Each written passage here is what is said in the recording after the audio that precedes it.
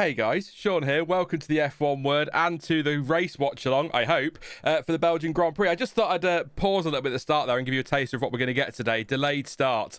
Highly likely here. It is pouring down in Belgium. If you're watching the live coverage on Sky, it is raining hard. So I'm expecting some delays today, but we'll see how we go.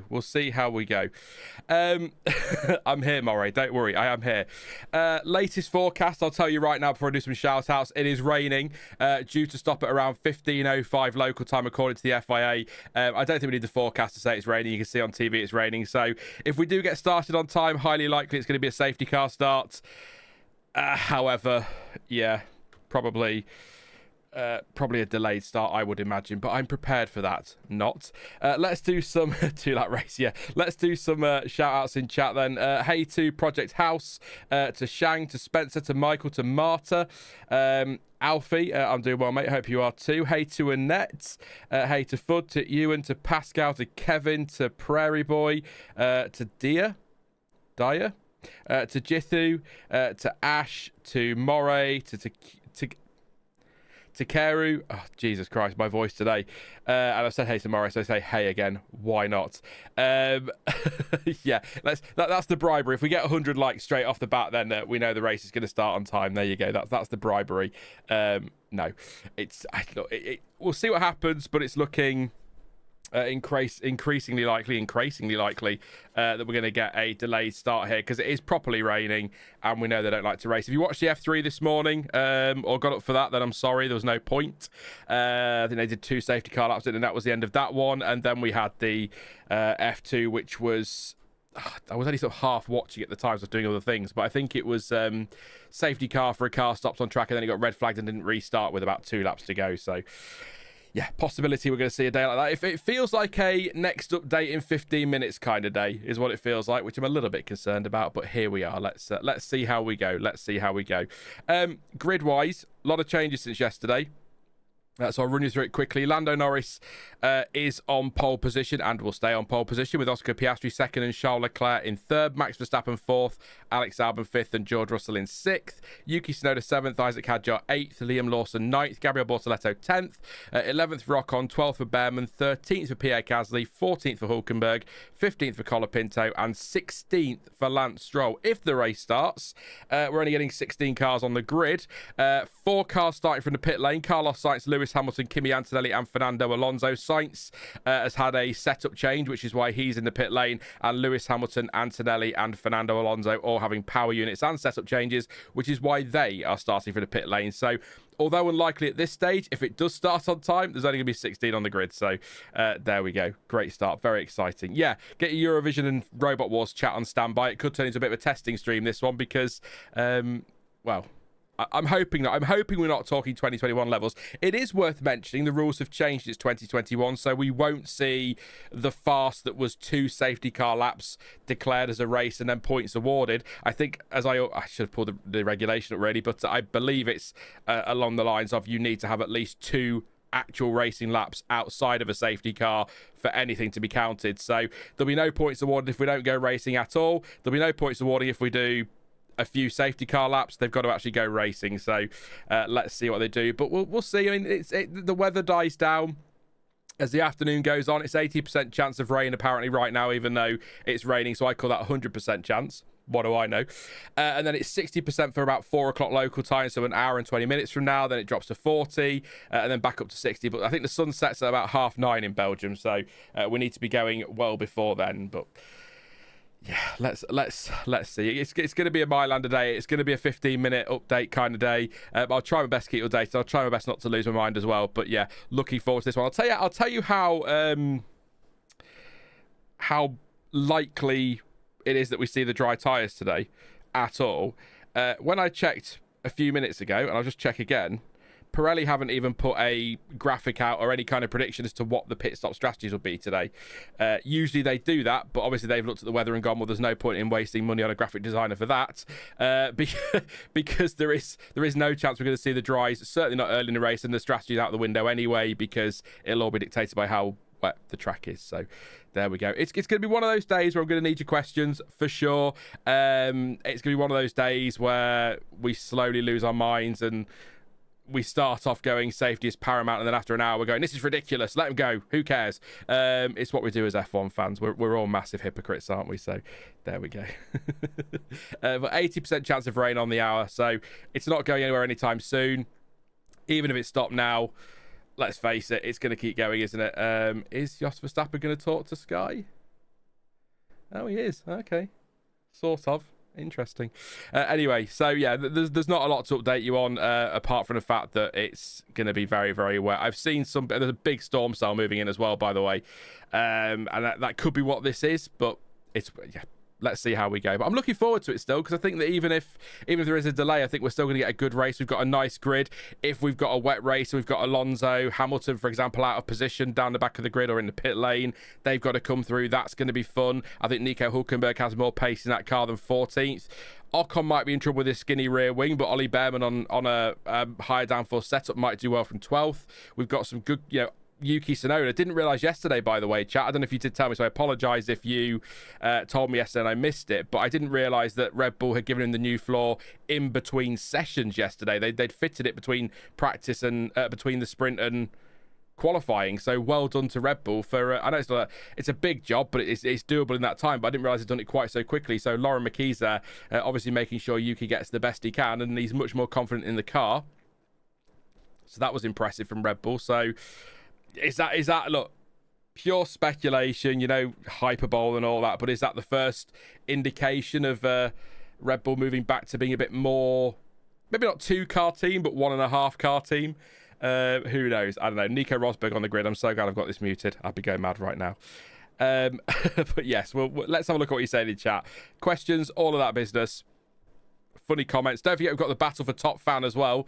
Jithu currently leading the way. That's a new thing we discovered yesterday, which got everyone very excited. Kaori, the reigning champion from yesterday, pole position. So let's see who ends up top of that list by the end of today. I still don't fully understand how it works, but we'll find out over time. I could probably go and actually read about it and watch a video and learn something, but nah, why would I bother?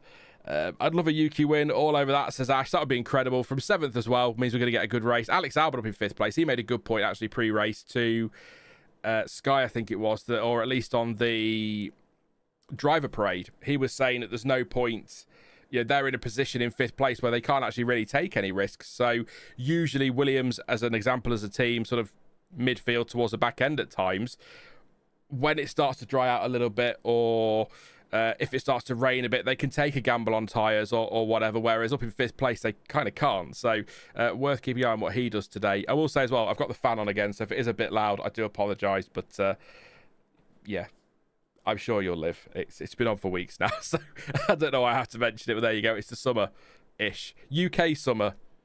Muggy and overcast. Yay. Come on, Papaya, says Toshiko. Looks rather rainy, not as bad as F3, says Marta. Yeah, Mario Isola did say it to French media earlier that if the conditions are anything like F3, we won't go racing. If they're closer to F2, we should be okay. So, yeah. I know it's a ranking system, Jithu. I'm just not sure how the XP works, because people were stuck on 150 all day yesterday, so I'm not sure how that works there. So I get that part of it, but the Belgian national anthem, which I'm going to be honest, without being disrespectful, I probably couldn't pick out of a... Oh no, I could, because I couldn't remember what it was, but I can't remember what it was. It's fine, ignore me. Nico asked Valtteri about Caddy and he pretends he can't hear him, says Kevin. But yeah, why not? I missed that, but that poor guy there singing the national anthem, Umbrella. Yeah, it's quite damp. It's classic Spa. It's what we get. There's never a middle ground, is there, with Spa? It's either chucking it down with rain or it's bone dry. They never look at yesterday, for example, dry all day. Drivers look very excited for this, I must admit. I do. I thought I didn't, Fud, but I do know the Belgian national anthem. I was like, I can't remember it, but I'm pretty good with my national anthems, to be fair. Classic Spa shot there, rain in the air.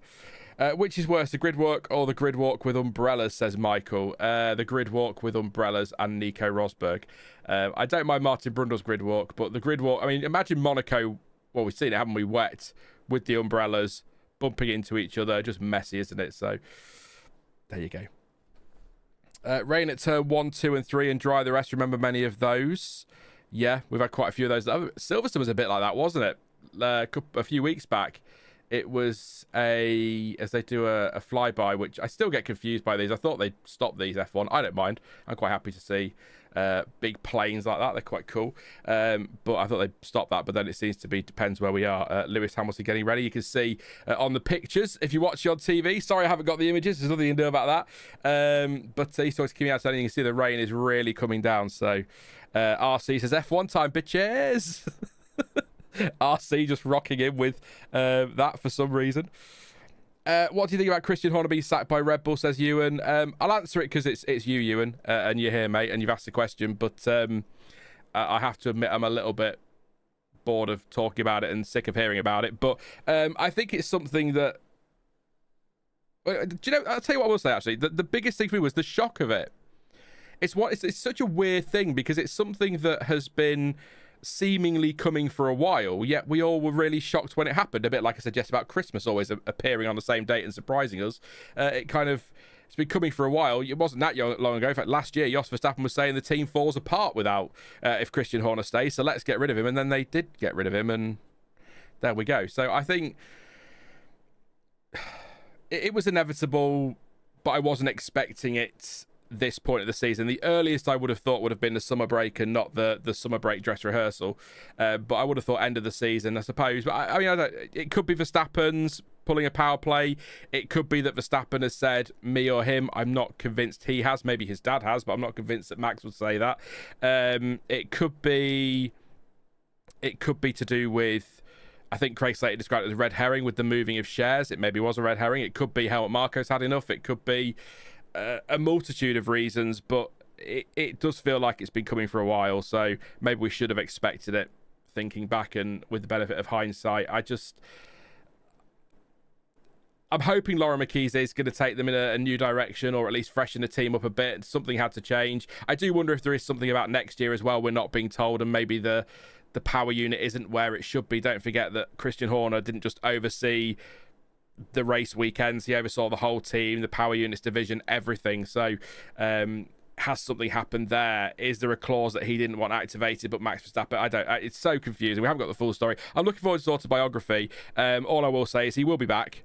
There's no doubt about that, and it'll be possibly with Alpine. That's where my money would be right now. But I think actually, again, Craig Slater raised the point on Sky that he might, bearing in mind Otmar Safnauer is exploring that possibility, be part of a 12th team.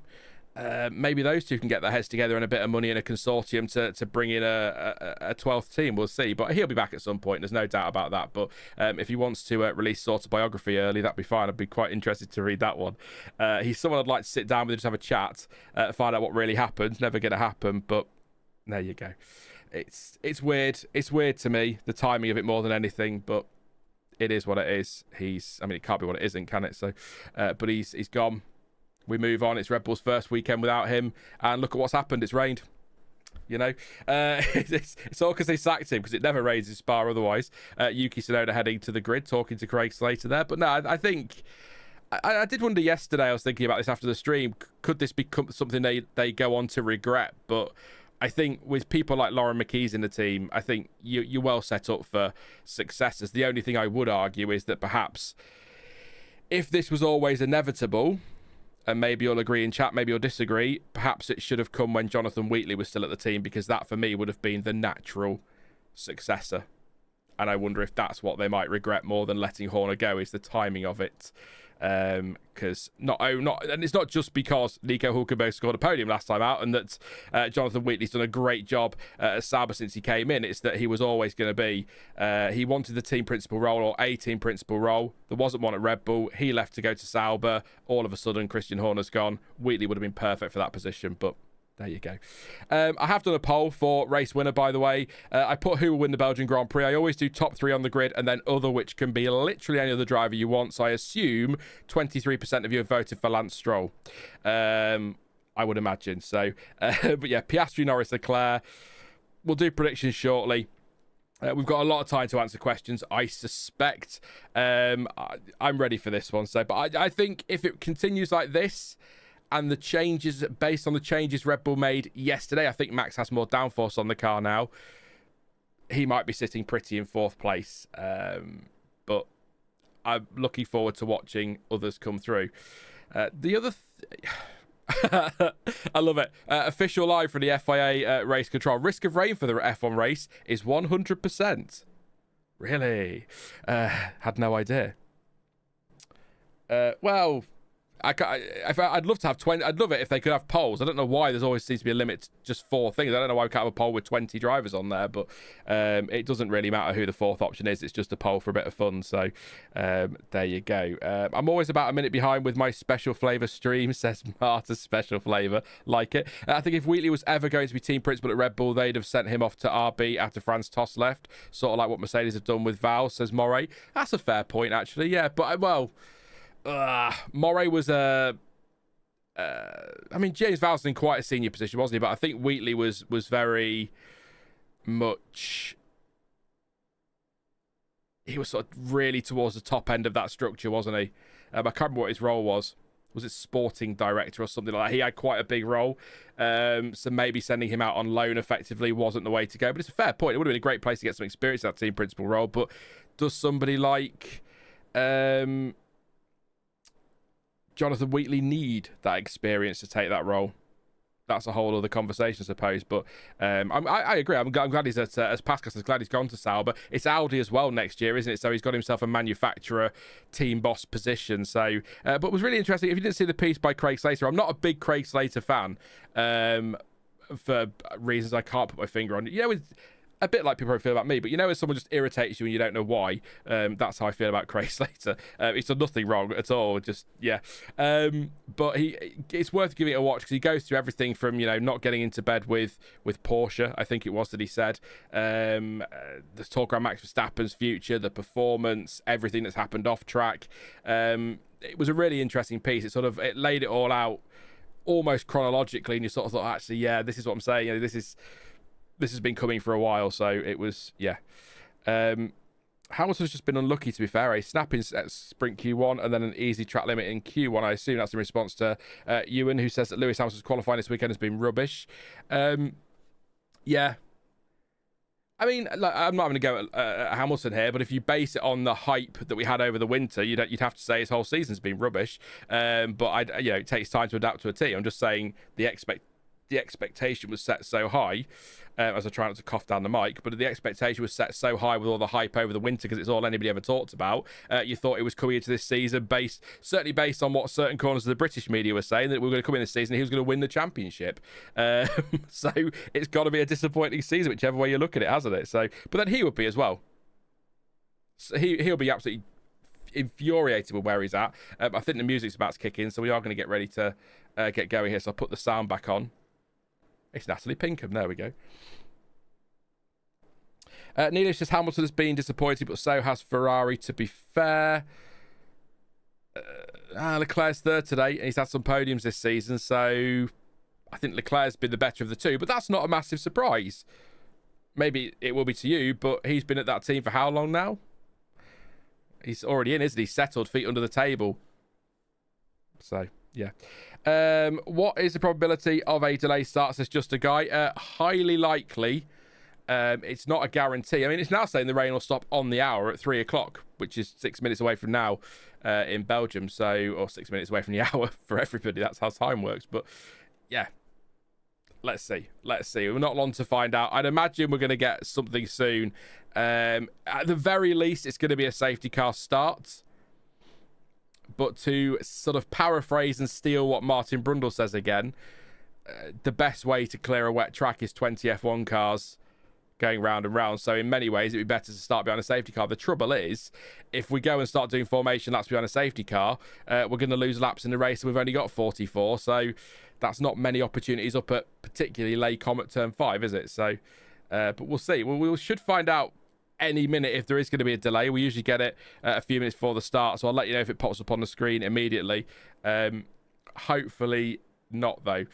I'd like to at least see the safety car grab. I mean, the gazebos are still up, so it doesn't take long to take them down, though, does it? Especially if it's windy, it'll soon disappear. How many safety cars are we having? 800. The formation lap will be started behind the safety car, so it looks like we are going to be starting on time, which is Interesting. Sorry, is anyone watching the Sky coverage? Is that a different song for the F1 intro? Have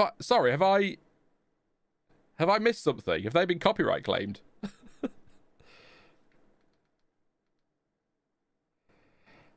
I'm okay.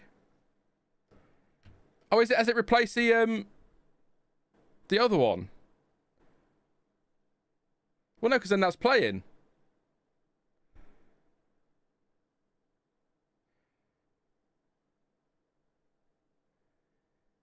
Whatever. Yeah, so formation that was starting, I've seen in chat from just a guy. A race will start on time. Intermediates for everybody, so we'll see what's going to happen there. But yeah, that was sorry. I'm sorry if I paused there and went absolutely silent. It just baffled me. It's like, that's not the usual song that I'm used to hearing. That was pretty diabolical, actually. But there you go. Maybe it was just a mistake. Maybe they're playing an advert over it by accident. I don't know. But they're still playing the normal one that we get. I forgot nobody does it now. It's gone out of my head. Anyway, yes, wet tyres. Everyone's on inters at the moment. Nobody's on the wets. We never see the wets unless I don't know. Just for the hell of it, but yeah. I don't know if the rule is the same. I don't know if it's changed, but I was just wondering the same. But we'll run through the grid then. I like to do this. Fernando Alonso is starting in the pit lane, as is Kimi Antonelli. Officially 20th for Alonso, 19th for Antonelli. They have had DRS disabled, by the way. Shocking. Hamilton in 18th and Sainz 17th. Those for engine changes and for Sainz setup changes. I'd imagine setup changes for the other three as well. Lance Stroll in 16th with Franco Colapinto in 15th place. Watch Stroll, he likes his conditions, except for in Brazil. Hulkenberg 14th and Gasly in 13th place. What can they do from back there? I think there's more pace in that Sauber than that. 12th is Bearman. Ocon 11th. He could be in trouble with that skinny rear wing. Could be interesting to see where he ends up. Yeah. 10th place for Gabriel Bortoletto. Points possible for Sauber today. Let's get Pascal excited. 9th for Lawson. And then ahead of him, teammate Isaac Hadjar, who apparently was slightly disappointed with that performance, given where Albon was. So, still a great qualifying, though. 7th for Yuki Tsunoda, his best for Red Bull, I believe. Correct me if I'm wrong. Has that new floor. 6th for George Russell and 5th for Alex Albon. And then it is 4th place for Max Verstappen and 3rd for Charles Leclerc. And, of course, we've then got the all-papaya front row again. Norris and Piastri head-to-head under the safety car at the start. Why not? Ready for this. Let's get the track map up then. As always, of course, I can't show you any on-track footage for obvious copyright reasons, but I have got the data and information from the awesome folks over at Multiviewer for F1. Please do go check them out. Links in the description. The app is free. The data is free, but you will need to pay for an F1 TV subscription. F1 TV access is absolutely fine. I think it's £2.29 a month in the UK. I keep meaning to check that and I forget, but I don't think it's changed. So thank you to those guys once again for letting us use the data. So we've got the timing tower, which is set to last lap, which I didn't realise until yesterday was the same for qualifying. So apologies there. We've got the track map. You've got my beautiful face. Apologies in advance. And we've got some slides at the top as well, just to show us some pictures of Spa, because why not? I've got the weather open as well, so we can keep an eye on that one. Formation lap will start behind the safety car. Let's see how wet this is going to be. Hey, Nick, hope you're well, mate. Good to see you. But yeah, we are getting a formation lap start behind a safety car, so I'll pop the screen to yellow. There we go, or the borders to yellow, so that we know we're under a safety car. I'll try and remember to change that if it comes back out again. I'm a bit disappointed, actually. I'll tell you why, very quickly. That I had a little klaxon ready at the top, flashing siren to say that the race start had been delayed. So now I'm really sad that I couldn't use it. I was hoping even just 2-minute delay would have been fine, but no, couldn't even do that for me, could they? The swines. It took me 10 minutes to set that up. 10 whole minutes. I'm never getting back. I'll leave it in as the Belgium alert. There you go. The trophy today reflects the changes in local industry elements towards sustainable forestry. Sure. Right. We are ready to go. Annette is hoping for Piastri, obviously. Get your predictions in. Who do you think is winning today? You can give me your top 3 if you like. I'll read a few out while they're on the formation lap. I'll keep an eye on the conditions. Could be quite a strange day, but we are getting going on time. The rain is still falling, due to stop at 2 minutes past, according to the FIA, but that has changed about 4 times in the last 10 minutes. So the answer to that is nobody knows when it's going to stop. So let me know. I'm going to stick with what I said yesterday. Piastri, Norris, and... Verstappen, although with the rain, I'm not going to change it. Yeah. Verstappen, Piastri, Norris. There you go. That's my top 3. Why not? Why not?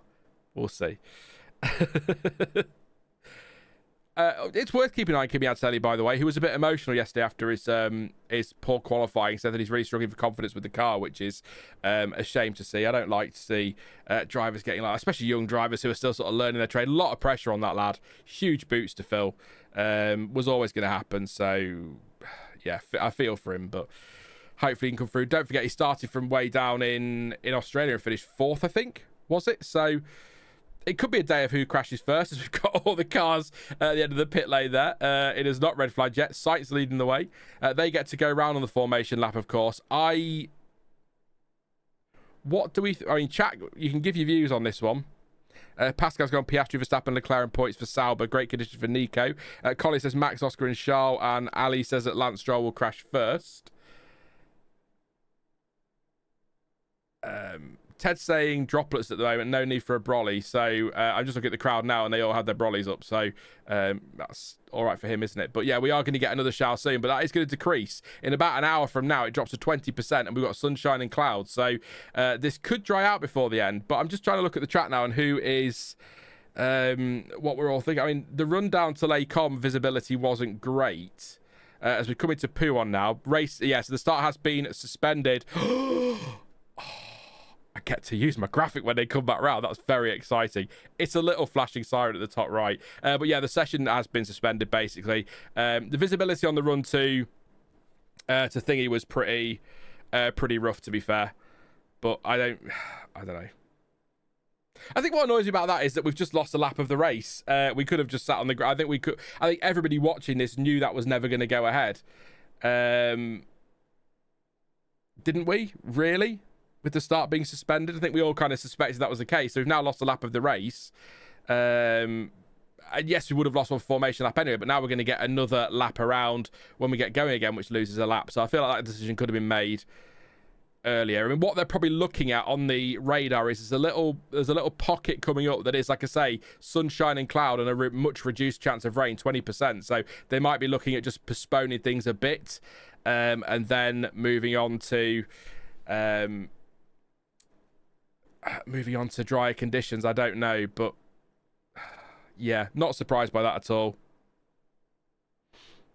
But we are, yeah, they're pointing out in commentary they are now apart from firm conditions, I think. So now we're going to have this whole conversation from them about how this works and how it doesn't work and what happens now. But they'll all come into the pit lane. Race start hasn't been delayed. The race starting procedure has been suspended. I love the wording of it. So there is a difference, but I'm still going to use my graphic. I don't care because it flashes and everything. Look at that. You see, that's all it was. That took me 10 minutes. That's how bad I am at graphic design. It's text on a black background with a flashing light, and that took me 10 minutes. Goodness me. But we are delayed. I am going to call it a race start delay because it basically is, but we have technically started because we had the formation lap. I don't know, though. I don't know. I'm not going to get into this again. Stewards want to bring back Spa 2021. I think we will get racing today, but I think I said that in 2021 as well. So there you go. I think the concern will be more than anything Eau Rouge and Radeon, I would imagine, more than anything. It's a very fancy graphic FUD. 10 minutes that took me. It's why I was so glad I've got, now I'm part of Planet Sport, I've got Dan to do my graphic design for me. I don't have to do it myself because that's what I come up with. It's horrific. It's horrific. I might do it for safety cars as well in future, just because, you know, lol.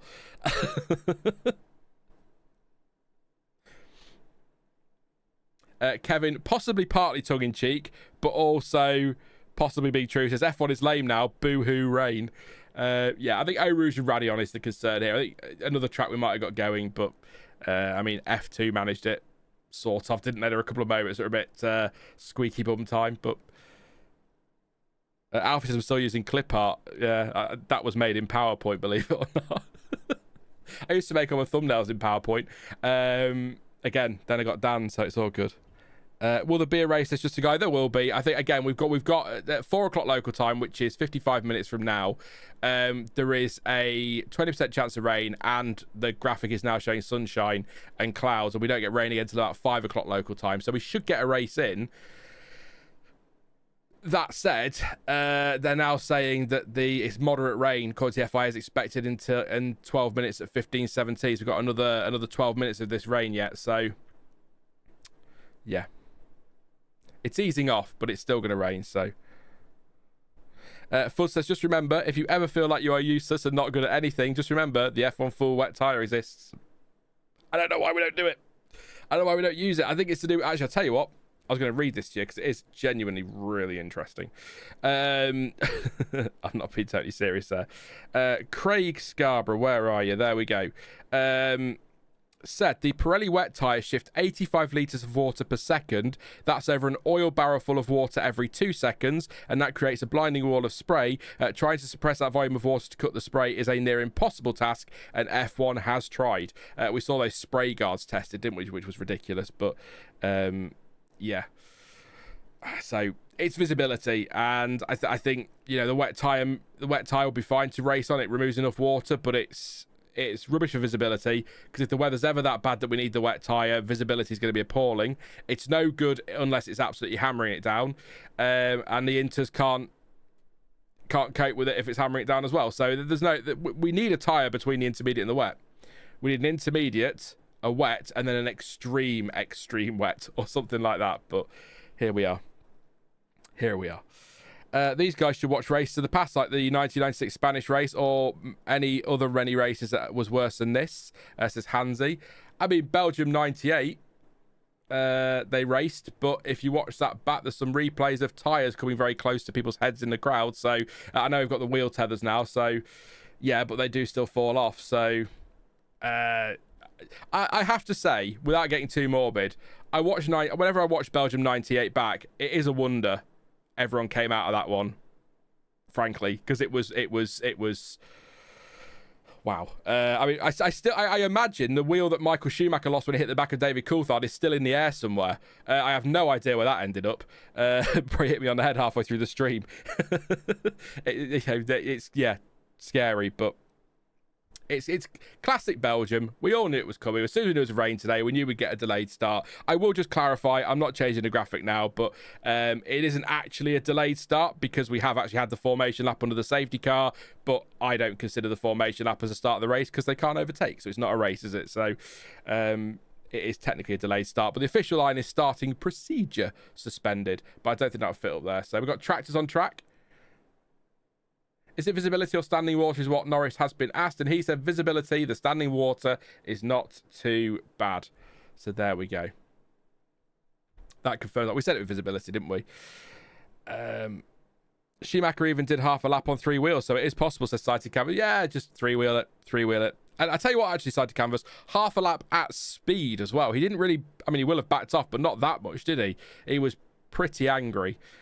As was I. I was in the camp at the time of David Coulthard did that on purpose. I'm not quite sure how he did it on purpose, but that was my Schumacher bias back in the day. But there you go. No Halos in 98 either. 11-car pilot with soft-wet Goodyear tyres used by all teams. Don't even need 4 wheels, says Nick. There you go. Well, we could all go back in history and look at things and talk about, well, they used to race in these conditions back then, but, there's plenty of examples. Donington 93. One of the greatest racing laps of all time by Ayrton Senna. If not the greatest by Ayrton Senna. Absolutely stunning first lap. Awnings may be used, by the way, if you're interested. If you want to put your gazebo up, feel free. They call it an awning. I call that a gazebo. But there you go. Yes, Suzuka 94. There's been some proper wet races over the years. But my mind goes back to things like Interlagos 2015 or 16, Kimi Raikkonen spinning on the straight at the restart. But if it's a visibility thing and not a standing water thing, then we shouldn't be seeing too much when it comes to aquaplaning. So let's see what happens. But Some say that Wheel ended up on Bottas's car in Monaco and refused to leave the car. It was terrified. It wouldn't let go. I need to cling onto a car. Yeah, back when drivers would never do a T-pose. Says Kevin. We'll see what happens, but hopefully we should be good to get going at some point. There are bluer or clearer skies coming. It's just a case of when they want to get this going. And I'd rather have 43, 42 laps of actual racing than a bunch behind the safety car and then 20 laps at the end because it's just about dry enough. So I'd rather have a delayed start and get a proper race in. I just don't want to be sat here expecting heavy rain in 9 minutes, according to Alex Albon. So it could be a while. Settle in, get your snacks, ask me questions. I'll read your angry F1 fan comments. Cited Kane, I don't know if this is angry, but so basically, as soon as the weather gets so bad the full wets are needed, they simply won't race because of visibility. As much as I welcome the cause for safety, it's a broken system for sure. I've been a few years now, since 2021 at least, I've been saying we need a tyre between the inters and the wets, because the inters are no good if it's too wet, and the wets are no good if it's not wet enough. And there doesn't seem to be not Spa 2021, but 2021. I remember having this conversation with Stuart. There needs to be a middle ground. But then Pirelli have then got to manufacture another tyre, which then has to be taken around the world, and net zero by 2030 and all that nonsense. So they've got to try and do that. I say nonsense because it's all. I'm not going to get into it because it's not. No one's going to be really net zero by 2030. Everyone just moves the problem somewhere else. Like turning off all your coal power plants in certain countries and saying we'll get our energy from France. Well, you haven't actually gone net zero. You've just moved your problem to France. But anyway, F1, the pinnacle of motorsport. I thought Le Mans was the pinnacle of motorsport, says Ali. I love Le Mans. I can't watch it all. It's a lot. But I do enjoy tuning in for a good hour at a time. It's good racing. The F2 was good today, and they raced in pretty wet conditions in the end. But I know a few people were screaming on social media for a red flag because it was too dangerous, but they, for the most part, kept it on track. So there you go. Mark says, new graphic for safety car. You've got plenty of time. Yeah, let's do some graphic design on stream using PowerPoint. Let's see what we can come up with. It says no rain at the moment. So officially, there's no rain falling, but we've got heavy rain coming in a few minutes, according to Alex Albon's team radio. So, yeah, Max Verstappen sat in the garage. He knows what we know. This is going to be a long wait. We tend to get a good build-up or a good amount of time. It's usually 10 or 15 minutes before the race start. They'll say race will start at. But I hope we don't end up in a situation where we get going in 10 minutes and the rain comes again and we stop again. Let's make sure that passes. But, yeah. Did you just sneak in a jab at Germany's electricity production? I didn't know. I don't, not Germany specifically. I don't know what Germany do, but I know in the UK we were talking about sourcing electric from France and turning off all our remaining bad electricity production. And then going, yes, we're net zero. No, you're not. You've just given France more of a problem. You've moved the problem somewhere else. That's all you've done. You've kicked the can down the road. You've not just because you're not producing it doesn't mean it's not being produced. But anyway, it's how I feel about F1. But I don't want to get into it too much because I will go on a proper rant and everyone will be like, "Oh God, you're such a Tory." When I'm not a Tory, I just think the focus is in the wrong areas sometimes in the world. But there you go. I'm intrigued though. I will go have a look afterwards actually at what Germany do for energy production because you've piqued my interest now. Yeah, you've piqued my interest. That's what I'll do. That's what we'll do in an hour if we still aren't going. We'll be looking at how Germany and Australia and Japan produce their energy for no reason whatsoever. Oh, they've got a hamster running in a wheel. There you go. They can have Cyprus weather. We'll have the rain, says Crazy Aid. I can't imagine how warm it is there. I don't do heat at all. It's 6 a.m. in California, so they often still miss most of the European races, says Nilesh. Max speaking sense. What's Max said? I must have missed that, Fud. I imagine let's get going. I want to race because I'm bloody brilliant in the wet weather. Look at that cloud. Is that rolling in or is that rolling out?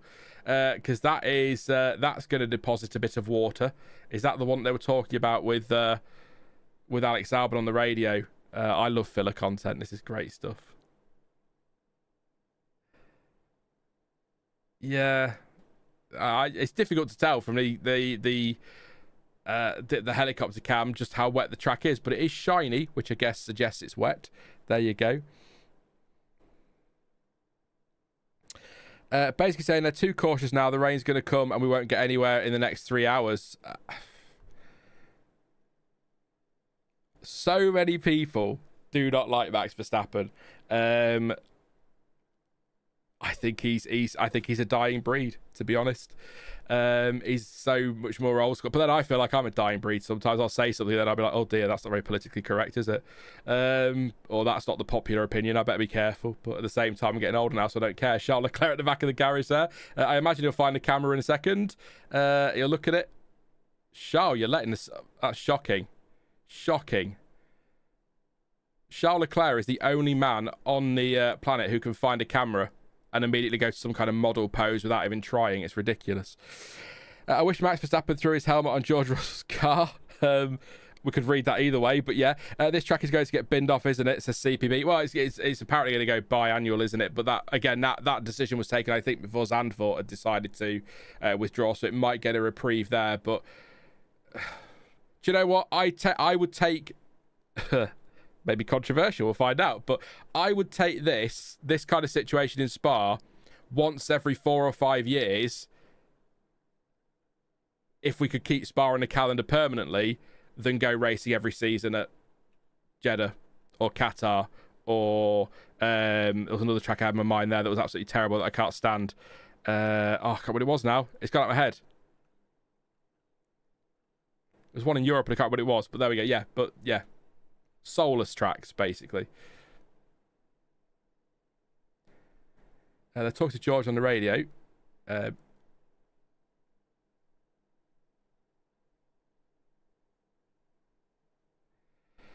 George Russell saying that if they restart, they shouldn't have the safety car so close to us because we're never going to clear any water on the straights if we're going that slow. And it's absolutely throwing it down again. Just as predicted. Is that 9 minutes since the radio? Paul Ricard was...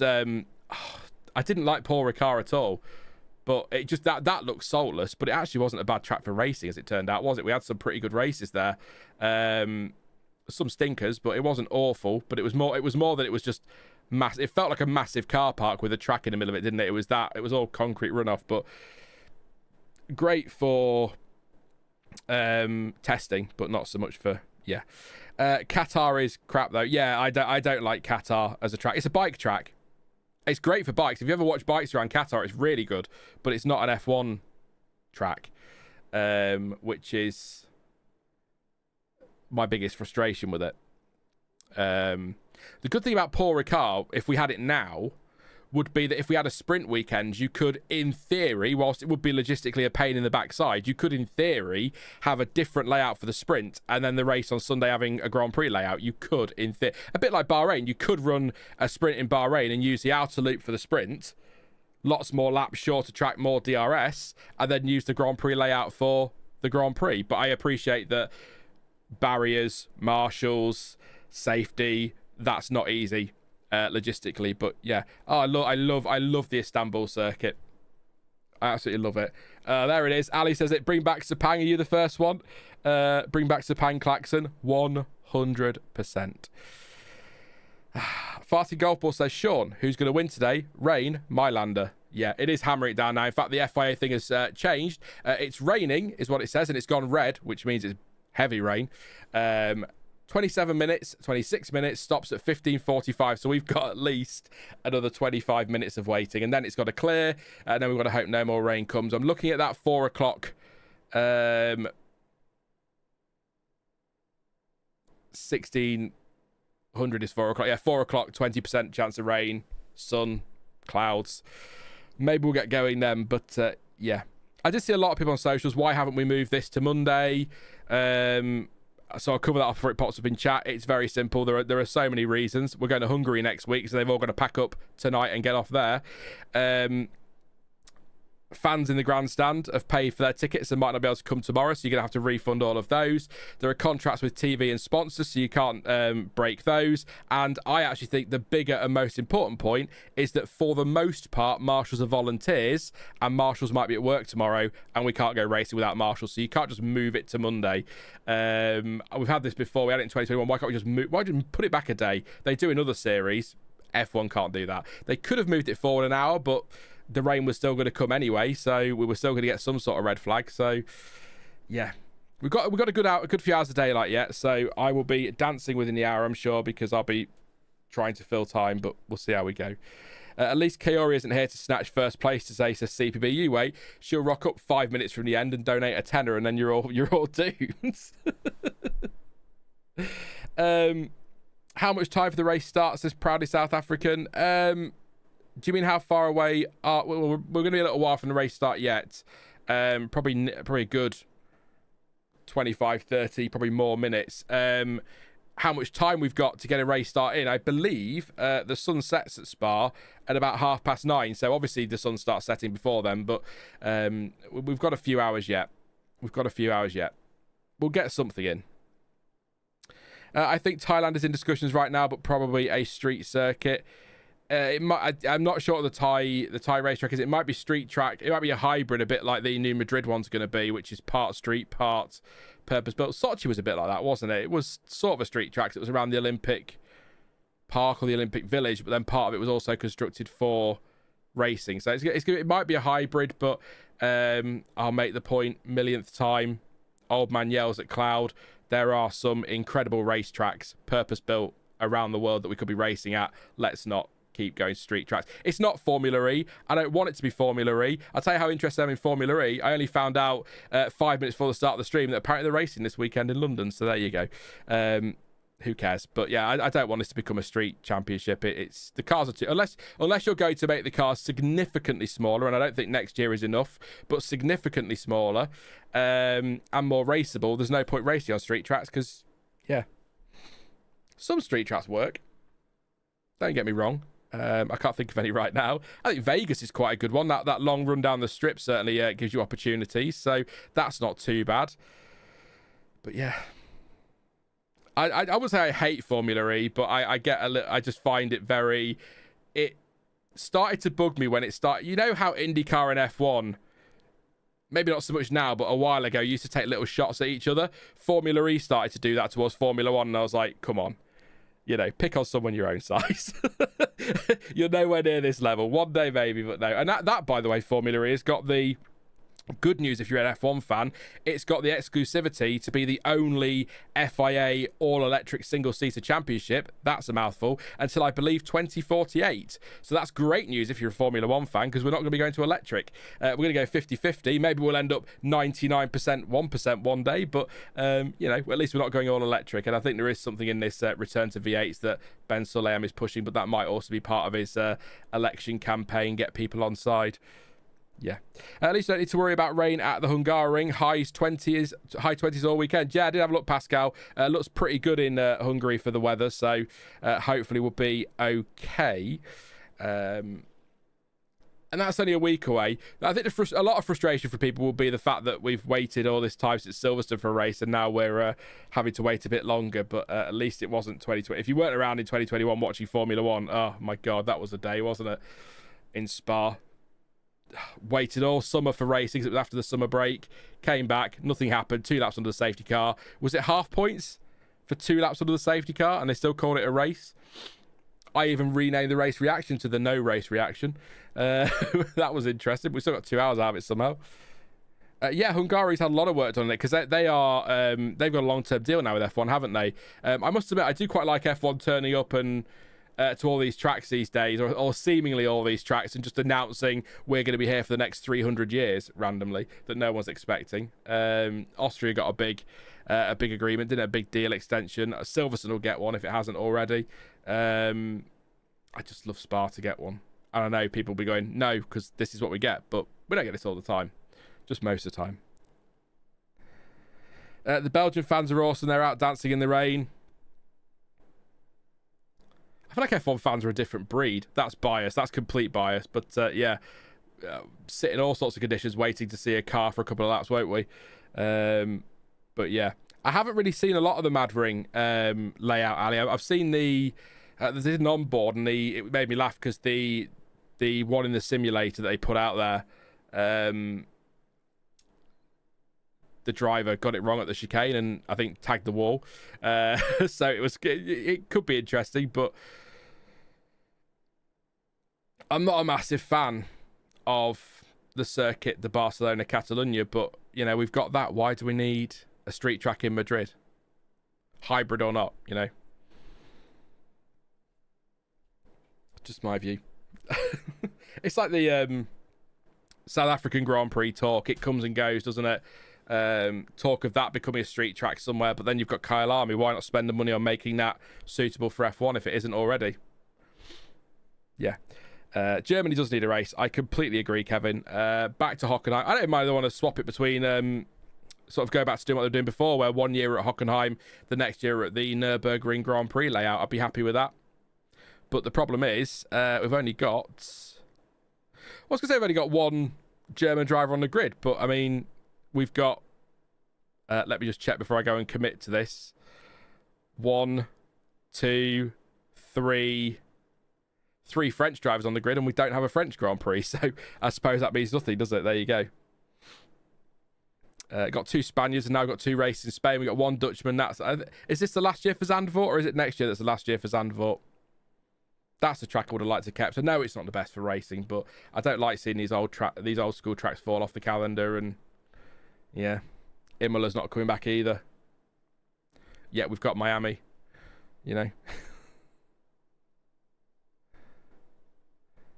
Wipeout 2097, awesome soundtrack. I was unstoppable on that game, says Adrian. I guess gaming talking of Wipeout. I don't know if I played 2097, but I used to play the Wipeout game on something. I don't know.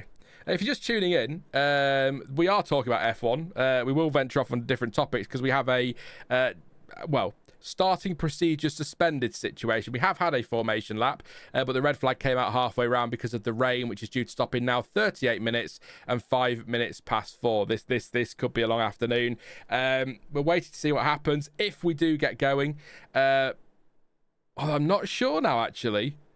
We might need to check this one. Chat, if you're responsible for the rules, please do let me know if you know for sure. But do Sainz, Hamilton, Antonelli, and Alonso have to start in the pit lane now, or have they technically started? And can they start on the grid if we get a standing start? We had this not long ago, didn't we? With, I feel like, Tsunoda. I can't remember. Let me know. The tractor has done more laps than anybody else, definitely. But I'm not sure what that is. But yeah, they were starting from the pit lane. Sainz, Hamilton, Antonelli, and Alonso set up changes and engine changes for 3 of them. So otherwise, the grid's unchanged from yesterday. So yeah, do they need to go back? I'm not sure. I think the Tsunoda one might have been different because they did multiple formation laps, didn't they? And they didn't have a race start delayed or a race procedure suspended. So that might be where it's different. With it being suspended, the race hasn't actually started. So yeah, that's what I was getting at, Frank. Yeah, sorry, I was just going back to Silverstone and how we had where we had multiple laps behind the safety car before we got started. That's different, isn't it? So yeah, but it depends it depends where they view the start of the race. Some view the formation lap as the start of the race. I think the lights going out is the start of the race. So I'd imagine they'd have to start from the pit lane unless we do have a few more laps behind the safety car, and then maybe not. But weird. Yeah, the race hasn't started officially, is what Farting Golf Ball says. Look, we had this not long ago on some sort of race. It does still say that we are on lap 1 of 44, so technically the race hasn't started according to the timing screens. But we had this in, was it Hockenheim? I feel like a few years ago, and there was this big debate about when the race actually starts, and nobody really knew. And in the end, the FIA had to come out and clarify it. But we're not getting into that kind of speculation because I'll say something that gets me a load of grief in chat from somebody, even though it was just a question. Has the 3-hour clock not started, Frank? Oh, if the 3-hour clock has definitely not started, Frank, then we're not going. The 2-hour clock hasn't started. But if the 3 hour clock hasn't started, then I'll definitely start from the pit lane. So that solves that one. So thank you, Franco. Appreciate you popping that info in there for me. Difficult to keep on top of it all when you're live, as I'm sure you can appreciate. So I do rely on the chat a little bit. So I do appreciate the help where possible. So thank you very much again, Frank, for that. But yeah, it's still raining. Again, according to the official weather thing, 36 minutes till it stops from now. So this is going to be a long old day, methinks. I feel a little bit bad that I did say 20 minutes ago that we will get racing today, because I have some bad news. That nice little clear spot that I was talking about on the radar is now gone, and it's now heavy rain, more than 80% chance at 4 o'clock local time. So we may be in a position where we may not get going. But just to confirm, if we don't get going, no points, and they can't do what they did in 2021 because the rules have changed. They can't go round under 2 laps under safety car. They have to do 2 or 3. They have to do multiple racing laps. I might go find that in a minute, so then we can sort of confirm that one. So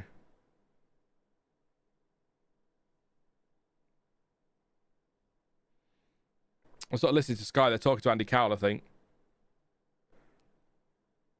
No. Not interested to go into. So yeah, it is going to rain again. It's still raining now, and it's going to be heavy again at 4 o'clock. So it's going to be carrying on for a while. So questions then, comments, I'll read them all. What I wish I'd done, I've got 3 boxes somewhere of my D'Agostini Ferrari cars that I could have unboxed, and we could have done that, but I don't know where they are, and I'm not going to go dig them out and go silent for half an hour while I try and go into what is a hellhole of a spare room, because it's just full of crap that we throw in there because we've got nowhere else to put it. So I like your red flashing light race start delayed thing, Sean. Thank you, Kevin. Again, it took me 10 minutes to do that, a whole 10 minutes. But I appreciate that. So yeah. Hey, long time viewer here. I just posted this on the F1 Reddit and would love to hear your thoughts, says Kyan. If you've popped a link in, Kyan, it won't appear.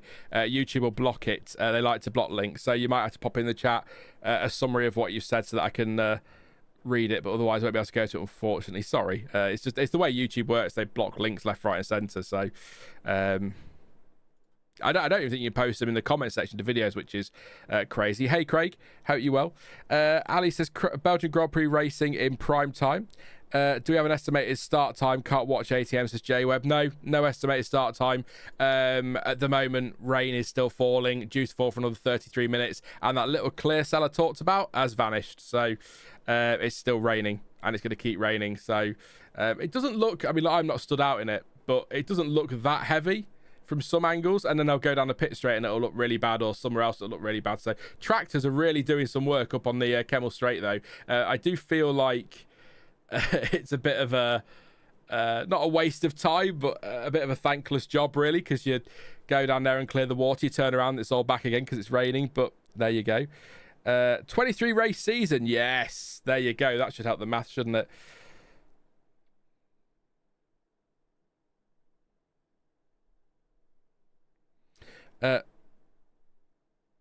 I'll let you get your thing in first, and I'll go back and read that in a second. From what they're saying, it's visibility up the hill to Radion. That's the problem, not the standing water. Yeah, Eau Rouge, Radion is always your problem around Spa for one reason or another, isn't it? And that's where... Who was it that spun in the F2 up there? Was it Verschoor? That was a bit of a squeaky bum moment. Ollie Bearman, but you know we've got a while when Ollie Bearman stood in the pit lane being interviewed, so there we go.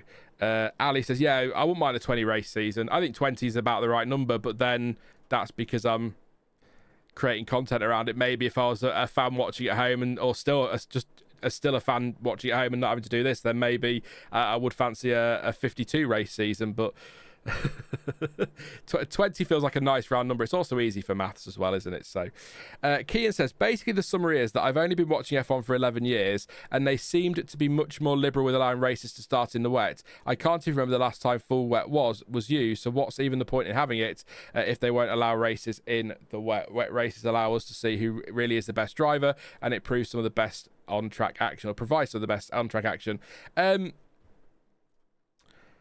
I've sort of touched on this already, so I'll not go into too much detail, but essentially the wet weather tyre is for extreme wet conditions, so it's really got to hammer down.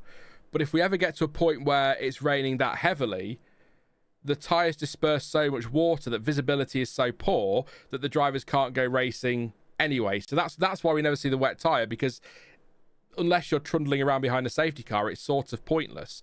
And that's why the intermediate is used so much and we don't see a lot of the wet tyre. But also the intermediate is not good for extreme wet conditions. It's the inter tyre, it's the intermediate tyre. So that's why we don't see a lot of it, which is, it's a frustration. And I've said it before, say it again. I think something in between inter and wets would be handy, but then is that still going to be too wet from a visibility point of view? So that's why we don't see a lot of them. There was definitely, back in day, rose-tinted spectacles, they did go racing in these conditions and worse. But we went racing in worse conditions in this in Suzuka in 2014.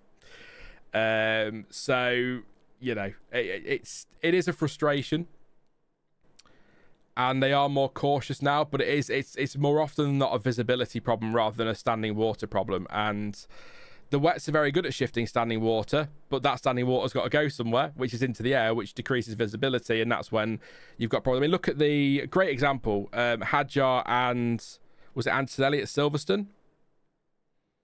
Down at Cops, Hadjar plodding along, minding his own business. All of a sudden, out of nowhere, the back of this Mercedes appears through the mist. Even with his rain light on, didn't see him. Straight into the back of him, big accident. So visibility is probably a bigger danger in some ways than standing water when you look at things like that. But yeah, that's the short version of that. I could have done the long version thinking about it, actually. To be fair, we have got a good amount of time yet to talk nonsense, so I could have kept going. But I do wonder if we do just need to maybe a single tyre, a wet, to sort of, so we haven't got to take 3 sets everywhere, a single tyre that can work in intermediate conditions and wet conditions, but then how wet is intermediate and how wet is too wet. So I don't know, it's just visibility is the big problem. That's what we've got here. What we've got here is the visibility up the hill to Radion, which is turns 2, 3 and 4, Eau Rouge and Radion.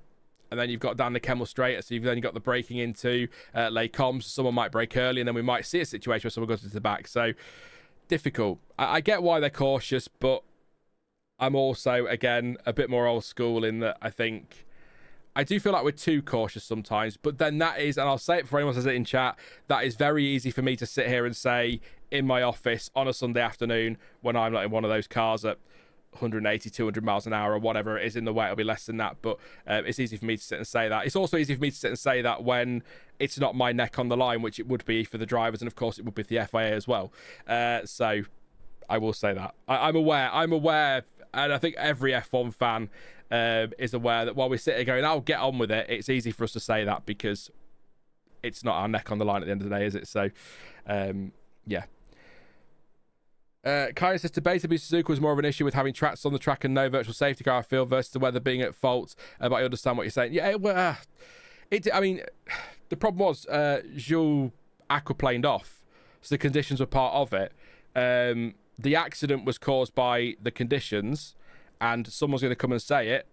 The FIA says Jules driving too quickly, but that was caused by the conditions, whereas the what was basically the fatal accident was caused by the tractor being there. I agree with you. It's a bit of both at the end of the day. But yeah, I don't want to get into Jules Bianchi talk because then I'll be all emotional and that'll be the end of that. But yeah, break out emergency go-karts and race them. Where was that site? Citizen Race. We saw that a while ago. There was a go-kart track somewhere. It was raining. We weren't racing and we were watching go-karts instead. Where was that? It might have been Spa in 2021. Pierre Gasly being interviewed. Again, we've got a while. He's got. I like his. He's got his Antoine Hubert hat on this weekend. I quite like that touch. When they go Eau Rouge, they get light, and with the rain, it's easy to lose it. And then other cars coming up. Yeah, that's. I mean, don't forget what happened to Antoine Hubert. It was. It wasn't his initial crash that killed him, was it? It was the. It was. And I always say this, poor Correa, who came ploughing into the side of him, not his fault. That was what did that, wasn't it? So that's the concern. That's what I meant about, was it Richard for sure? Bit of squeaky bum time when he had his spin up there.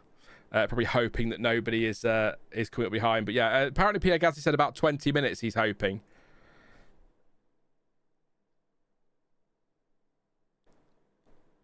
I'm just listening to Komatsu. So there should be a clear window in about 20 minutes to start the race. But again, I'm looking at the forecast and it's an 80% chance heavy rain at 4 o'clock. And this is due to stop at 4 o'clock, 21 minutes from now. But then it's still going to keep raining. So, yeah. They did make the change, didn't they, Kevin, to the runoff at Radion? They moved it back, didn't they, and changed the barriers a bit there. So they've done what they can. Yeah, I'll leave it at that. I live in San Diego, so staying up till 6 a.m. for a rain delay to happen is brutal, says Kyan. Yeah. Is it Kyan or Kian? Just to confirm, so I don't keep getting you wrong in the chat there. But yeah, I can imagine that if you're dragging yourself out of bed at that time of the morning to watch a race, and you're just watching Ayo Komatsu on the pit wall talking about how we might be 20 minutes away from a possible potential maybe race start, is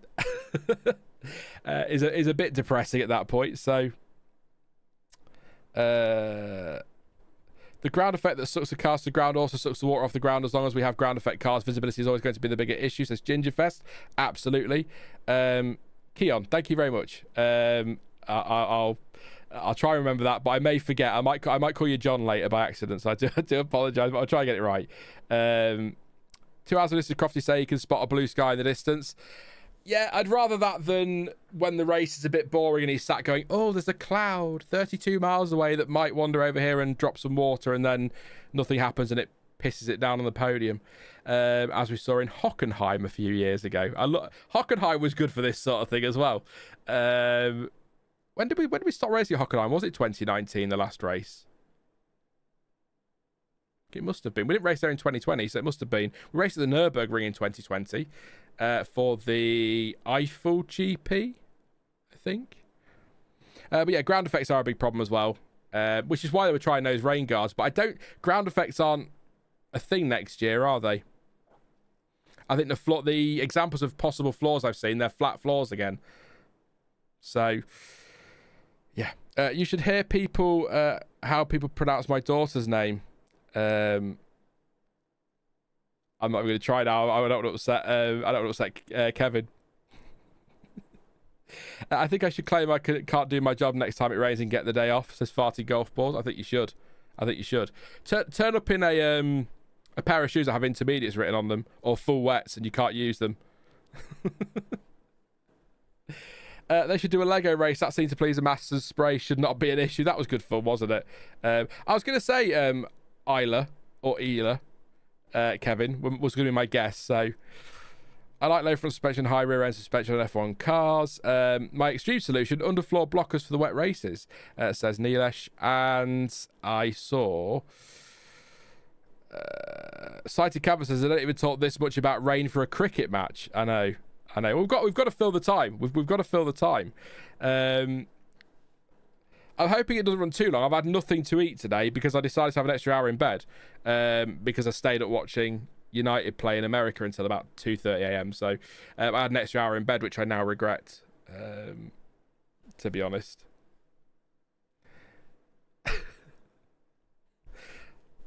I learned. It was worth watching. It was good fun. So there you go. Nick says, yeah, why do we all have to drive to work in wet conditions at 200 miles an hour, I guess, Kev? Not Kevin. I can imagine Nick heading to work, 190 miles an hour. I could do it. Can the Belgians just put a giant tarp over the circuit? They could try. If you got any other questions, keep them coming. Keep your chats coming. I'm going to be keeping an eye on this a lot. I'll keep an eye on the weather. Nothing's changed since the last gaming update. So here we are. People dancing in the crowd. Got to make the most of it because I know Belgium's one of the not cheaper, less expensive races to attend. But you've still spent a lot of money for the weekend, so you've got to enjoy it if you can. That man's not even got a brolly and a white t-shirt. Oh dear, that's going to be interesting. Next year is still plenty of ground effect, but the tunnel regs have been modified to make them a bit less sensitive and powerful. I still see them as a 21 ground effect regs, but with active aero. Okay, thanks, Nilesh. I knew I'd seen the floor wasn't going to be as elaborate as we've got now with ground effect. So that was what it's chucking it down again. So that's what I was getting at there. So I wasn't 100% sure. So I always follow the speed limit, Nick. How could you? I've not just had 9 points removed from my license for speeding. How dare you accuse me of that? The highlight of this weekend so far is seeing Tomorrowland sponsoring McLaren. What's Tomorrowland? That's a TV show. Give me a summary and I might watch it. I've just started Walking Dead City. Was that a flash of lightning or was that a camera bulb flashing? FIF abandoned the 10-car length rule for the safety car. Was that what he was saying just then and I didn't listen? So that means you can back off, yeah. As Marty Brundle said, you can't see the car in front, so how are you supposed to guess that you're 10 lengths behind? So, Doc63. Is it worth reading FUD or is it just this is what we've done? Or have they explained why? I'll tell you what, actually, we've got the time. Let's go and read it. Even if it's just one line, let's go and read it. Stewards communication, that's their official line these days. It is really thrilling, but I'll read it to you anyway. To let you know, I don't want to insert an ad YouTube. Go away. People don't want ads during a live stream. Yes, it makes more money, but it interrupts the stream. So there we go. Not that it stops them, but yeah. The stewards have determined that for the safe and orderly conduct of the event, in relation to the application, slow down, Sean, we've got time, of Articles 55.7 and 58.6 of the FIA Formula One sporting regulations, requiring cars to be no more than 10 lengths apart, no penalty will be applied that the distance to the car in front does not exceed 20 car lengths, provided that the distance to the car in front does not exceed 20 car lengths. Even when I read slowly, I miss words. Damn fucking ADHD. But yes, there you go. I talked a bit more slowly. That was from Gary Connolly, Tony Liuzzi, Loic. Yep. Felix Holter. I think that's Backlane. I might be wrong. But there you go. That's your info for you. I'm going to get rid of the grid because we don't really need to know it now, do we? We know who's where. So that's the exciting stuff. So basically you can be double the amount of distance behind the car in front and not get a penalty. So that's the short version of that incredibly long document. Antonelli sat in a garage with Bottas. I'm sure keeping him entertained. But yeah, it's still raining. It is due to stop in about 13 minutes, but it was also due to stop about 10 past 3, so we're still waiting, and here we are. 400,000 people attended Tomorrowland over 2 weekends. Oh, it's a festival, isn't it? Yes. Is that the one where the state where they have the stage fire this year? I thought it was a TV show. What's a similar name to that? Tomorrowland. There's a show that's similar named to that I've probably got mixed up with. It doesn't matter, but yeah, there you go. 400,000 people, that's crazy. I don't know what Glastonbury's numbers are, but Alan Permain, first week in charge, or first race in charge, of course, of Racing Bulls, and what a start for him. No racing at the moment, but they have got both cars in the top 10 at the moment, so good stuff. 36 years in F1, worked for 6 teams. His first race was the 1990 US Grand Prix, and his first job in F1 was electronics engineer at Benetton. There you go. Disney had a movie of similar name, and it's a section of Disneyland. That could be where I'm thinking of then. Thank you, Kian, for that one. I think there was a movie, possibly a movie, yeah, with George Clooney, apparently. So there you go. That's the one that burnt down a bit, yeah. Just a tad, yeah. Just a tad. Anyone else think it's about time England finished it off India? This is going to end in a draw. I really hope that's a cricket reference, farting golf balls, and not some political statement. I'm guessing it is to do with cricket. I don't watch cricket, which is a bit annoying because my granddad used to play cricket professionally for Yorkshire many, many years ago, bless him. So there you go. I probably should be into it more, but I'm not. The highlight this weekend is I've seen that one already, haven't I? Read that one. Read the ground effects one. Read the tarp one. We've talked about names. He probably did program the traction control, John. Yeah, maybe he did.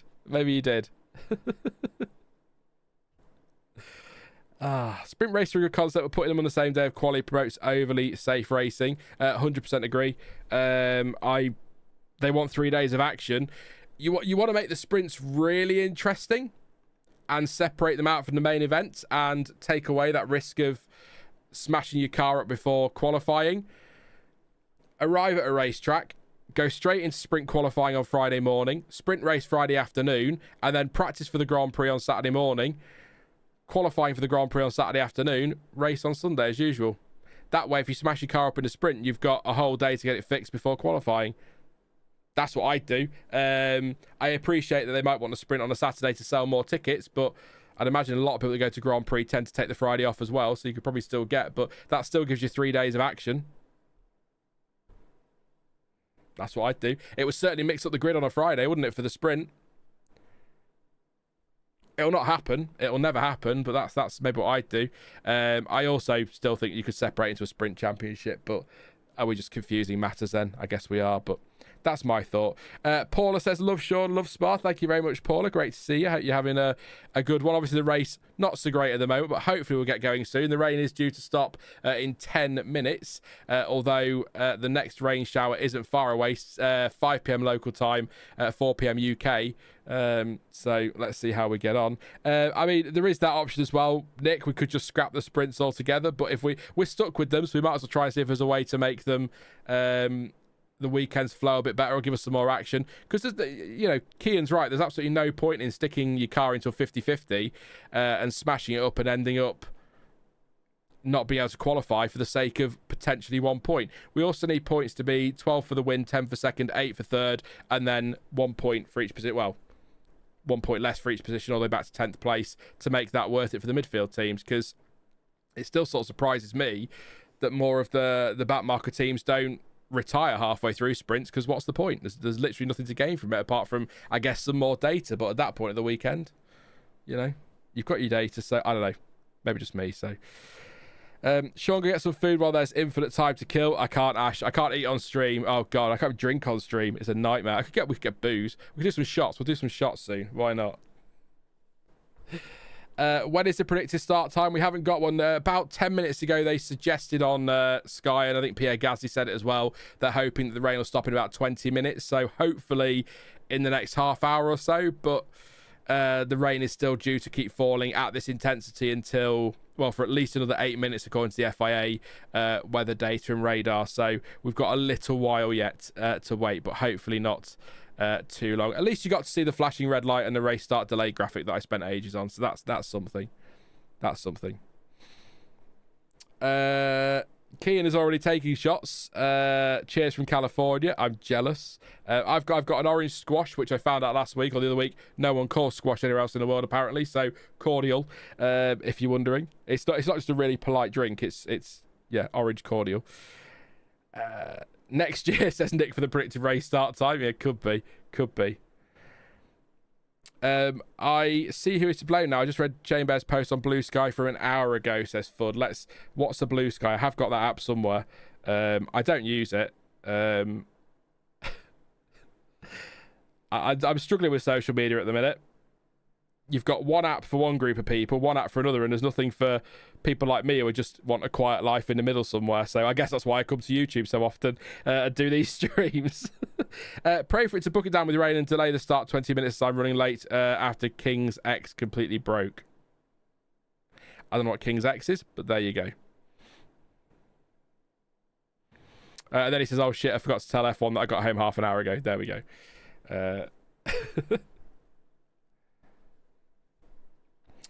As much as there is wrong with the way sprints work, I'd much rather watch them the free practice. I did this yesterday, Fabian. I don't want to get into it again too much because I don't agree with the complicated. I agree with the statement that it is better than a free practice session, but practice isn't supposed to be entertaining, so I don't really think that's a fair comparison. A bit like saying that the Australian Grand Prix was more exciting than testing. Of course it was. You'd expect it to be. It's a race. That said, apart from the fact that one mistake at the front might have changed the result but didn't, yesterday's sprint was pretty dull. So, was it better than a practice session? Yes. Was it much better than a practice session? Debatable. You're still watching a bit of a procession, aren't you? But yeah, I've got a complicated view on it, and I try to explain it, and I don't always articulate it properly because I'm an idiot. That's the sun. Oh, the sun. The sun is out at Spa. The clouds are clearing, so we might get going very, very soon. But we'll see how we go. They'll not want to go out now because it's too bright. It'll affect their eyes. They won't be able to do it. Swedish flag there in the crowd. We've not got any Swedes on the grid, have we? But maybe they're from Sweden. That'll be probably why. There you go. Just saying. Paul Aaron there, the next driver for Alpine, talking to... forgot his name now, Gabriel Bortoletto. I was too busy being sarcastic. But yeah.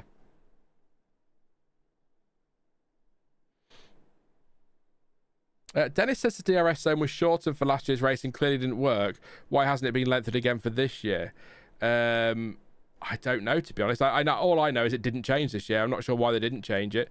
They probably felt that last year was about right, but didn't work yesterday, did it? So in the sprint, not that we're going to see much DRS today, of course, but I take the point. Maybe they'll change it for next year, Dennis, hopefully. Sprint should be a different championship, says cited canvas. Citizen erased. You two in your names. Completely different icons, completely different spelling, completely different words. Still struggle with it. Should be a different championship and then could go reverse grid to F1 WDC order. If you wanted to go crazy, the sprint championship could even be a spec series. And with junior drivers, go on, let's go all the way. Let's go all the way. Let's have some junior drivers out there as well. Why not? Paul Aaron will drive the Sauber in Hungary. He will indeed, Pascal. He's got... he's had a couple of sessions there, hasn't he? So that's an interesting one. Apparently, Yuki said it has a pet turtle. Did you know? There you go. Paul Aaron loaned out, I think, to... I suspect... Maybe I'm wrong. Loaned out to Sauber so that Flavio Briatore can look at it and go, actually, do you know, it might be worth giving him a go. The big talk is, or the talk really from Alpine seems to be Colapinto's in for the season. I don't really believe that. I think we're about to get going, but no, we're not. So I'm reading the wrong thing. Ignore that. I promise not. So the race will officially start as the cars roll out of the pit lane behind the safety car. So the race has not started yet, but it will start when they roll out the pit lane under the safety car, if they roll out the pit lane under the safety car. What I will say is that Red Bull are they putting that away? They're putting the awning away that was over Yuki Tsunoda's car. So that might suggest the rain is a bit lighter, or they are putting it away. So maybe, and they put it away on the Mercedes as well. So the rain is easing off as predicted, due to stop any minute. So maybe we're about to get going. But obviously they've got to get a few laps in first. They've got a 10-minute warning, as Jamie says there. There will be 10 minutes notice first. I was reading something and then I misread what was in the chat. What I should do is read things and then read them out. But I'm very conscious of dead air. I don't want to be silent for too long. So... Sarah says people have short memories. DRS was shortened here because the top team sailed past everyone and the leader won by 20 seconds. Kevin says it's time to start the race. I have a street festival to go to. Kevin and his selfish reasons. There you go. It's raining, the track is wet and Mummy is in the garage. This is what F1 has become, says Io. Paula says something. Let's have a read. I've lost it, Paula. Where has it gone? Spa will always be special for me. It's the first F1 race I watched on TV in 1984 with my grandparents. In 97, 98, I was there live. You saw 98 live. Oh, you missed some great TV, but I guess you were there. That's an experience. I'd love to go there. Golf Busters, I like that you have dead air. That's why I watch you, not Matt and Tommy. I don't know what Matt and Tommy do for talking, but there's two of them, so you know. No excuses for dead air, lads. I'm not having it. We'll see what's happening. I'm kind of half expecting, because just drivers have now sort of made their way to the pit lane. Bortoletto's down by his car. The sun is clearly coming out. The gazebos are coming down. I think we might be getting close to some sort of notification. that we might get going. Someone did make a good point, actually. Nicholas in chat says full wets to clear the water, question mark. It's a good question, actually, or a good point. Maybe we could just send the cars around full wets, but then everyone's got a pit for Inter, so teams might not want to do that. But there used to be a rule that if we were racing behind a safety car, or behind a safety car in the wet, or the race, I'll reword that, the race was deemed wet enough for the safety car start, you had to use the wets, but I think that changed. So, but the sun is definitely out, so we'll see how we go, but I don't imagine it'll be too long. We're looking at a picture for some reason of Lewis Hamilton and Nico Rosberg on a quad bike, because I mean, I'll let them off, there's nothing else to talk about, so but yeah, there we go. What were you saying? Kevin says there are 315 people on this chat and you're the only one who causes trouble. Yeah, Kevin, nothing but trouble. Please do drop a like, by the way. 310 here in total, 73 likes. Let's see if we get 25 likes in before we get going for this race. That'd be great to get to the triple digits before we get started. I do have more good news for you. On the weather radar, the rain indicator has just gone green. No rain expected, and that has just updated. So hopefully that's the end of the rain. What I will say is they say no rain expected, but looking at that picture there of the crowd, it's definitely still at the very least spitting a bit. But the medical car's out on track to check the track. This is where it gets a bit misleading. This doesn't shift the water that an F1 car shifts. So we'll look at this and go, it's fine. That beer eat. Get on with it. But actually, you have to remember that visibility-wise, it's still... I tell you what, though, Eau Rouge and Radion still looks very wet, but of course that water's going downhill, isn't it? So it does look very wet on the inside of and outside of Eau Rouge. Radion doesn't look too bad. In fact, the sun is hitting Radion, so that's kind of the perfect spot for it in some ways. But medical cars go around, the crowd are cheering him. I bet this is his favourite part of the weekend when he gets to do this one. So Kemmel Straight looks quite wet despite the tractors going down there, but that is maybe not too bad. This is where we're going to get to the next update in 15-minute moments, isn't it? It's now changed. The weather's gone yellow again, drops at times. I mean, yellow's better than orange, and that's better than red, so I suppose, we'll take little victories like that. Use NASCAR track blowers, says Michael. I've seen them in action. They do shift some water, don't they, to be fair? Water. There's no T in water. Bloody Lincolnshire accent.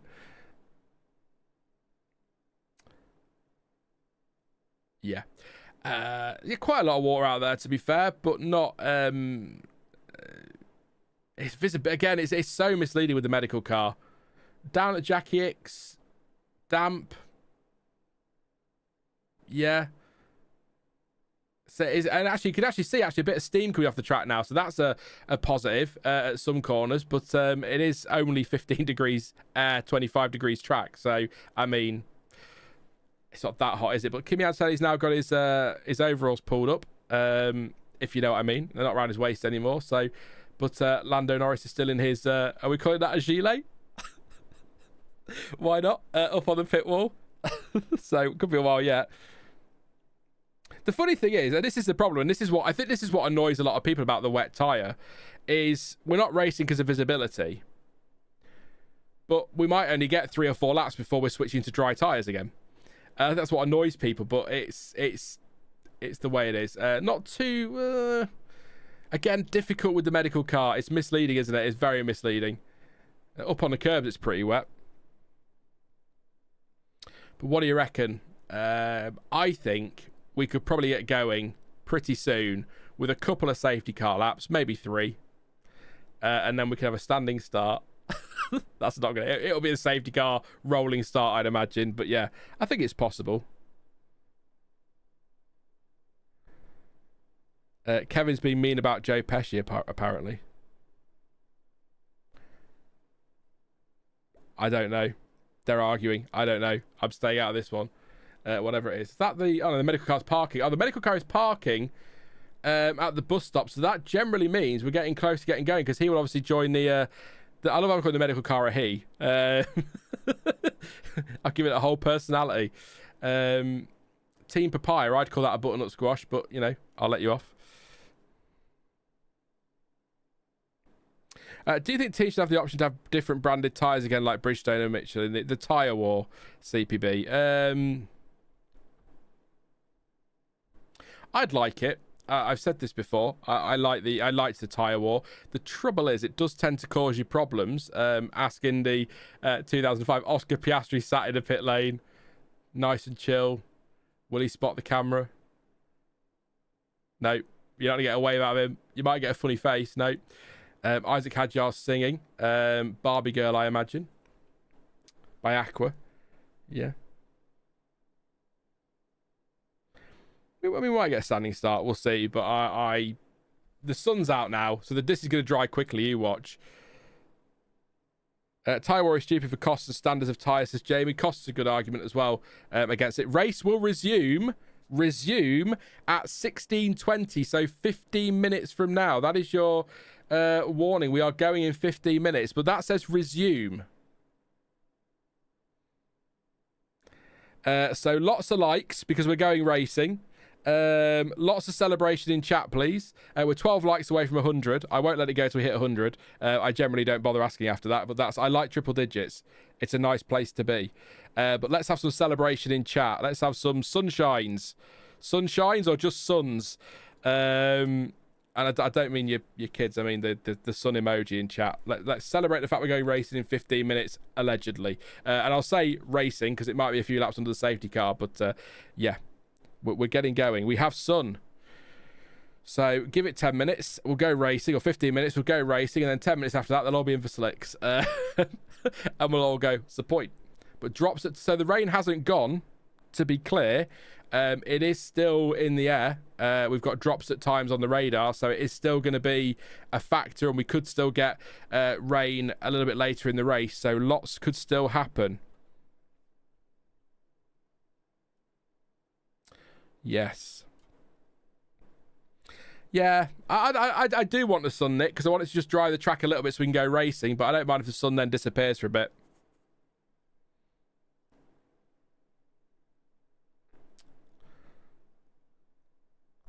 Double yellow in track sector 7. I'm guessing the tractors are still out there. That's why you keep seeing the yellow flags popping up on the track. It's the tractors and that out there clearing water. But yes, clear skies, although there are still plenty of clouds around, and you can actually see, if you're looking at the TV picture, you see the rain around the circuit, possibly that's leaving. But there might be more soon. So just to confirm on the forecast, an hour from now, 40% chance of more showers. 2 hours from now, heavier rain. But we should, whatever happens, be done by then. So, but rain can still influence this one a little bit, which could be interesting. Could spice things up. Anybody's predictions change now that we are about to go racing properly and well, hopefully. And I mean, I want a standing start.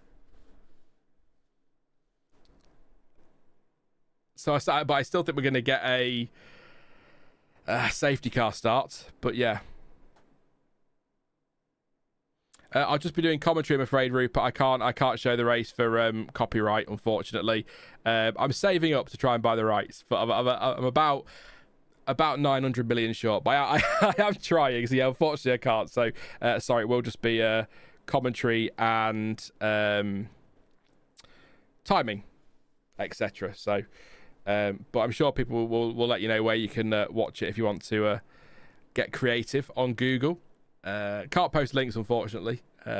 YouTube will shut that down pretty swiftly. So, Sighted Canvas excited. Why not start an F1 Manager 2 game? Maybe the opening race will be wet, says Nick. That'd be funny, wouldn't it, if we got going on that one? That's not going ahead any further, is it? The second F1 Manager, the official one, that's not going to get a third installment, is it? So, not massively surprised. It was a niche game in what is already still, I believe, a fairly niche sport. It's definitely got a bigger audience than it once had, and it's definitely less niche than it was when I was growing up, but it's still a bit niche. So a niche within a niche is going to struggle, but I quite enjoyed the game. I know it had its flaws, but yeah.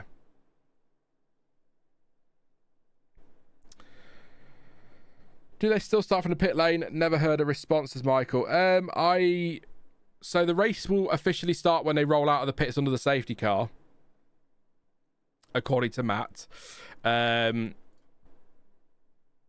I think we could still have a standing start, or is it just going to have to be a normal safety car restart? this is where I get confused on the rules, on what's what. It's all a bit, yeah. What are the horses up there for with the, I guess just security?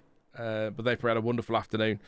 Keane says, who even pays for sport anymore? I mean, I do. But that's because I find that there are ways to watch things, but it's quite unreliable. And when you're doing things like watch-alongs and stuff like that, you need a reliable feed. Otherwise, what do we do? You know, it keeps crashing on me or buffering. So there is that. But it depends on the sport. I wouldn't pay for something like the Olympics. But I'll always pay for my Formula One. They could charge me anything for Formula One and still bloody pay it. I'm an idiot. But yeah, I'm not sure on what the situation would be. I think let me just rewind that slightly. That's the other advantage. I think.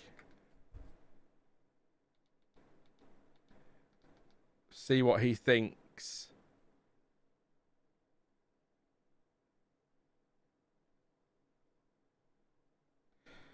Zach Brown says he'd be surprised if we get a standing start. So there you go. That means that technically, I suppose then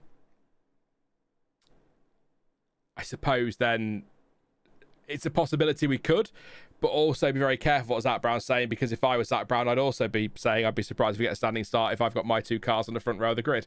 I wouldn't want a standing start either, so I kind of understand that one, but yeah.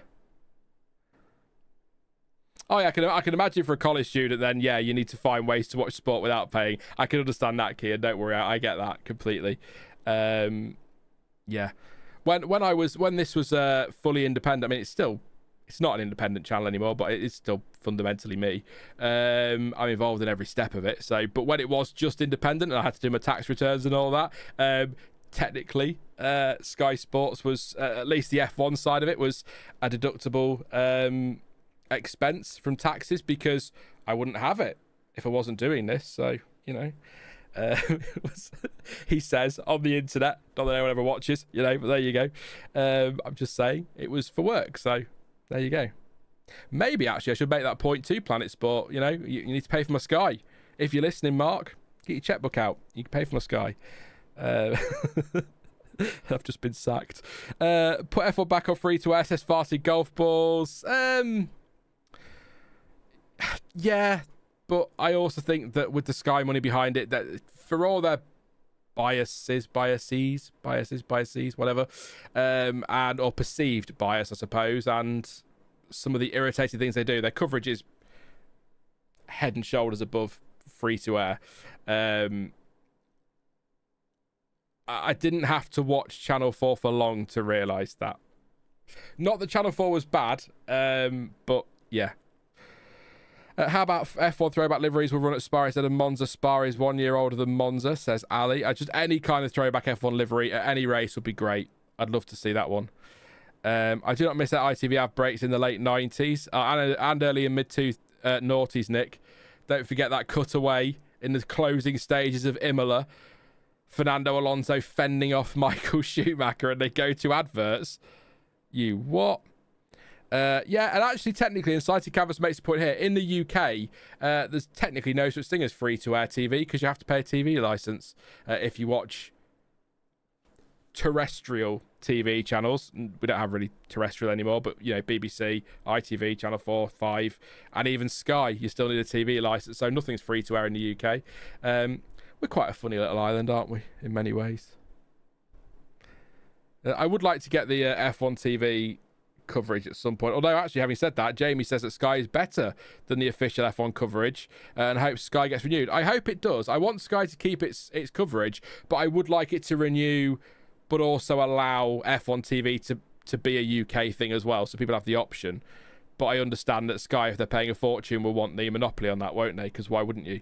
Yeah, I would quite like people to have the option for F1 TV, because if you just watch F1, it's cheaper to pay for F1 TV than to have to pay for a Sky subscription, because Sky is never just pay for one channel, is it? So, BBC, all day long, CPB. All day long, BBC. Massive. And it's not even close, by the way. BBC Sports Andrew Benson really does not like Red Bull. Although actually I imagine there's going to be a lot of you now going to say I don't like Red Bull either, so maybe it's just not just a him thing. But yeah, the rain is still around. They're showing the radar. There is a system following which might hit the track, but it looks a way off at the minute. So but we are, if you're just tuning in, 5 minutes away from me getting rid of that flashing light graphic, which is now starting to annoy me actually.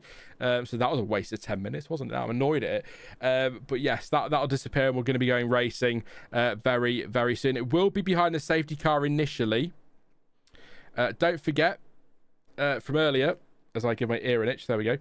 Don't forget from earlier that you could be 20 lengths behind the car in front, behind the safety car here. They've changed that in the pause there, just to allow drivers to avoid issues with visibility, I guess. Race will start behind the safety car. Yay! There you go. I do like Alex Jakes in commentary, I will say that. Yeah. Yeah. Yeah. I do. I'm not going to answer that one. Let's ignore that and get ready to get going. So, team ready for Antonelli.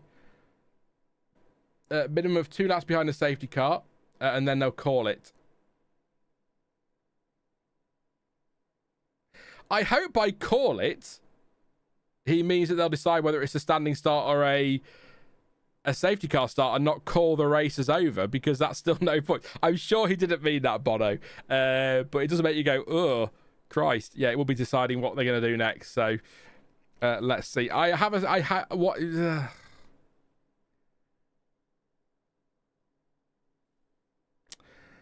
red flag conditions, the FIA can decide to have a standing start or a rolling start.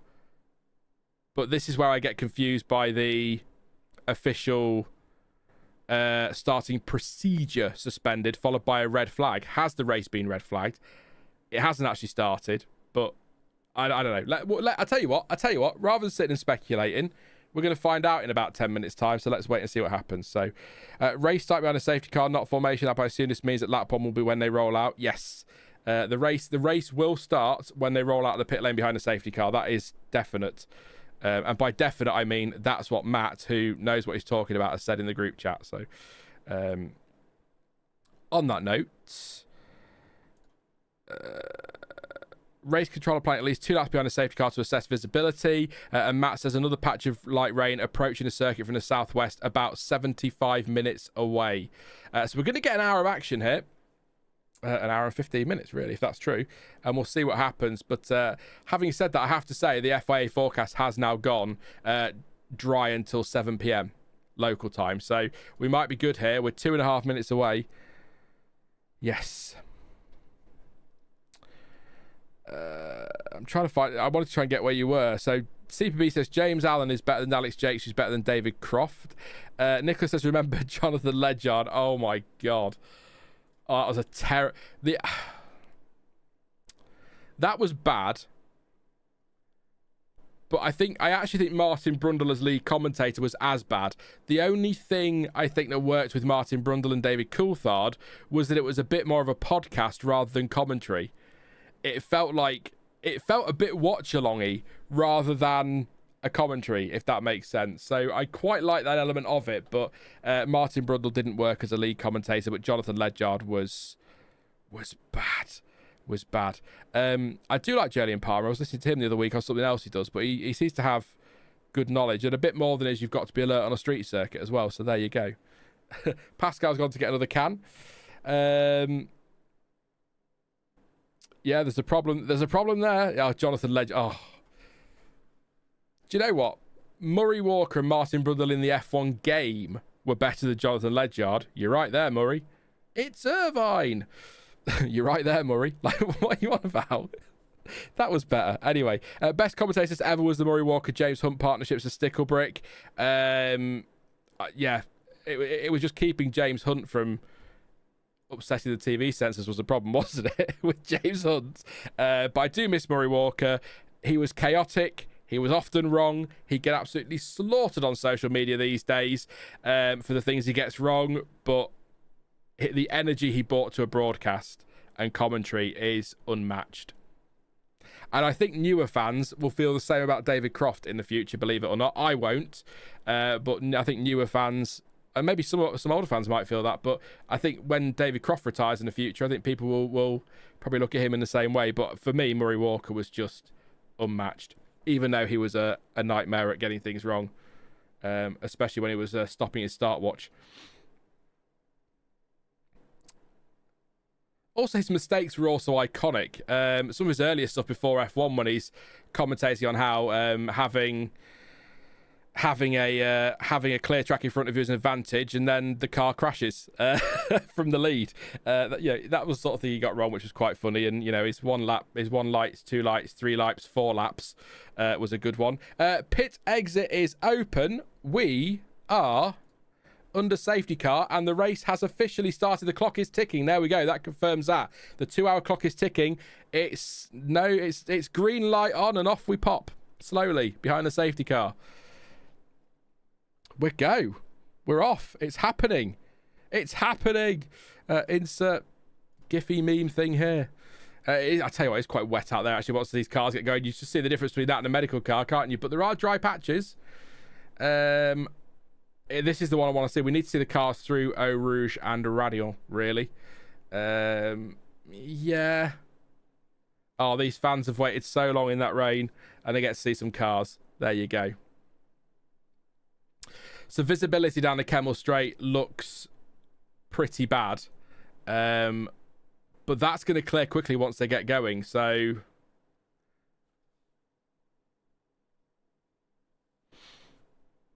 they're still debating on Sky what counts as formation lap and race, but this is lap 1 of 44, so that answers that. And the clock is ticking. So 1.1 seconds separates the top 2, very close as always. I don't know why I read that. What's the point and all that? But yeah. Well, my bootleg stream is delayed, so I'm going to pop out so I don't get spoils. See you later, Kian. Thank you very much for popping in, mate. Good to talk to you during the delay. Hopefully, see you again in the future. CPB says, ain't Nova stopping Max Verstappen. Oh, don't. Every time I hear that. Piastri says, asked how the visibility is. He says, quite a lot better than before, though. Through Eau Rouge. After Eau Rouge is still quite bad. Yeah, that straight is still pretty bad. Was his review. So he's not totally happy with that. But the other end of the track, when you're looking at through Puom, it looks all right. But that's from the comfort of a chair in my office at home. So, I'm so pleased to see the cars moving. Definitely. There will be accidents in this race, says Hansi. There will be. Or counterpoint, Hansi. After all that waiting, it's one of the most boring races of the season and nothing happens. Could go either way. You know what it's like. Let's not big it up as too much, just in case. This is officially safety car 2, by the way. Just to let you know. But yes, I am hoping that we can get going pretty soon. We know we've definitely got 2 laps behind the safety car, so and then they'll make a decision from there. I'm hoping that decision is that we're going to go racing, however that is. I don't care if it's standing start, rolling start. I prefer standing, but I don't think that's going to happen because I suppose this is technically now just a safety car, isn't it? In fact, it is. It's on the graphics, so there you go. Now that is going to change from lap 1 to lap 2. Finally. Took them long enough. The lines are quite early here. Don't forget the finish line. Start line's a bit further down. We are on lap 2 of the Belgian Grand Prix. We are still behind the safety car. We're getting going shortly, Kendra. Well, the race has started, but it is only behind the safety car at the moment. They're going to do a couple of laps definitely, and then they'll make a decision on whether or not the visibility is good enough to let the cars go and race. So we're nearly there. We are nearly there. It's been a long wait. The race was supposed to start an hour and 23 minutes ago, or an hour and 20 minutes ago, and here we are. We're finally going. So Leclerc being reminded you can extend to 20 car lengths to the car ahead. That has been changed in the pause there. We're waiting for the race to get going, just to allow for visibility. So we can back off, which is good. That helps to clear water as well, a bit more speed. We know why we're going. It's because Sean got to 100 lights. There you go. Yeah, exactly. Oh, you did say, actually, to be fair, right at the start, if we got to 100 likes, the race would start. We got there. The race started. So there you go. You guys did it. Well done. You are in charge. I thought you meant the stream. I was going to say, the only reason we're still going is because we got to 100 likes. Yeah, I was going to end at 99 if not. I'm not even going to do the watch along now. I hate it.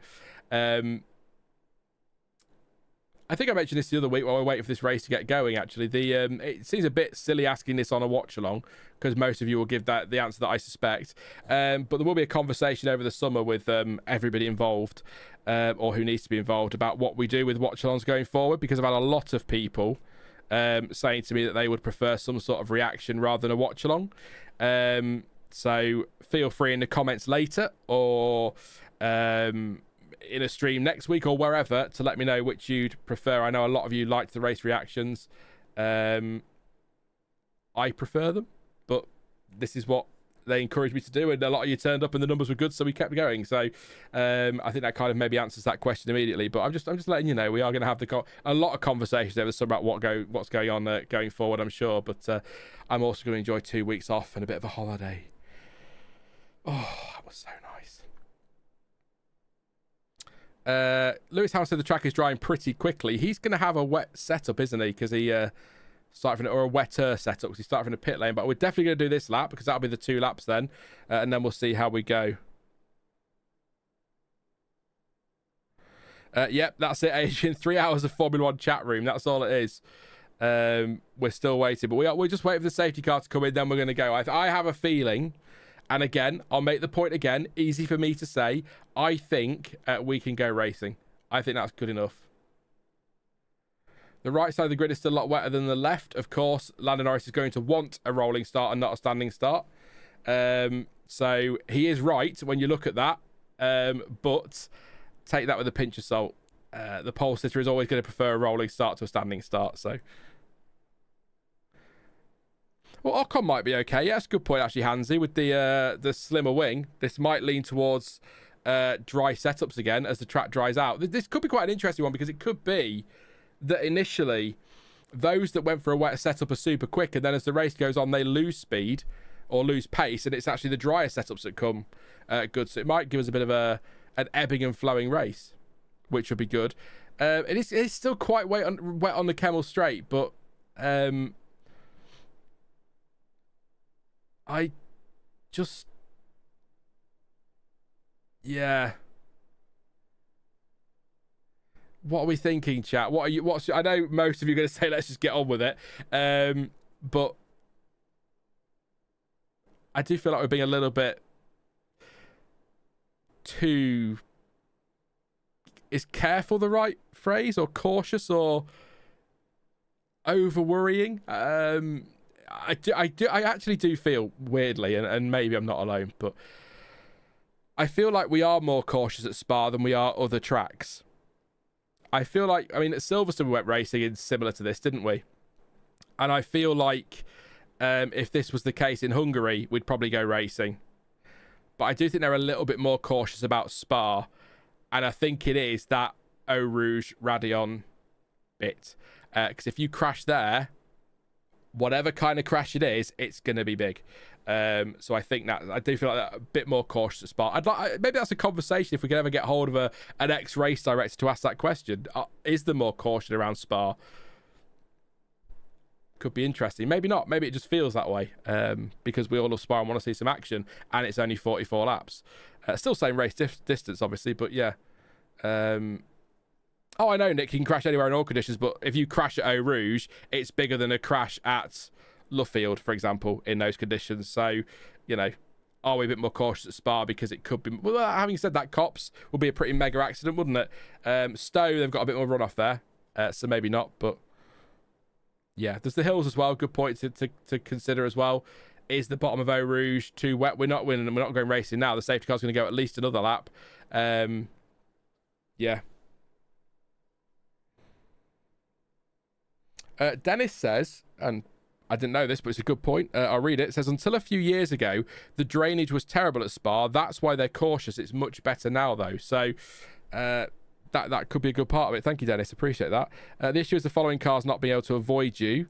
Yeah, that's what I mean. It's a big crash at Eau Rouge. It's going to be a big crash, isn't it? I mean, even the not being able to avoid them. I mean, you look at Kevin Magnussen when he crashed there in the Renault. Lando Norris in qualifying the other year. They're big accidents, aren't they? Whether somebody's there to collect you or not. So, yeah, let's not get into that though, because then we go back down the Hubert route, and it's a bit of a morbid topic, isn't it? So.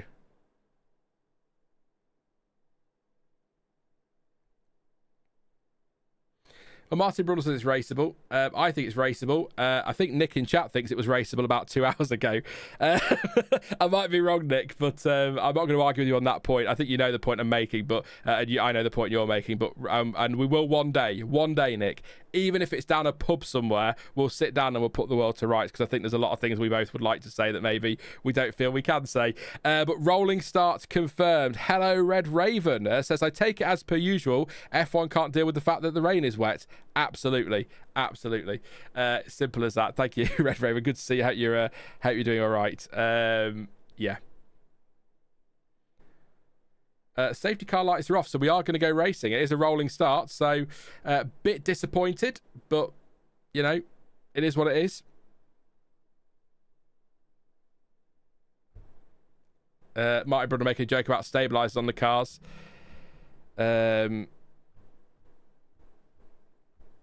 Yeah, I'm not going to get into it. That was for an hour ago. So yeah, but yeah.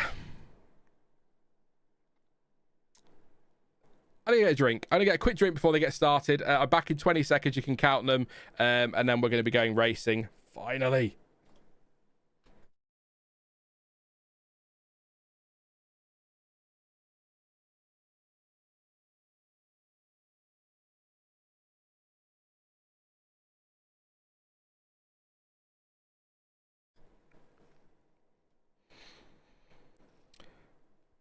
If you're wondering why I drink off camera, it's because I have a tendency to dribble it down my chin. So, because I tend to rush, so I don't want to do that on stream. But we are ready to go. We are about to go green. I've got my hand here ready to press the button to say that we're green. The safety car is at turn 17, Blanchimont.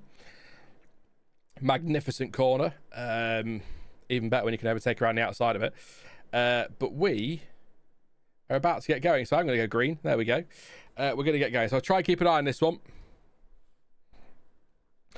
We are go in Belgium. Norris has bolted, but Piastri stayed right with him on the run to the bus stop chicane. He can't overtake until the start-finish line, of course, but he just needs to stay close and then follow him down the Kemmel Straight and have a go into Les Combes. The Belgian Grand Prix has already been go, but it is now technically officially go. Here we go.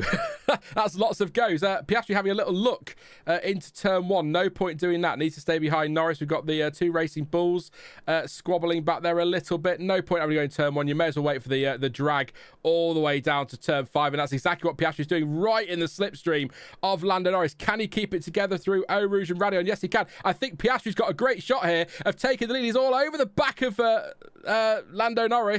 And he goes straight past him on the Kemmel Straight and takes the lead immediately. Oscar Piastri leads in Belgium on the run to turn 5. A great exit from La Source. Really good exit from Eau Rouge and Radion. Good speed through there as well. And managed to get the toe. Very nearly hit the back of him, it looked at one point on the Kemmel Straight. But Piastri takes the lead. Annette is dancing, I'm sure. Well done, Oscar Piastri. He has got the lead of this Grand Prix. Norris down to second place. Seems to be a little bit twitchy in these conditions. Not a massive surprise. It is wet after all. I don't know if you know, but it is raining. Or it has been raining at least. Norris has dropped back to a second off Piastri already. Not that DRS will be a factor at this stage at least. It might come into play later. Norris actually under more threat from Charles Leclerc behind, and Max Verstappen keeping himself interested as well in this battle. That's the thing. That's what I was saying, Addy Boy. When we watched the medical car, it looked bone dry. Like, why can't we go racing? And then these cars go around, they're throwing up all that water. You think, oh God, maybe not then. But Norris, I think Leclerc made a little mistake there. Why do I have no pack? Says Norris. Has he got an electrical energy problem here? That would explain why. I think Piastri had the run on him anyway. But I think how easy it was to breeze past, it looked like he had DRS, didn't it? I know the slipstream is good down the Kemmel Straight, but that might explain why it was as easy as it was. But I think Piastri would still have had a go into Lecom. He seemed to have a good run. So will he get that back? He looks like he's built a gap. It's coming back. We used a lot on the safety car restart, is what he was told. So that's why I had no pack. He used too much on that safety car restart as Sainz moves into 16th place ahead of Lance Stroll. They are the only two position changes at present. Sainz up to 16th, Stroll down to 17th, and Piastri up to 1st, Norris down to 2nd. So not a lot happening. It is the downside to a rolling start, of course. Norris has still got Leclerc pretty close. Again, no DRS are not really going to be a massive factor, but slipstream's good down there. There's George Russell having a go at the inside of Alex Albon, and he moves up into 5th place. Nice move into Lecom. That's that one done. Russell moves into 5th, Albon down to 6th. Surprised Albon got to a couple of laps in, actually, before that happened. But there you go. Yeah, we've got a dry line already starting to appear. In fact, actually, there are parts of the track, sighted canvas, that look pretty dry already. But obviously, you're not going to risk slicks at the moment through Eau Rouge and Radion, even if it is bone dry at the other end of the track. So, but a good start anyway. Yuki Tsunoda is still in 7th place. Looking good out there at the moment. Good qualifying yesterday. Got that new floor. Hamilton has passed Stroll as well. So Stroll's down 2 places. Hamilton and Sainz both up 1. We're starting to see some action, but it's a slow start while the drivers kind of get a feel for things. Piastri is a second quicker, or a second clear, sorry, of Norris, or he was. But now Max Verstappen is all over the back of Charles Leclerc. That is going to be the battle to watch. Norris has definitely got his... Oh, Leclerc all over the place there over that curb, bouncing all over the place, and Verstappen right on his rear wing. And now we're going to see, I imagine, Max Verstappen having a go at Charles Leclerc because the McLarens are disappearing. Now 2 seconds back to Leclerc, Norris to Leclerc. So Verstappen will not want to see them vanishing into the distance. I want to replay that Leclerc moment because he did go over the curb. It looked like he'd lost it, but he hadn't, obviously.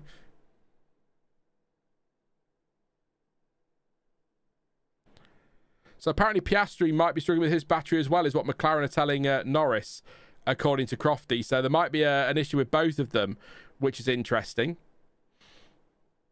Bortoletto's still P10. He's got Ocon just behind him.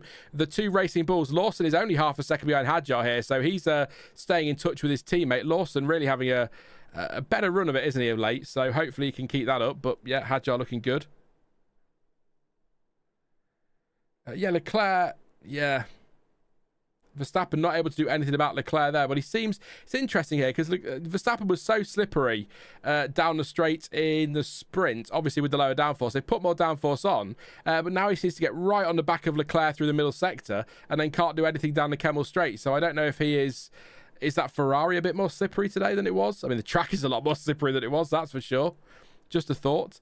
But sort of stabilised out front between 0.8 of a second and a second at the moment between the top 2. So they are disappearing now. Now 2.3 back to Leclerc. But there's definitely a dry line in this middle sector appearing, starting to appear. It's not there yet. No one's going to put slicks on just yet. It's hard for Hamilton to win right now, says Demon Gamers. Yes, I mean, he's up to 17th. He's passed Lance Stroll. So he is moving on, but he needs to get a move on from there. Only a 10th behind Sainz, so we might see a move shortly. But yeah, he's going to have I don't know if he's got a wet setup on. I need to see his rear wing, but he's certainly got a whole new power unit. Max Verstappen, though, still behind Leclerc. I want to watch. We need to see Leclerc down the straight. But this is Hamilton was saying right behind Sainz in the battle for 16th place as Lance Stroll now drops to 20th and behind teammate Fernando Alonso, who I think has passed him on the run to the bus stop. There goes Hamilton inside of Sainz into the bus stop, but not bus stop chicane. Antonelli's got it all wrong, and he went in too deep, and he's going to have to cut that corner. He'll have to give the places back. He does. Gives away his advantage as well, but Lewis Hamilton is up into 16th place. Gaz is out of track limits as well. Antonelli will get one for that one. Not that he gained anything from it, really, as far as I can tell. Max Verstappen's still on the back of Leclerc. Leclerc seems pretty good in a straight line, but Verstappen's going to keep following him. He's harvesting in a straight line, though, Leclerc. Unless that's his rain lights, maybe. They're still flashing. Might be rain lights. Yeah, it's rain lights, isn't it? Yeah, never mind. Ignore me. Ignore me. Hamilton went on the top 10, but that will be it, says Hansi. The track looks so beautiful in mixed conditions and sunlight, says Akinya. Absolutely. A Yinka, sorry, not Akinya. And Hamilton has now got past Colapinto for P15. Nice move into Lecombe. You can actually see a little bit of the steam on the surface, actually. So it is warmer. Track temperature 25.5, air 17.5. So Colapinto really struggling. Carlos Sainz all over the back of him through this middle sector now as they come through Jackie X and on the run to Pouon. But this is going to be an interesting fight here between these. Verstappen still behind Leclerc, and the McLarens have gone 3.4 seconds a gap between Norris and Leclerc, 1.2 behind between Piastri and Norris. I'm sure Piastri would like a bigger gap than that if he can get it, especially with DRS likely to be activated at some point in this race. Alonso back down to last. He was past Stroll a minute ago, so according to the graphic, half the track is dry, half of it is wet. The trouble is, it says it's dry at Eau Rouge and Radion, so maybe somebody might take a gamble, but intermediates through the middle sector wouldn't be fun on dries, would it? If it was the other way around, they might be all right, but yeah, as through on Hulkenberg goes Hamilton into P14. It looks like the action is going to be Lewis Hamilton coming through the field so far, doesn't it? He's doing it all up 4 places now. Stroll down 3. They're the big winners and losers. Apparently, Anthony Davis said we're getting close to the dry crossover time, so already starting to move towards that. I'm a little bit surprised at how quick in a straight line that Ferrari seems to be, because Verstappen cannot do anything about him on a straight. But then we get into this middle sector, and you could just see how quickly Verstappen seems to close up. Here goes Hamilton for another move, this time on Pierre Gasly. He's not close enough this time, though. I'm getting a bit too crofty about that. 4 miles behind and had a little look. There you go. Hamilton trying to emulate Schumacher 95, says Nick. He's on his way. He's on his way. Lap, where are we? Lap 9. Is it lap 9? Really? It's about lap 5, isn't it, really? But officially lap 9 of 44. Gasly is struggling here. You can see watching his traction at the back there. Hamilton seems much more comfortable in these conditions. It will be interesting to see. I love using the word interesting. I know it annoys people, but it will be interesting to see what happens if this track dries out completely, what that does to Hamilton's pace. Because is this the wet setup helping him a little bit, or wetter setup? Maybe. Gasly's really struggling all over the place. In fact, Hamilton might have a go. He does indeed, and gets through at turn, where's that? 14. Don't often see overtakes in there, so there we go. Hamilton on the move. He's up to 13th. Bit of a gap now to Ollie Bearman, but he is the one giving us all the action at the moment. Piastri now 1.7 clear. Norris 5.5 clear of Leclerc. The McLarens have gone. Verstappen still can't do anything about Charles at the moment. This is going to be Nico Hulkenberg having a go at Pierre Gasly into the bus stop chicane. It isn't really the bus stop chicane, not quite. Is he going to try to switch back and try on the exit and down the straight into the source? I don't think we're far away from DRS, either. In fact, Piastri says it's not too far off already for slicks. He's been told understood. So just the straight to turn 5 is wet. That is all there is on the track, according to Piastri. That is too wet. So it won't be long now until we see cars in the pits. I said about 5 or 6 laps of racing, didn't I? Before we were back on the slicks. Well, there you go. Onto the slicks. The thing is, Nick says in chat, who needs DRS? The good thing about no DRS is that the drivers have to get creative. Would Lewis Hamilton have made that move in turn 14 if he knew he was going to get DRS on the start-finish straight or on the run to Lecombe? Maybe not. Why would take the risk? It forces drivers to get creative in their overtaking. And I frankly would rather see that. And Max Verstappen's got to get creative. In fact, he's going to have a go in poo on here. Is he going to try around the outside? He's going to have a look. Oh, very close, but he's not going to get that one done. But Max Verstappen having to get creative because that Ferrari is pretty rapid in a straight line at the moment. So frustration. I can't help but feel that if Verstappen got through, he'd pretty much disappear from Leclerc here. I don't want you two colliding, so please don't. But he had a look around the outside. Why not? And now we're going to see that Ferrari pull away, I'd imagine, on the run. Stickerbrick says no DRS equals drivers have to use skill to overtake. There you go. Fascinating. That's better than interesting, isn't it? Fascinating. Alonso still... The Astons, whatever they were doing in quali and whatever they pulled Alonso out of Parc Fermé for, other than just a new engine, hasn't worked. They are still plumb last, 19th and 20th. They're in the train, though, so they're not out of it completely, but hopefully that comes good for them a bit later. No rain expected according to the FIA radar now till about 7 o'clock, although light rain is, although spots are around, so I guess there is that. But there goes Verstappen up the inside of Leclerc very wide on the exit.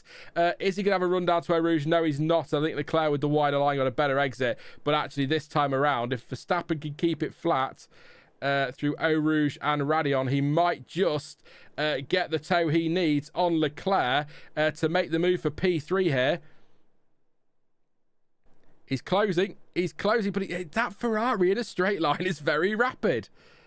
Can't get through, needs the DRS down there, Verstappen. I thought he got him at La Source there, but I think the wider line gave Leclerc a better exit. He says on the radio, don't know if it's the downforce, but my God, my tyres are gone, is what Leclerc's saying, or lack of downforce, I guess. Intriguing is a great word, actually, to be fair, Boom Spoon. Also, Boom Spoon is a great name for... a name. And that reminds me, actually, by the way, it's a little bit lowbrow, but then welcome to the F1 word. And it's maybe not something you want while you're having your afternoon tea, if you're one of those. But I saw someone the other day refer to a B-day as a bum gun. And I think we should universally agree that B-days going forward should be called bum guns. That's it. I think that should be the law. That was the only point. I was only laughing for 20 minutes about that, but there you go. The more you know. I know you all really need to know that. Part of the bus, Charles says dash cam. Yep. Fast vacuum cleaner says sighted cam. But yeah, maybe not. Maybe not. But yeah, we should agree on that. We should all agree on that. Great marketing strategy. I wonder if Verstappen might be the first of the front runners to pull the trigger here. I wouldn't imagine now, but maybe in a few laps, maybe he might think, let's get the dries on and try undercut Leclerc and close the gaps to the McLarens. Might be worth having a go for him. Red Raven says, explain to a non-native, B-day as in birthday and bum gun. Now, so a B-day is something that people, particularly in some parts of Europe, they use rather than toilet paper, and it's like a toilet, but let's say it's like a toilet with a tap on it, and you can use your imagination, Red Raven. There you go. You could do the rest. People are eating their scones. All right. We've got cars in the pits. Lewis Hamilton is in. Gasly is in. Hulkenberg is in. Alonso is in. So actually, they are taking a chance now on those slick tyres, I assume. Or is Hamilton going with Inters? I imagine it'll be to dries. I'm waiting for it to confirm on the timing tower. It is medium tyres for Hamilton. They weren't in the pit lane watching. I couldn't see it in the little picture. Mediums for everybody that's come in. So we are on to dries. Let's watch this then. Now, watch Hamilton's sector times. A lot of graining on Leclerc's rear, says Sighted Canvas. On the subject of B-days, a lot of graining on Leclerc's rear. There you go. Yeah, let's watch Hamilton's sector times. Not the first sector, obviously, that's pointless. Probably even not the first lap. It's after that we want to see where his pace is. But Verstappen, again, maybe charge his battery a bit. Closing in on Leclerc. The McLarens have gone. This race is done. It's between Piastri and Norris at the moment. So, yeah, great stuff. 1.5 between those top. That's not a surprise, by the way. I fully expected the McLaren. I said if we had a standing start, rolling start, they'd disappear, and that's exactly what they've done. Different order, of course, though. I want it to stay there, because if that stays like that, I get 2 points on my predictions. It's been a while since I've got 2 whole points. Leclerc is told to box as well, and the McLaren of Piastri is in the pits. So they've taken a gamble. DRS enabled, normal grip conditions. There we go. We are go. We're actually going to go now. Properly. Everything started. What is Hamilton going to do in the middle sector? Is this going to be too soon? Verstappen's in as well. Hamilton's middle sector, when he gets there, is a 52.9. That is 52.6 for Hulkenberg. That is 3 seconds quicker than the race leader in the middle sector. They have timed that to perfection. Has Leclerc got an unsafe release there? Possibly. I need to see a replay of it. But yeah, that is a big middle sector from Nico Hulkenberg. In fact, actually, I'll tell you what, even Fernando Alonso in that struggling Aston Martin was a couple of seconds quicker than Lando Norris up front. So Norris could be compromised here. He had a gap, though, didn't he, of about 8 seconds to Leclerc. So unless Leclerc comes through suddenly and does a sector that is absolutely unbelievable, Hulkenberg did a 30.2 in the final sector. Ocon on the Inters did a 32.1 as an example. So I haven't got the time for Norris.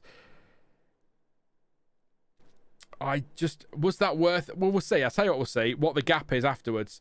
We're going to see a replay here of the Ferrari. Was it close? Oh, that was a lot. That might be... I don't know. I feel like Leclerc, he stayed out of the way. Oh, that could go either way, couldn't it? That is a...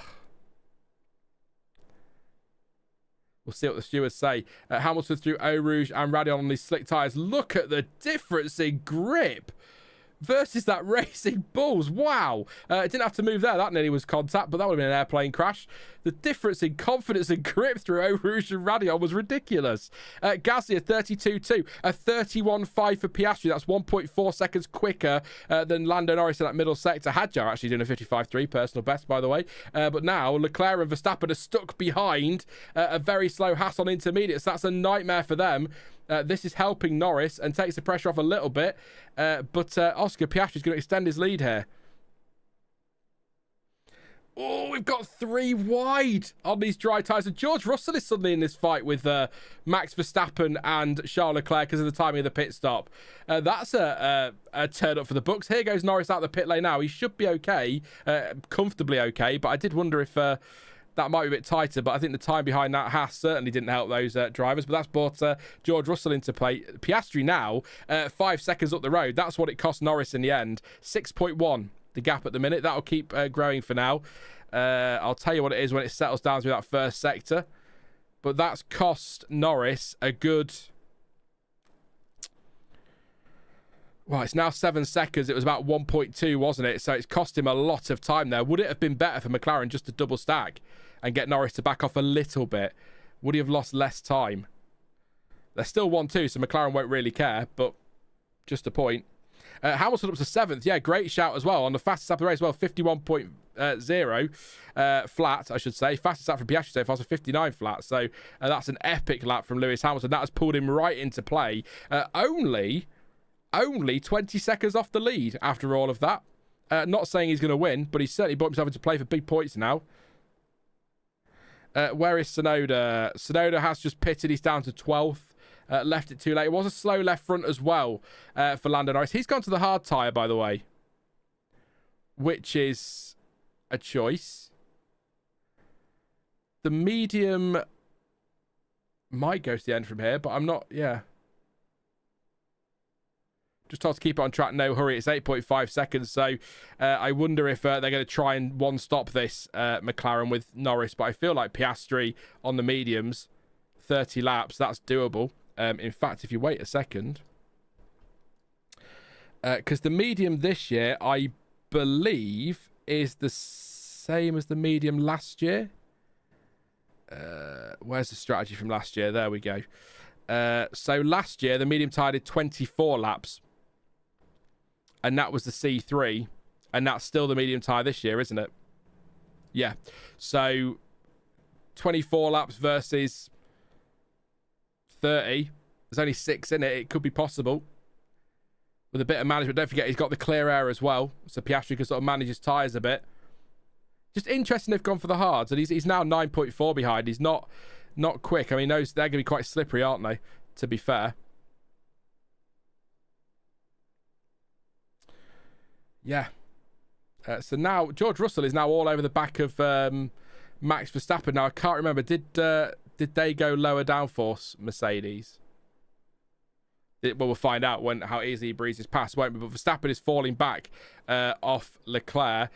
So it does feel at the moment like Red Bull need the wet conditions to be a bit more competitive, but rain might come and save him. We'll see. But George Russell is absolutely on it here, all over the back of him. In fact, Lewis Hamilton, by the way, 149.5, the race leader 150.8. Obviously, Hamilton's tyres a bit more up to temperature with the extra lap on them. So that's 25% on those mediums. That's a big ask, says Red Raven.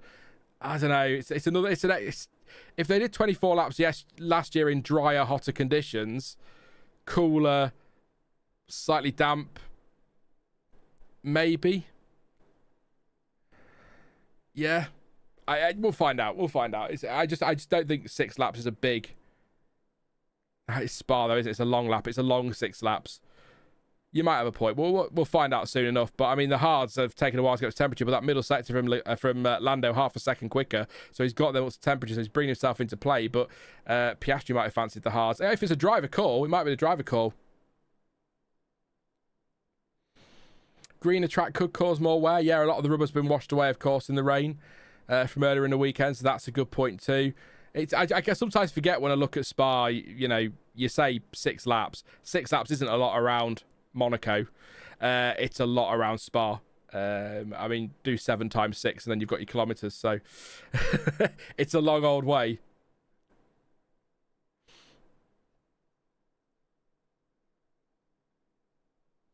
Oh, yeah, the C1 will go for days, Nick. It's harder than last year's. And last year's C2, which was a hard tyre, did 34 laps. Or 36 laps, something like that. So the C1 will go for days. He's not going to worry at all about tyre wear. Graining, possibly, but not tyre wear, so...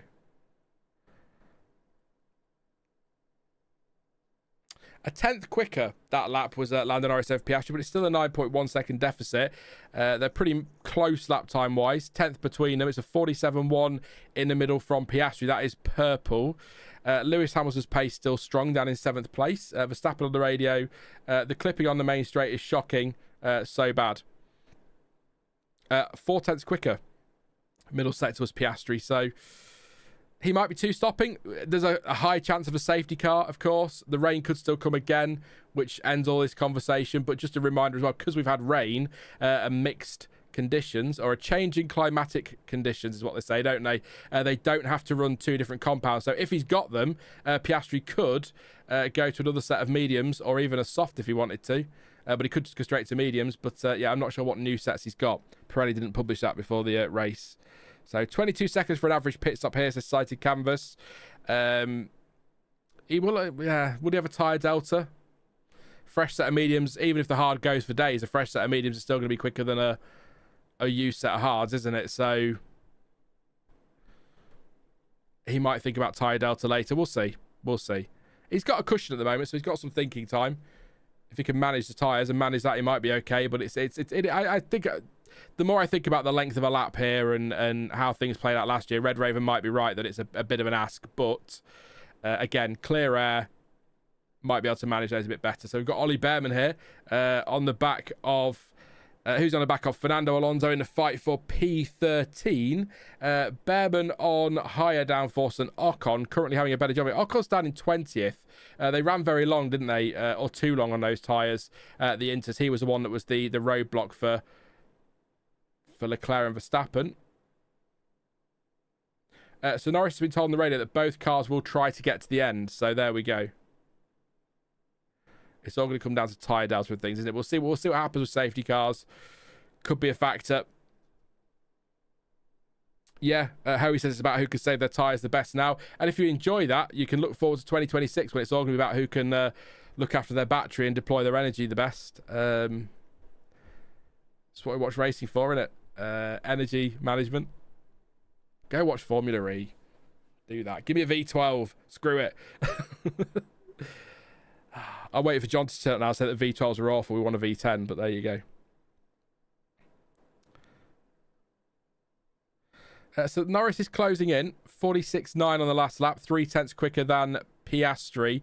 Leclerc is on race leader's pace, and Verstappen is a 10th quicker than a race leader as well. So Piastri might be managing up there a little bit. I wouldn't have said that had Verstappen, Leclerc and co not been on the same pace.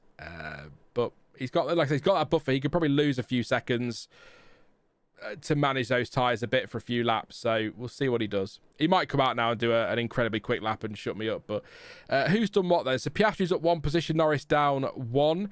Leclerc and Verstappen are where they started. Russell's up 1, Albon's down 1. Hamilton is up 11. Lawson is down 1. Hulkenberg's up 5. So he timed his pit stop to perfection as well. Gasly up 2. Tsunoda down 5. Bearman down 1. Alonso up 6. Colapinto is where he started somehow. Antonelli up 3. Hadjar down 9. Stroll down 2. Sainz down 2. And Ocon down 9. I tell you what, looking at that, and who's gone down the positions as Stroll passes Isaac Hadjar, you can see who timed their pit stops to perfection easily, can't you? Hamilton, Hulkenberg, Alonso, well played. Hadjar, Ocon, Tsunoda, not so great. That's the story of the race. I watch endurance racing. It's all about management there as well, so I don't mind if I want to watch flat out and everything explodes. There's always drag racing, says Red Raven. Yeah, but endurance racing, that's what endurance racing, that's its thing now. Formula One doesn't have to go the same way. Not every single series has to be about energy saving and tyre saving. Some can just be flat out, and there's no reason why Formula One can't be that different series. I mean, I've said this before, having a Red Raven. You're probably sick of me saying it, but I'll never understand why all these series go down the same road. Why can't everything be a bit different and do their own thing? And Formula E can have the all electric thing. Wet can have their hybrids. Are they hybrid or are they all electric yet? Endurance. I don't know if they'll ever go electric. Maybe, but yeah. So they could have their thing, and then F1 could be the V8s on fully sustainable fuels. I don't see, because as far as I'm concerned, sorry, this was one for the gap, wasn't it, while we were waiting? But I will say this: as far as I'm concerned, the more racing series who claim to be road relevant, they're doing different things, and that's good for the consumer, because then we might get sustainable fuels, electric cars, maybe even hydrogen cars in the future, whatever. If we have a little bit of everything, then that's good for as a consumer, isn't it? You can pick the one you want. I don't know why we have to have this obsession over just being electric or just being hybrid, which seems to be what governments across the world and manufacturers are focusing on. Let's have a mix, and then that drives competition, which brings prices down. I've probably just answered my own question there. Brings the prices down for the consumer, and we all get to choose what we want to do. If you want a screaming V8 on synthetic fuels, then go for it. If you want a Tesla, other models are definitely available, fully electric car, then you go for that. You do you. But I'd like the more variety the better. But then I'm very much like that with life in general. It's why I always buy a big variety pack of Walker's crisps, because some days you fancy cheese and onion, another day you want to be boring, have a ready salted. Kimi Antonelli's all over the back of Franco Colapinto. There's a race going on, Sean. We'll put the world to rights another day. We will do it. Nico needs to overtake him, man, is what Bortoletto has said in the battle with Liam Lawson for what is P8, 9 and 10. Oh, yeah, I know, Red Raven. But I think I answered the question in my little ramble there. Car companies won't want to drive the prices down, will they? They want to make as much money as possible. So that's why they're not interested in variety. Sainz very close to hitting the back of Hadjar there, or Hadjar very close to allowing Sainz to run into him, whichever way you want to look at that. But yeah, that's why, because it'll drive the prices down too much. It's why, yeah. I'm going to stop. I'm going to stop, because then we go into politics and we forget about this, and F1's political enough. So swap positions in turn 5. Hulkenberg's told support Bortoletto quicker. I like these moments, because it'll be interesting to see if Bortoletto does dispatch Lawson any quicker than Hulkenberg was. Because if he doesn't, this will all get switched back again, and Hulkenberg, I'm guessing, will follow that instruction. He seems to be closing Bortoletto. He does indeed. Hulkenberg allows Bortoletto to slide through. Here goes Antonelli past Colapinto for P15. Hoping for a good result here for Antonelli, but we're running out of laps. 25 to go. Lots of action behind the leaders. Verstappen now 2.3 behind Leclerc, so I think that fight has neutralised for now. Russell's now fallen off the back of Verstappen as well at 1.9. So really, we're watching potentially Bortoletto and Lawson if they get there, but we're watching Antonelli come through at the moment. He's 2.8 behind Alonso now. He's dispatched Colapinto, but yeah, Hamilton not making any inroads on Albon at the moment. In fact, Albon was 0.3 quicker on that lap. So is Hamilton suffering with some graining or pushing those tyres a bit too much at the start? The graphic, by the way, I've got in front of me for on Multiview about tyres is telling me that we're on a second set of mediums for Piastri, which we're not, are we? He's only had one pit stop, so I'm not sure why that is, unless that includes one they went to the grid on. I don't know, but yeah. Yeah, Hamilton's doing a great job. It was the timing of the pit stop was perfect, but he's quit before that, wasn't he? So Worcester sauce crisps for the win, but nobody except Yuki Seabrooks makes them anymore. Says Sticklebrick. Marmite crisps, believe it or not. They're a favourite of mine when they're around, but I do like a cheese and onion, I'm not going to lie. Or my favourite crisps, just very quickly, is the Walker's Max Paprika. They're my favourites. But anyway, Lance Stroll on the back of Colapinto. Colapinto's struggling for pace here on these mediums. They've only had them on for a few laps. Hadjar's in the pits now for a second stop, but he's going to put some... What's he putting on? A fresh set of hards. So the fact that Hadjar's only done 10 laps on those...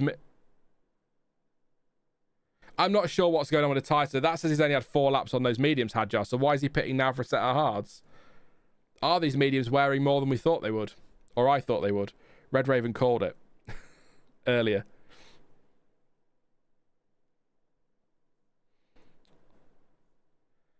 Piastri on the radio. Oscar, what are you doing looks good, or what you're doing looks good. It's your call, really, whether we try to get to the end of this tyre or we consider a pit stop for another one. At the moment, we think try and get to the end. He said, I can feel a bit of deg already, so yeah, I think it will be tough to get to the end, is what Piastri's saying. So that would set a time. I don't know what's going with Hadjar. It's 10 laps, apparently, on those mediums. The graphics updating now, so there we go. So if you're only getting 10 laps out of them, Piastri's only got a couple of more laps now before he gets there himself. So, yeah. He's got an 8.1 second cushion, 22 seconds for a stop. Yeah, he's got quite a big gap to build, hasn't he, to pull back. So is this one of those Piastri just hangs for a safety car now and waits to see, is that worth it as a race? I don't know. If he's already feeling deg now and we've still got 23 laps to go, he's not going to get them to the end, is he? So Lawson's having a great weekend in 8th, yeah. I said he seems to have stepped up a bit. I don't know whether he's finally managed to find his feet at Racing Bulls after that very brief stint at Red Bull, or whether the cars come more towards him or what, but he's definitely improved. Max is racing Evans. He's 4th at the moment, 2.2 behind Leclerc, 2.5 clear of Russell. Like everybody but Hadjar, he's pitted once and he's on the medium tyres. So yes, it's looking a bit at the moment like this is going to come down to, can Piastri get these to the end, and what's going to happen in the midfield as we watch Lance Stroll passing Franco Colapinto. One of them races. Stroll, by the way, has just moved into 16th place, which means at the moment he is where he started, but I feel like Stroll's race has been a bit more entertaining than that. At one point he was last. I think he was higher than that through pit stops as well. I don't know, but there we go.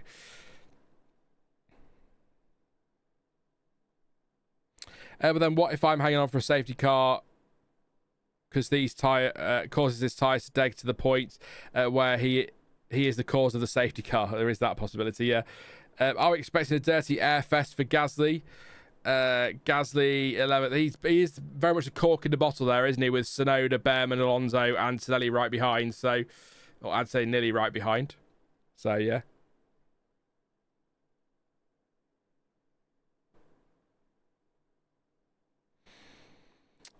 Maybe the RBs are hard on the medium tyres. Maybe, yeah. It's always difficult when it's wet because the track conditions change, don't they? Literally, because of the rain, but also it washes away all the rubber. The track's greener. We've not had any running in these sorts of conditions here, so they're still learning on the job almost. Tricky. But yeah, interesting what happens here. This is the battle now. Gasly is the cork in the bottle. He is the head of the trolley train. The medium tyre is degrading fast, says Carlos Sainz. Down in 18th place. And right behind Franco Colapinto, who's just going backwards at the moment, isn't he? We're not going to get into driver market speculation, but I'm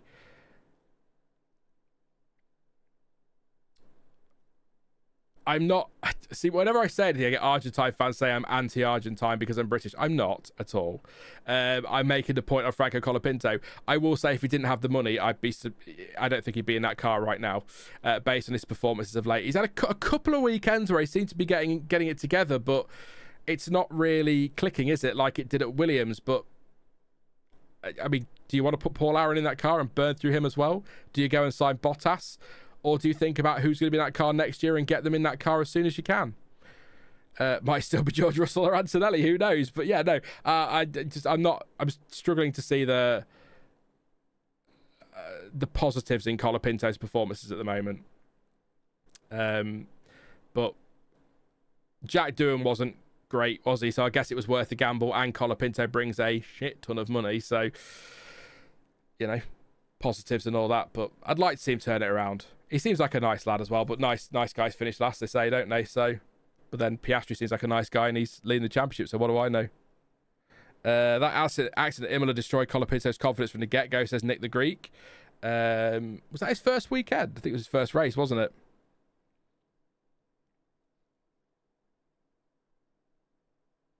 Yeah. Lando is on the hards, yeah, 8.2 behind the race leader at the moment. That gap sort of stabilised around that area for a while now. This won't be a timed race, by the way, as things stand. We've got an hour and 10 minutes to get 21 laps in. We're flying through them, so yeah. I mean, the Williams was the Williams a better car last year than this year's Alpine? Maybe. I tell you what, they can't get rid of Gasly, and that rear wing looks a bit. Does that look a bit skinny? I mean, Antonelli's looks a bit bigger, doesn't it? But yeah, no, that's quick in a straight line is Gasly. In fact, let's have a look at the speed trap data. Last time around, Gasly 312, others behind had DRS. So I mean, he's as quick as those ahead, and as quick as the leader. So I don't know.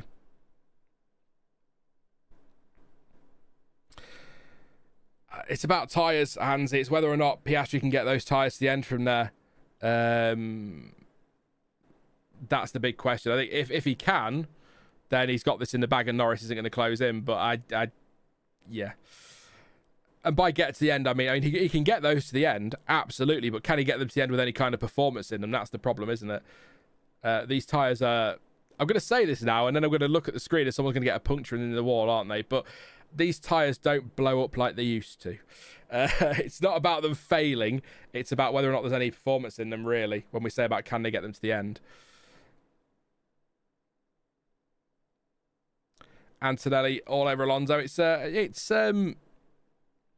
Where are we about? We're about halfway-ish of actual racing laps. So if you were giving this race a rating at the halfway point, I like doing this sometimes because it's nice to see how things change at the end of the race. What would you give it out of 10? 6 being average. What would you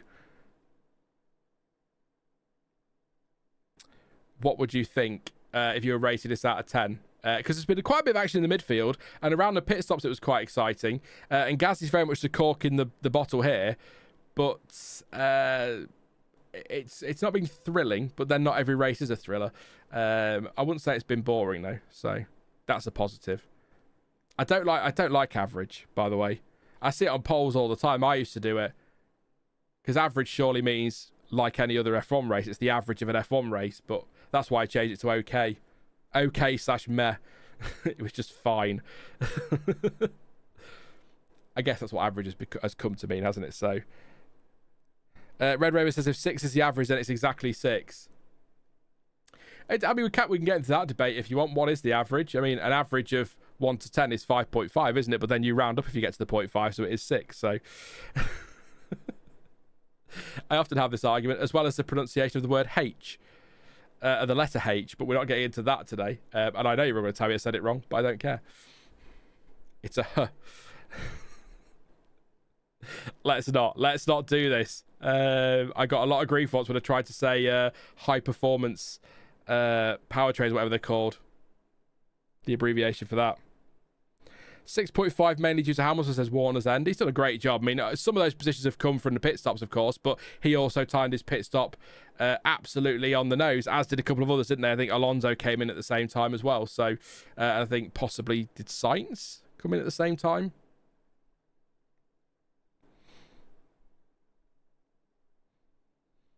Yeah, good pace from Norris, as Nick the Greek says there. He has cut the gap down that last lap by 0.3 of a second. So it is coming down. And there'll come a point where McLaren need to make a call, won't they, on Piastri? Do they let that gap keep coming down as Piastri immediately extends that to 9 seconds? So what happened to Norris in that middle sector there? 46.4 for Piastri and I'm waiting. 47.7, so 1.3 seconds slower. I think we're about to get a replay of Norris going wide at Puon. I might be wrong. Because that is a lot to lose in that middle sector, unless he's got a problem, but it has stayed at 9.1, so maybe not.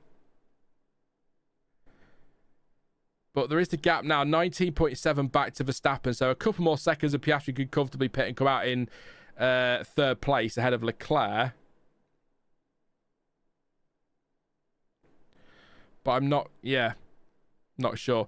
Norris's lap time deleted at turn 10, lap 26. There you go, it has gone wide at Puon. I said that, didn't I? They've not put it on the replay and they've not picked it up in commentary yet, so thank you, multi-viewer. There you go, it's all there. I'm guessing that's where he's gone wide out there. So, and obviously it's going to be very wet, isn't it, off track? So it's basically the whole of that Kemmel straight shot between Piastri and Norris at the moment. So if Piastri's going to pit, he wants to be doing it before Norris gets back up to speed properly, doesn't he? And he's just about doing it now. Piastri marginally quicker in that first sector, but he's got to think about the gap to Verstappen and Leclerc. He's got to think about, can he catch and pass Norris? I feel like I've been here before. Yeah, exactly how he says if Piastri wants to win, he's going to have to do it soon. Pitting.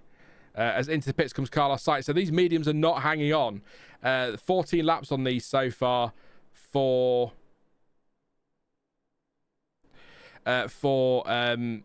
Piastri. Here goes Antonelli on Alonso.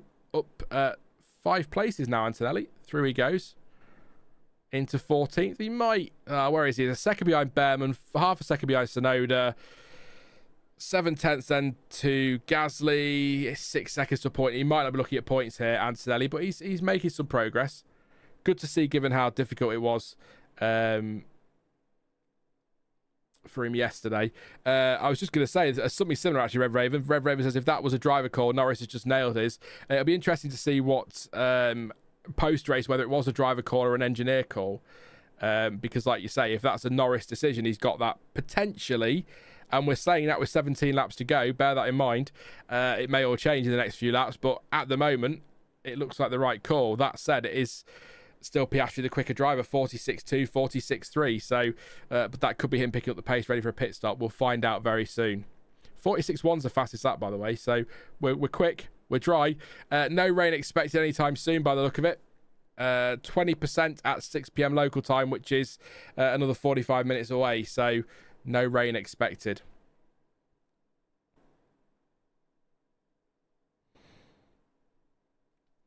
Nick says no way Piastri pits again. He can't really. The thing is, he can't really, can he? Because we've seen before, as Sainz gets a black and white flag for track limits, so he's got to be careful. But we've seen before, he did in Austria, he thought he'd have the tyre delta, and he didn't, to get back past Norris. So he's got to think about that. But he's also got to think, if he gets stuck behind Leclerc, he's going to struggle because that car seems slippery in a straight line. Leclerc, about the same as everybody else in the speed trap, to be fair, 3:15, but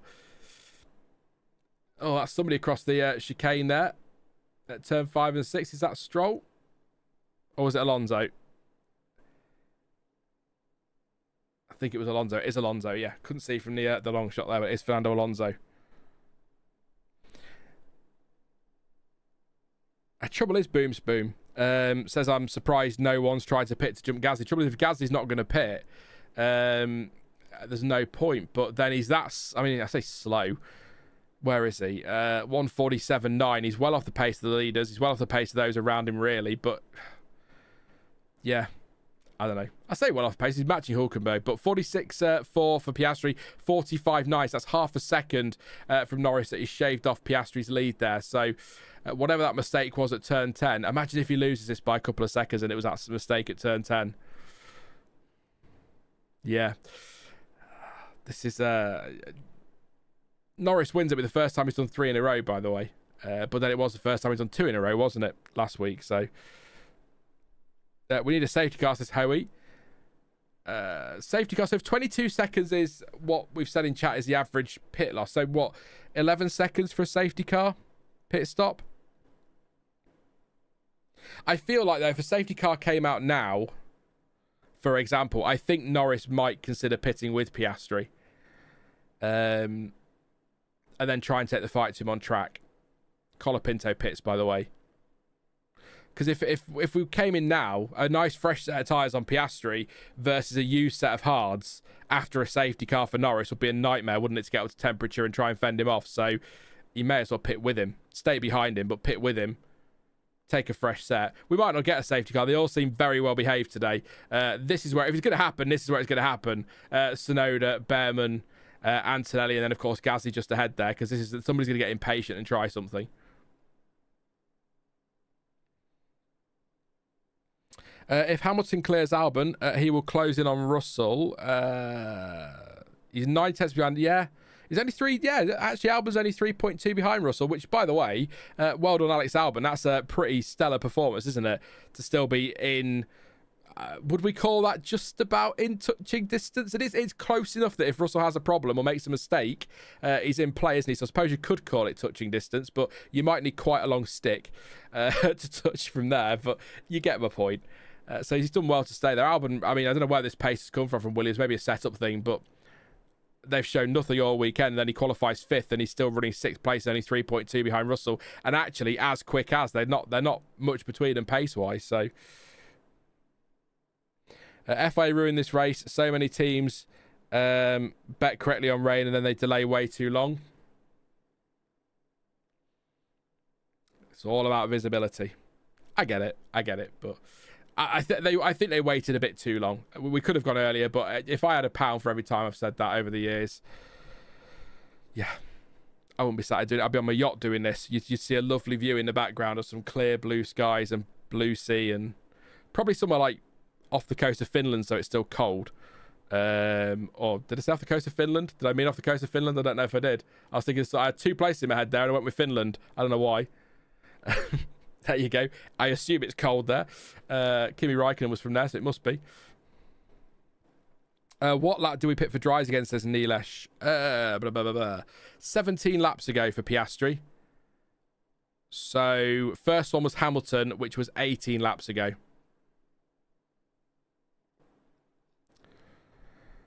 They should let teams change their set. I mean, they could, Kevin. Actually, thinking about it, now you've said... I think they were out of Parc Ferme when they went round and did that formation lap. So that was his incident at turn 10 that I talked about. Lost it and went wide, but he's not overly dramatic, but enough for Twitch to send him wide and lose a couple of seconds. But I think they could have changed it. So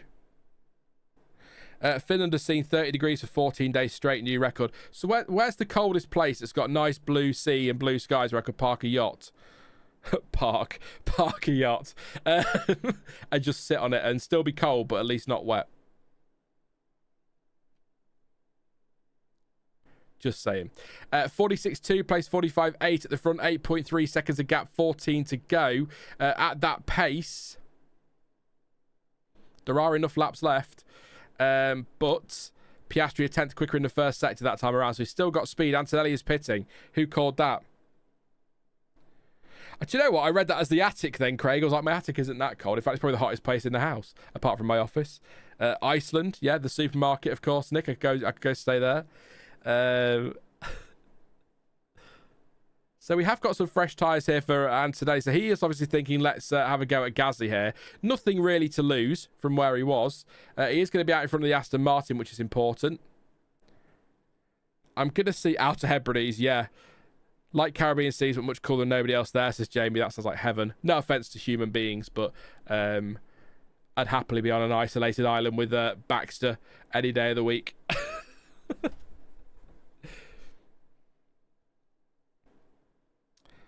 Sainz Perpin of middle sector, by the way, on his outlap for his pit stop. So obviously these fresher tyres looking like a good bet.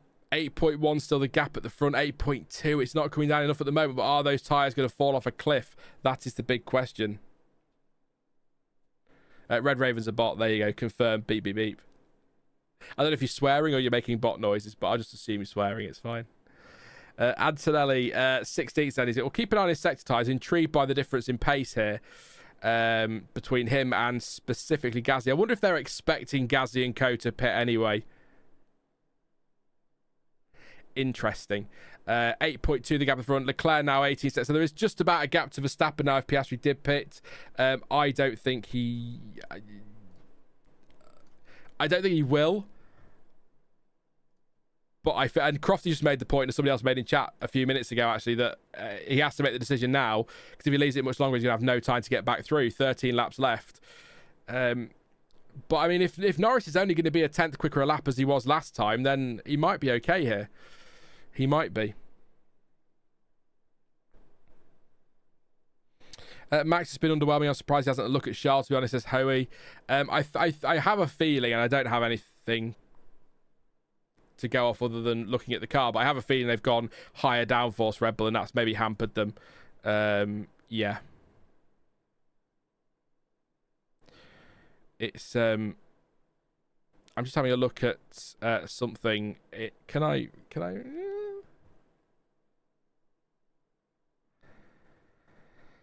I'm trying to look at things in the group chat, and I'm trying to work out what I can say. What I can't. I'm still getting used to this. So, something on the Max Verstappen thing, something has changed on Max's car that apparently Jos wasn't very happy at on the grid. Let's put it that way. I'll not read the full thing. Yeah. Albon's did a great job. I really think he is. And I think he's not going to get driver of the day because it'll be Hamilton that gets it with those 11 places game wherever he ends up. But I think Albon will be one of those that gets a nod from me for a really great Saturday afternoon through to Sunday afternoon. He's doing well. Hulkenberg pits, so Hulkenberg is going to come in. So maybe that move from Antonelli, who's just on a purple middle sector, 45.4, maybe that was a smart move. 4/10, by the way, is what Norris took out of Piastri on that lap. Piastri probably needs to start. He's going to have to really, really save now, isn't he? That's the problem.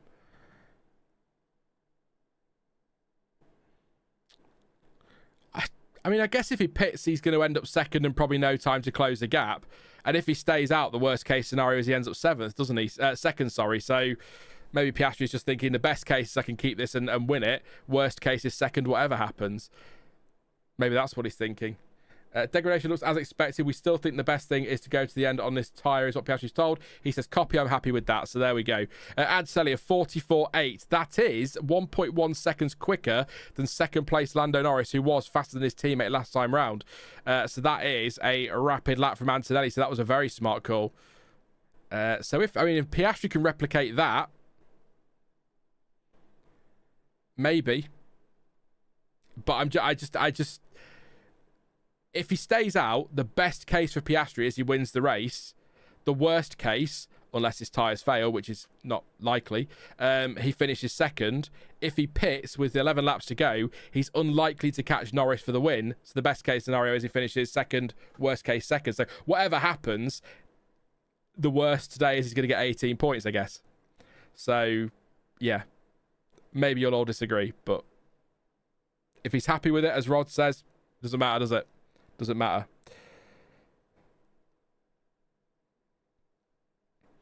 That Williams straight line speed is ridiculous, says Howie. I've not watched it on board. I'd like to watch it on board with Hamilton if we could.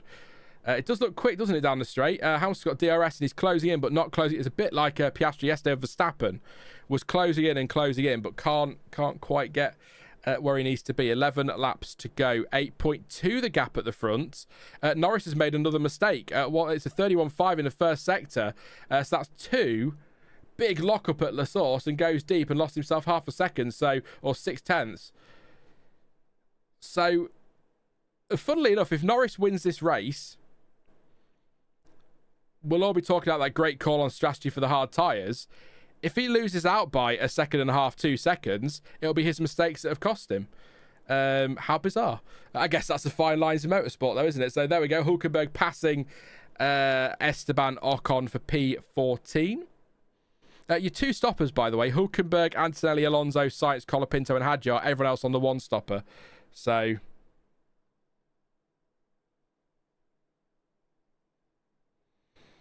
Norris throwing this race away, says Nick. Rod says, win the damn thing. I think Piastri will win with 4+ seconds. As the internet is currently biased against Norris, they'll find fault no matter what. Do you know, actually, I will put it. I don't normally like to do this because I don't like to get involved in those games. Just wait for this a second. These tyres are getting tricky. You need to keep the focus. Don't push the braking as hard as we have been. You're naturally quicker, is what Norris told over the radio. I don't like getting involved in these. But if you are someone who really, really dislikes Lando Norris, why?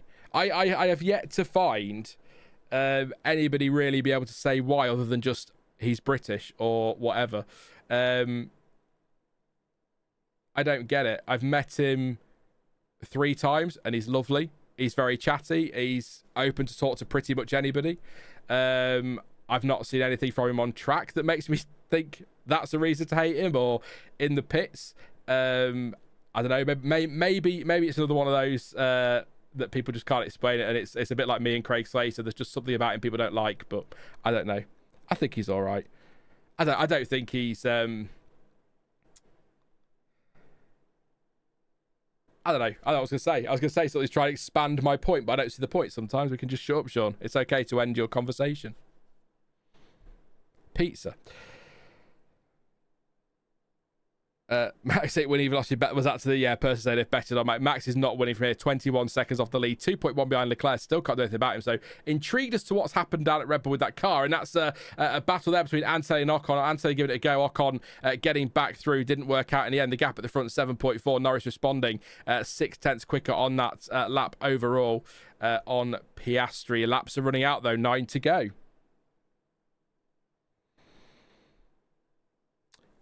Yeah. Some of his comments on Hamilton, the fastest car, were a bit off-putting, says Moray. I get that, but you get that. Everyone's talks about that sort of thing. It was Antonelli got on the curb, by the way, on the entry to Les Combes, and then compromised his exit, went in too hot and lost the position back to Ocon. But a lot of drivers make comments like that, though, about the fastest car, and I tend to just ignore that. That doesn't bother me really that much, but... Wolf says he's just got a bit of an attitude, seems a bit childish. But I don't know. I don't dislike him per se. Yeah, I don't know. I don't see it that way. But then as I say, I don't engage on that in that quite as much. I certainly don't watch as much between F1 races as I used to from drivers and things. I get a bit annoyed with F1 social media pretty quickly. So maybe I'm missing something. But yeah.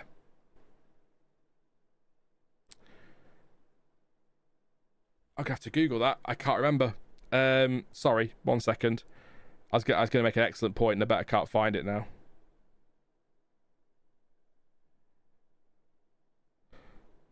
No, doesn't matter. I'll look later. It'll take me ages to Google it, so I'll not go silent for 20 minutes while I try and find something that really wasn't important. I just don't think he's been able to back up his talk so far, says Maury. The one thing that bugged me about Norris this year, I will say, was when he was saying we don't have the fastest car and people don't know what they're talking about, and then Piastri 10 minutes later was talking about how they had the fastest car, and we could all see McLaren had the fastest car. That's annoying, but that's just drivers trying to play their car down so that they look better, and if things go wrong they can blame the car, I guess. But part of the psychological game in F1. There you go. Lewis Hamilton 38% on the driver of the day split. I said he'd win it, didn't I, for that, understandably, 11 places.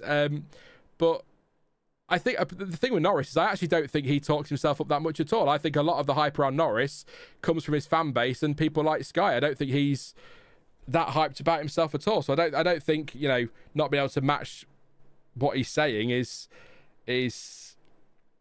or his talk, Murray. Maybe not being able to back up the talk, but I don't think his talk is particularly, I'm amazing, look at me, I'm great. I think that's been the British media since he joined McLaren all those years ago, millions of years ago. But yeah. His story says that Norris just seems a bit like what we call Windgat in South Africa, which is something like an arrogant in English.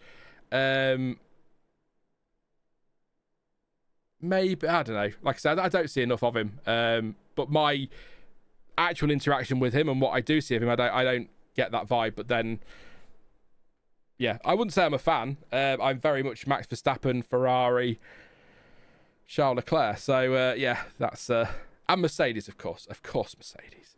Just because if their merch is crap next year, they can stick it, and I'm not going to wear it anymore. I won't like them anymore. It's only because they've got good merch. I don't like the Red Bull merch this year. I've said that already. That's why I'm not wearing one. It's awful. It looks like a cheap football shirt designed on FIFA or whatever it's called now. We've got 7 laps to go. Back to the point. Max Verstappen is catching Charles now, 1.2 behind. Has he been looking after tyres, maybe, John? Could have been looking after his tyres, knowing that he'd need some delta at the end, and then push the gap, knowing that third was the best he was going to get. What's the point in passing Leclerc, taking the energy out and losing the position again, I guess? Maybe. One charge of his battery, save his tyres, one big last push with a few laps to go. Gap at the front down to 6.1. 7 tenths on the last lap. Is that DRS on the last lap if Norris gets there? He's definitely picking up his pace. The gap's down to 5.8, so it is coming down. A tenth quicker in the first sector that lap. Or half a tenth, really. Ted on Sky just talks about the clouds, which I think probably tells you how entertaining it's been for the most part. I think we can come out of this. I think Lewis Hamilton probably wins driver of the day just for keeping this entertaining. It might yet peak at a big, exciting climax if Norris can close that gap, but we'll see. Verstappen's closing on Leclerc. It does feel a little bit like the leaders have been biding their time a tad, doesn't it? Poor Russell there in no man's land, pretty much. Albon doing a great job. Hamilton now falling off the back by half a second on Albon now, so they're outside of DRS. So great job from Alex Albon to defend that one. Leclerc on the radio. Verstappen 1.2 behind, and Leclerc said, "Leave me alone, please." I can have no information. Then when he's getting close, I have too much information. Keep it consistent or constant. Don't worry. The drivers are not happy at Ferrari, are they? Is that controversial to say? I really don't feel like they're very happy at all. I don't know where that comes from. I don't know if it's the fact that they're clearly not happy or whether I'm making it up, but they're clearly not happy. So, something's not right at that team. An evergreen statement. There you go. Gap Leclerc to Verstappen 1.3 now, so it's gone up a tenth. I just feel like maybe this has been left for Piastri. Got traffic, by the way, getting through no problem on the run too. I think that's Brussels is in that hairpin, spelt with an X, which is what always confuses me. They're only happy if they're checking. Yeah, I've got the you don't care, but I'm gonna tell you anyway. I've got the screen grab of the We Are Checking Team radio, and every time Sam sends me a video to check that he's done for shorts, I always send him that. So it's forever a meme. Even in an office, it's forever a meme. Piastri 4.9, the gap came down again by a good chunk last time around, but he is marginally quicker than Norris in the first sector. Has he been managing a little bit? No, he hasn't, because Norris just taken 7 tenths out of him in the middle sector. So there is still time here for this to get interesting. I'm just trying to work out what you do if you're Piastri, if Norris gets anywhere near having a go. How hard defensively do you go? Yeah. Tsunoda, P11. 7 tenths off Gasly, Bearman 4 tenths off Tsunoda, Hulkenberg 5.1 further back, but much quicker than those ahead, 1.1 seconds quicker than Bearman on the last lap, so still time for him to close in there. Gasly seems to be going to the end on these now. I say seems. Anyone who pits now, unless it's to go for a completely meaningless and quite literally pointless fastest lap, there's just no point. Hadjar's a lap down. What's gone wrong for Hadjar? What have we missed? Left his stop too late. We know that from inters to dries. Then struggled on the mediums, didn't he? High deg on those. And then he ends up pitting for hards again. So the pace just is not there. He's 3 seconds a lap slower than Franco Colapinto. So what has happened? Harry says, I'm English. I prefer Piastri over Norris. I'm the same. But I prefer Piastri because he feels a bit more old school. He's not, but he feels that way with his media interactions. He's just very, very chill. I do prefer Piastri to Norris, but that's not to say I dislike Norris, and I'm sure you're the same, Harry. Just because you prefer somebody else doesn't mean that you dislike the other person, does it? So, yeah, I prefer my dog, but I don't dislike my partner. You know, Well, it depends on the day. There are cells of rain developing around the track, currently clear. We are monitoring, is what Hadjar's told, who's down in 20th place and probably couldn't give two shits what the weather's doing, to be honest with you. Yeah, if you know what's happened to Hadjar, let me know if there's anything on socials that I've missed. But it seems very odd that I can't imagine that it was just the fact that he was late with his first pit stop was cost him there. Has he got a problem? Is there some damage? Has something gone wrong?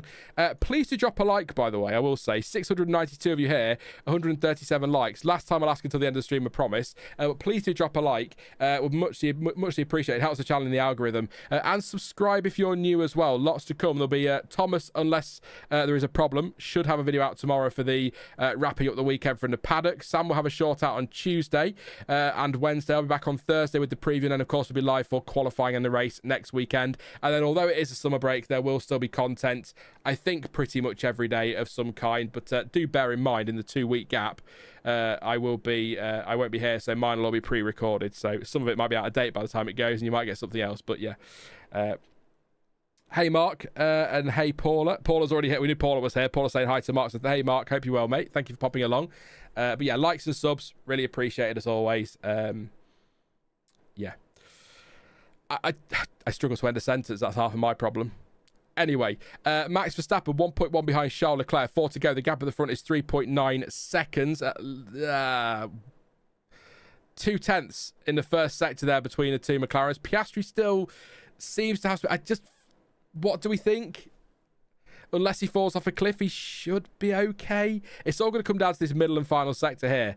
This could be it, because that'll be 3 laps left after that, and that's when we're looking at a couple more shots. But I think he might be okay. Full English says Max would right now put that Ferrari on pole. I'm not being totally serious in this comment, but sometimes I feel like he could put that Alpine on pole. Just some of the laps he's pulled out, I don't believe that, but some of the laps he's pulled out, you sort of go, bloody hell, Max. So 4/10 in the middle sector, so it is coming down.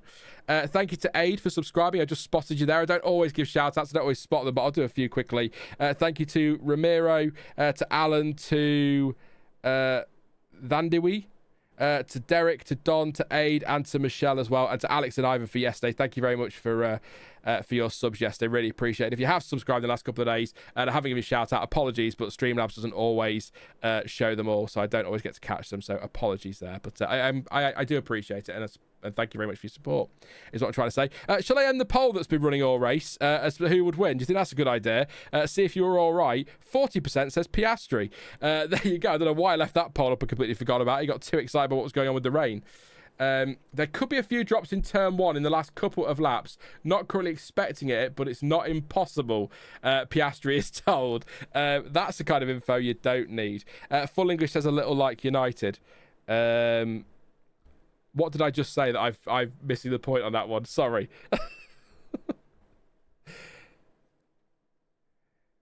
3.3 the gap.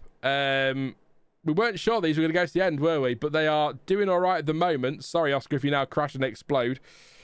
Thank you, Mark. Appreciate you subbing, mate. Thank you very much. Again, welcome. And thank you for joining me in this... whatever this is, it's a watch-along, commentary, chatty, waffly pile of nonsense, but it's good fun. It's good fun. We enjoy hanging out on a Sunday. It's a bit like being down the pub with your friends and just talking crap, really. If you weren't here before, Mark, you should have been here for the gap before the race got started. Oh, God. That was fun. 2 laps to go for Oscar Piastri, 3.1 up the road. Norris is definitely closing in. 45.9 on that lap for Piastri and a 45.2 for Norris. So there is, I mean, if he can really step it up, there's a possibility he can get close on the last lap, but he's going to need quite a lot of time here, isn't he?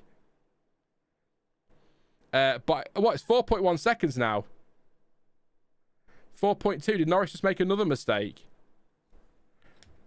Have I just, I thought I saw a puff of smoke there, and I just checked it wasn't. Yeah, another lock up into turn 1, so that's 3 big mistakes.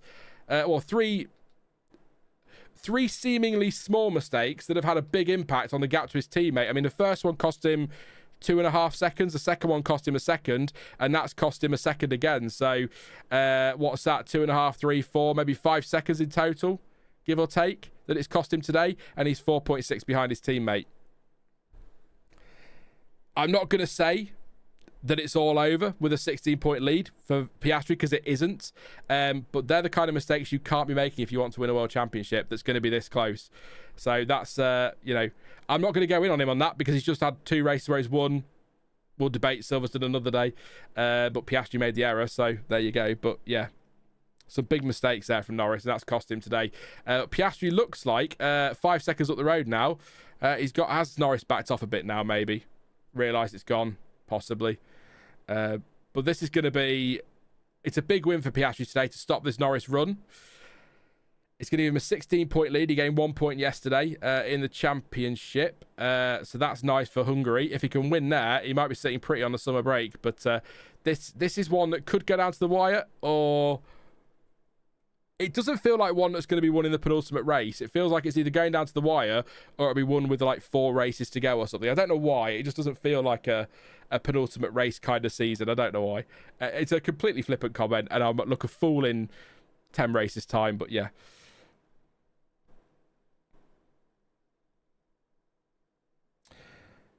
Full English says almost as embarrassing as United. Hey, we won a friendly yesterday. We won a friendly. All right, I'll take that. It's nice to win something even if it's just a friendly, all right. And Rasmus has a goatee now. So what more could you possibly want? Oscar Piastri is on his last lap, though. 5 seconds out clear of Norris. It is done. Verstappen not threatening Leclerc now. That's the last chance for him, realistically, up at turn 5, and that's not going to happen. Battles to look out for. If you care, Antonelli's right on the back of Ocon for 15th. Alonso's only 6/10 further back. Bearman, where is he? There might be a battle here with Gasly Bearman for a final point, by the way. That's where the fight is. I'll keep an eye on Piastri, but I'll try and watch the driver tracker as well, because Gasly has still got this train behind him. Bearman's going to have DRS. If he can get off this first corner well, he might. Gaps half a second. About 4/10 seems to be what I worked out yesterday, watching Verstappen and Piastri. So this could be the fight for the final point. Could be going down to turn 5 here. But Oscar Piastri, I'm trying to watch 2 things. Comes up to the bus stop chicane. It's not the bus stop, but it still is. Right and left. And Oscar Piastri stops Lando Norris, making it 3 in a row, and wins brilliantly, you have to say, the Belgian Grand Prix. Well done to Oscar Piastri. It's a 16-point championship lead. We'll run through that shortly. Bearman didn't get through, but he's still chasing Gasly. But Piastri has won the Belgian Grand Prix, overtook Norris on that first proper racing lap up at turn 5. Timed his pit stop perfectly, I'd have to say. Got himself that lead with that perfectly timed pit stop. Then managed those tyres, which we weren't sure would get to the end, but they did 32 laps in the end and won it really, really well. I will say, without taking too much away from Piastri, partially aided by Norris making 3 mistakes that have been very costly. We think about sort of 4 or 5 seconds that's cost him, and he was 3.4 behind in the end. So, you know, that is definitely a factor. Don't forget here, they don't do a parade lap, if you like. They come straight into the pits, which always confuses me because they turn backwards and then in they come. But yes, there we go. Piastri's won it. Norris was second. Leclerc, Verstappen, Russell, Albon, Hamilton, Lawson, Bottas. So Gasly did hang on for that final point, or has. They're still racing, actually, into the final chicane, but Gasly has hung on in there and will cross the line in P10. Bearman agonisingly close, 0.4 of a second off a point. Hulkenberg 12th, Tsunoda 13th. What a shame. 14th for Stroll, 15th Ocon, 16th Antonelli, 17th Alonso, 18th Sainz, 19th Colapinto, and Hadjar 20th. There we go. Whoa. I will say this. If you are, a lot of people will disappear now, so thank you to you if you have tuned in for this stream. Again, please do drop a like before you go and subscribe if you're new, all of that usual stuff. But if you are staying around, we will stay live for a little bit afterwards. We'll run through the result, the championship standings. I'll take a couple of questions, but as I'm sure you can appreciate, given that big gap in the middle, we probably won't be live for a good hour like we usually are after these streams. So thank you to all of you who tuned in. Really appreciate that. But we are going to stay live for a bit. We'll do driver of the day as well. I'll try to remember to do driver of the day. But yeah, that was good fun in the end. It took a while to get going, but it was okay. Give me your race scores out of 10, 6 being the average. If you are leaving before you go, just let me know. But it was that would be the third option on a poll for me. What they'd call average, I'd call okay. We had some great stuff in there. Hamilton early in the race, well-timed pit stop. Antonelli was doing a lot of good stuff as well. There was a lot going on in that midfield and towards the back end, but once Piastri got the lead, even though we weren't sure on those tyres, he just had it under control, didn't he? So, yeah. Paradox has given it a -10. Quite a few actually saying about a 6 or a 7, so we're not too far away on that one, actually, are we? When you think about it. I say sort of fine, which is what most people call average, 6 out of 10, so I think that's relatively fair. It's nowhere near a 10, I'll say that, but it's also not a 1. I guess it depends. I'm quite happy because one of the drivers I like has won. I say like, I don't dislike any driver on the grid, really, apart from George bloody Russell. I don't even know where that comes from. It just something came up in testing about how much I hate George Russell, and I've kind of run with it in the same way I did when you all thought I loved Stoffel Van Dorn. So, and that'll become a thing. So there you go. Sorry, George. Antonelli got the fastest lap of the race. I think Hamilton got driver of the day. Not surprised by that. I think Piastri's got to get a nod for the driver of the day. We'll get to that in just a second. What I'll do then is I'm going to get a quick mouthful of orange squash, and then I'll be back with you in about 20 seconds. I'll run through the order, have a look at the championship. We'll answer a few questions, and then we'll wrap up for the day. So give me 20 seconds, count them, and let me know how long my pit stop was. Probably too long.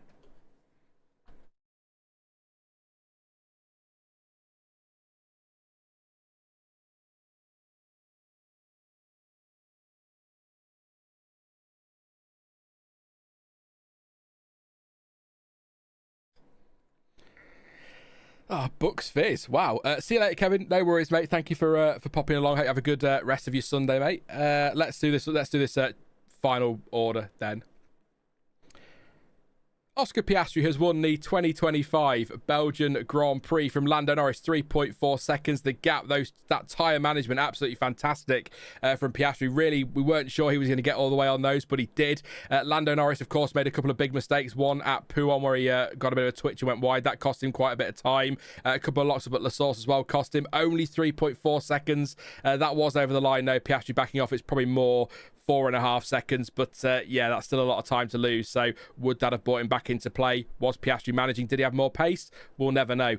Charles Leclerc, third place. Have to say, a couple of laps early on where Verstappen was close, but I don't really think Leclerc was ever threatened for that third spot. I think he had that pretty much in the bag. Verstappen just had no answer. Really looking forward to Max Verstappen, by the way, in fourth place, finding out what has gone on there that has changed since yesterday. It's not. You can't just be a downforce thing, surely. It might be. We'll find out. He'll say.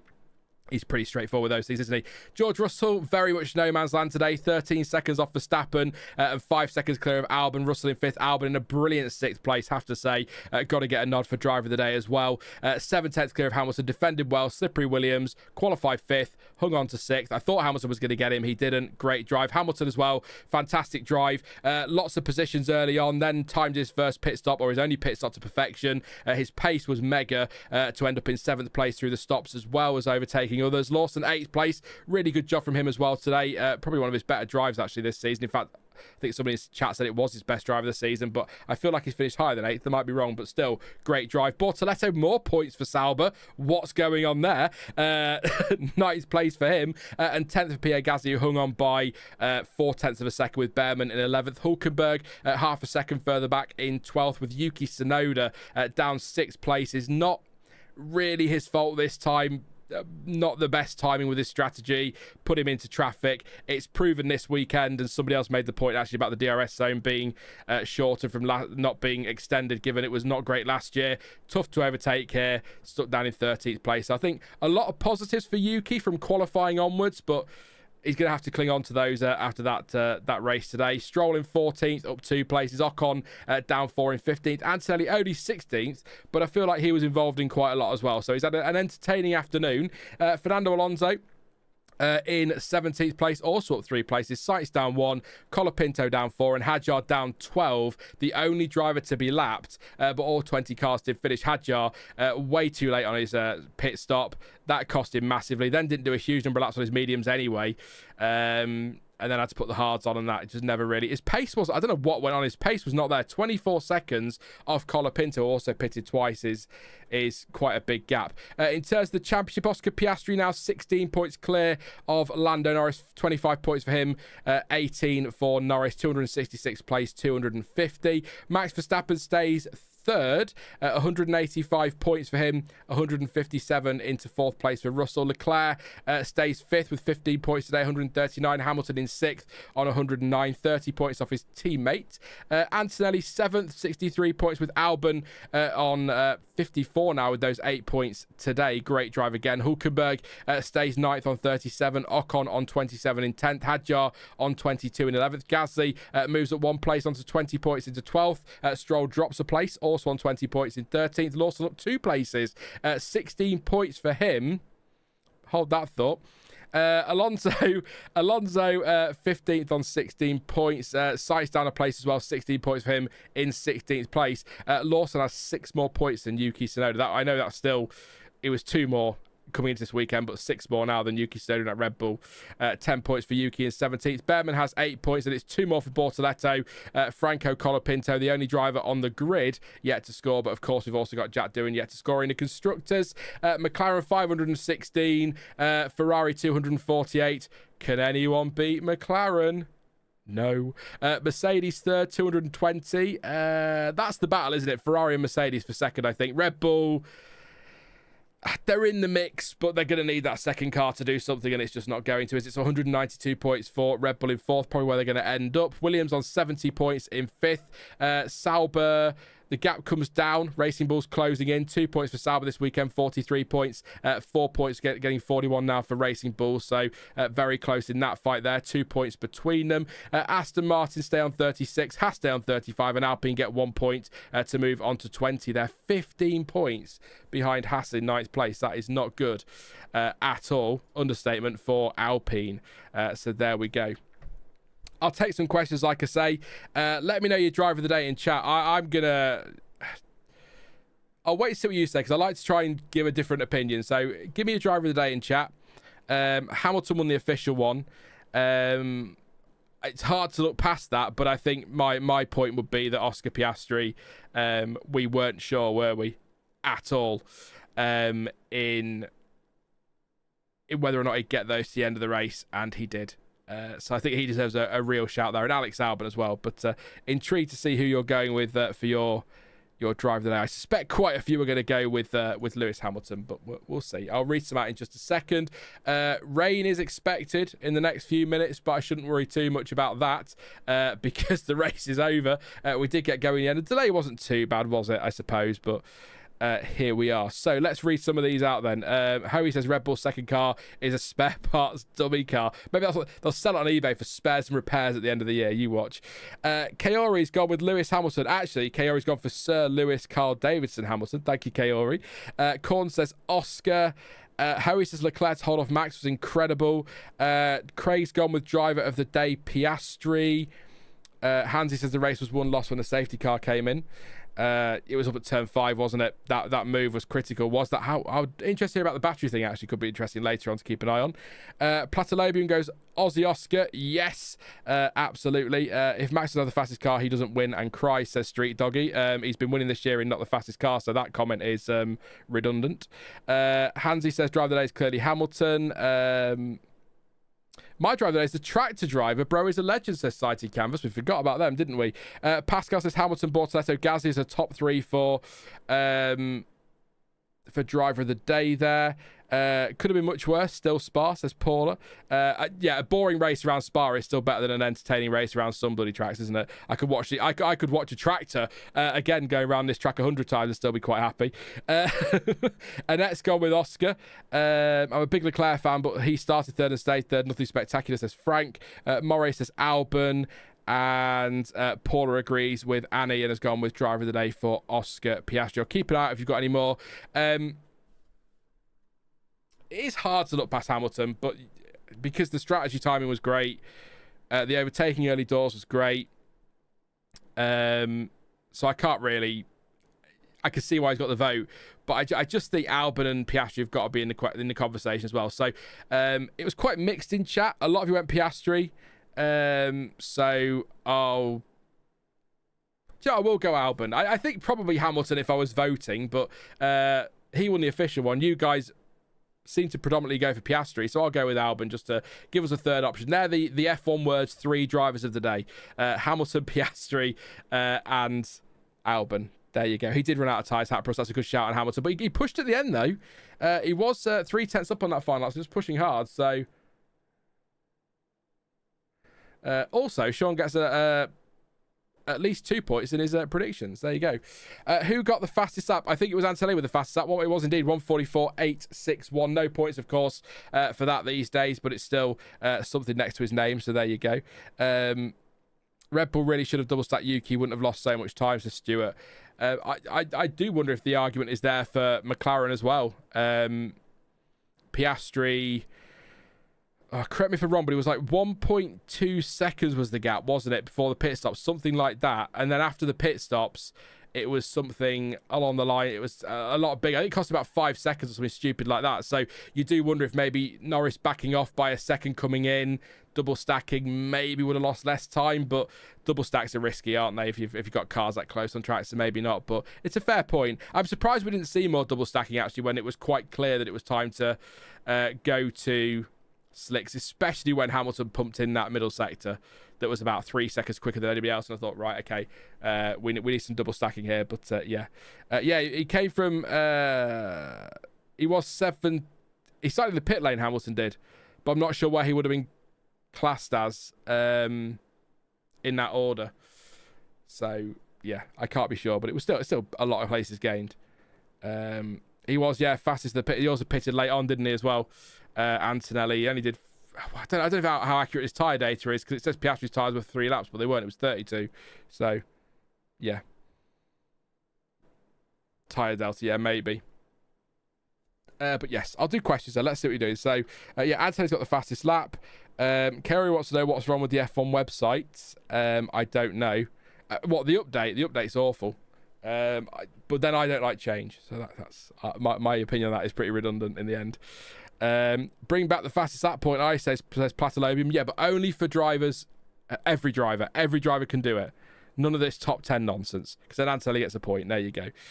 Driver of the day, me for getting 3rd in chat despite getting P25 in qualifying yesterday. That is a great performance actually, Nilesh. 25th yesterday, 3rd today in chat, 300 XP. There you go. That is an impressive turnaround actually. Still time to win it. Street Doggy says just subscribe, great content. Thank you very much, mate. Appreciate the sub. Thank you for joining me. Live again next weekend. I'll have the preview out on Thursday. Thomas's paddock roundup tomorrow. It's I don't know how people feel about them, but I quite enjoy editing them because it's nice to sort of, I'm editing a video and I can see all the motorhomes in the background. It feels like the channel's gone somewhere. I don't know why. It just does. It's quite a nice little moment. But anyway, Thomas doing that, and then Sam will have some shorts out. Probably another quiz at some point. He loves this bloody quizzes, that boy. I'm telling you. And I'll have the preview on Thursday, and then of course the qualifying race watch on next weekend. Last one before the dreaded summer break, where we have to use filler content and you get a load of listicles. But hey, good stuff. Every driver finished today. Really wasn't expecting that, says Patolobio. Yes, when I went through the order, I was surprised. I feel like Hadjar could have not bothered, but at least he got to the end, bless him. He's not going to be happy, is he? I watched the replay of that stream, Sean, and no offense, but you discovering YouTube made me laugh more than it should have.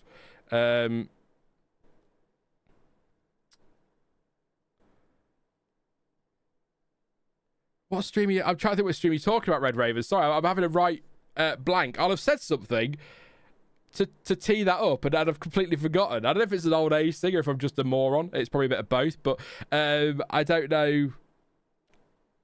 Elaborate, please.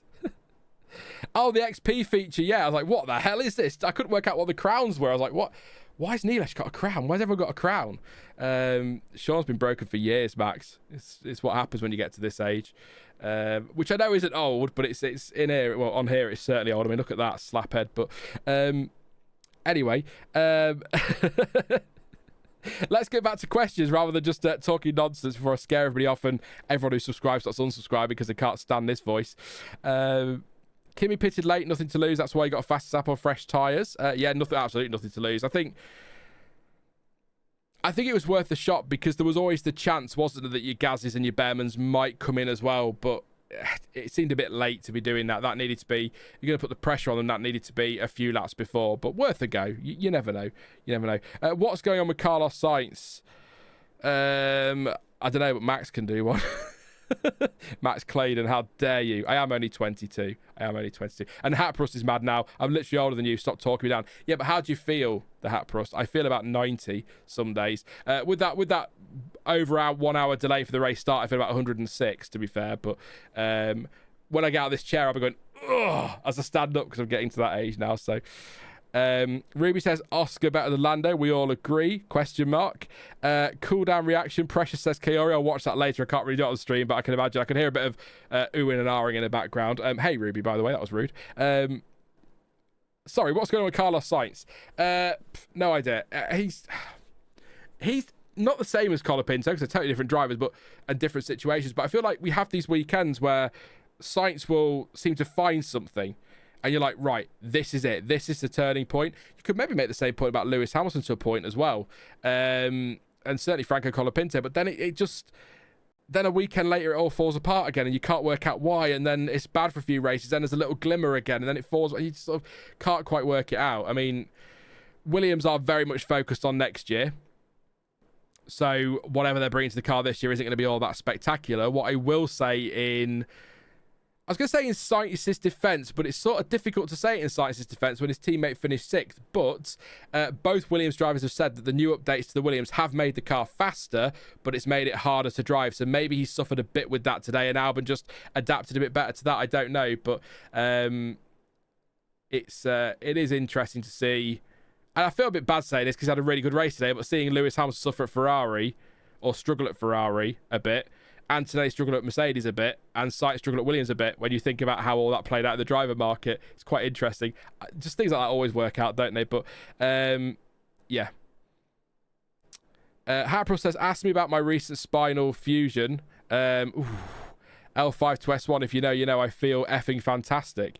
Oh, I'll shut up then. Hatprust. I'm sorry. I'm basically 15. There you go. Someone said the other week, this is a rough 39. If this is 15, that's a very rough 15. Hasn't Sainz infamous taken an entire season settling into a new team since Nilesh? I wouldn't say infamously. He's had some seasons where he struggled to settle in, but I wouldn't say... Oh, Nilesh is a bit... Look what you've done now, Nilesh. Now I'm going to have to go to Wikipedia. You've done it now. Carlos Sainz. I love you all, but I hate it when you make me go and look at stats when I'm live, because I always get these wrong. I appreciate you didn't make me do it, but so his first season with Ferrari, let's start there, because it's his most recent first season other than this one. He scored 164.5 points and beat his teammate Charles Leclerc, who had 159. So he definitely didn't struggle there. His first season, doesn't mean he hasn't elsewhere, that's why I'm scrolling. His first season at McLaren, he scored 96 points and beat his teammate Lando Norris.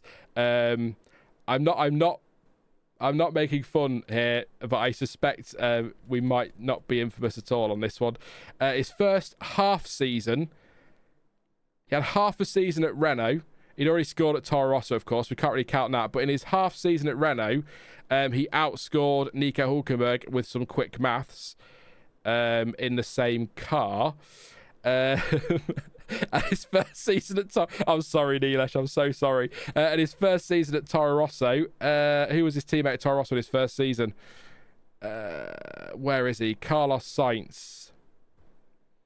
Scored 27 points. His teammate, was it Daniel Kvyat?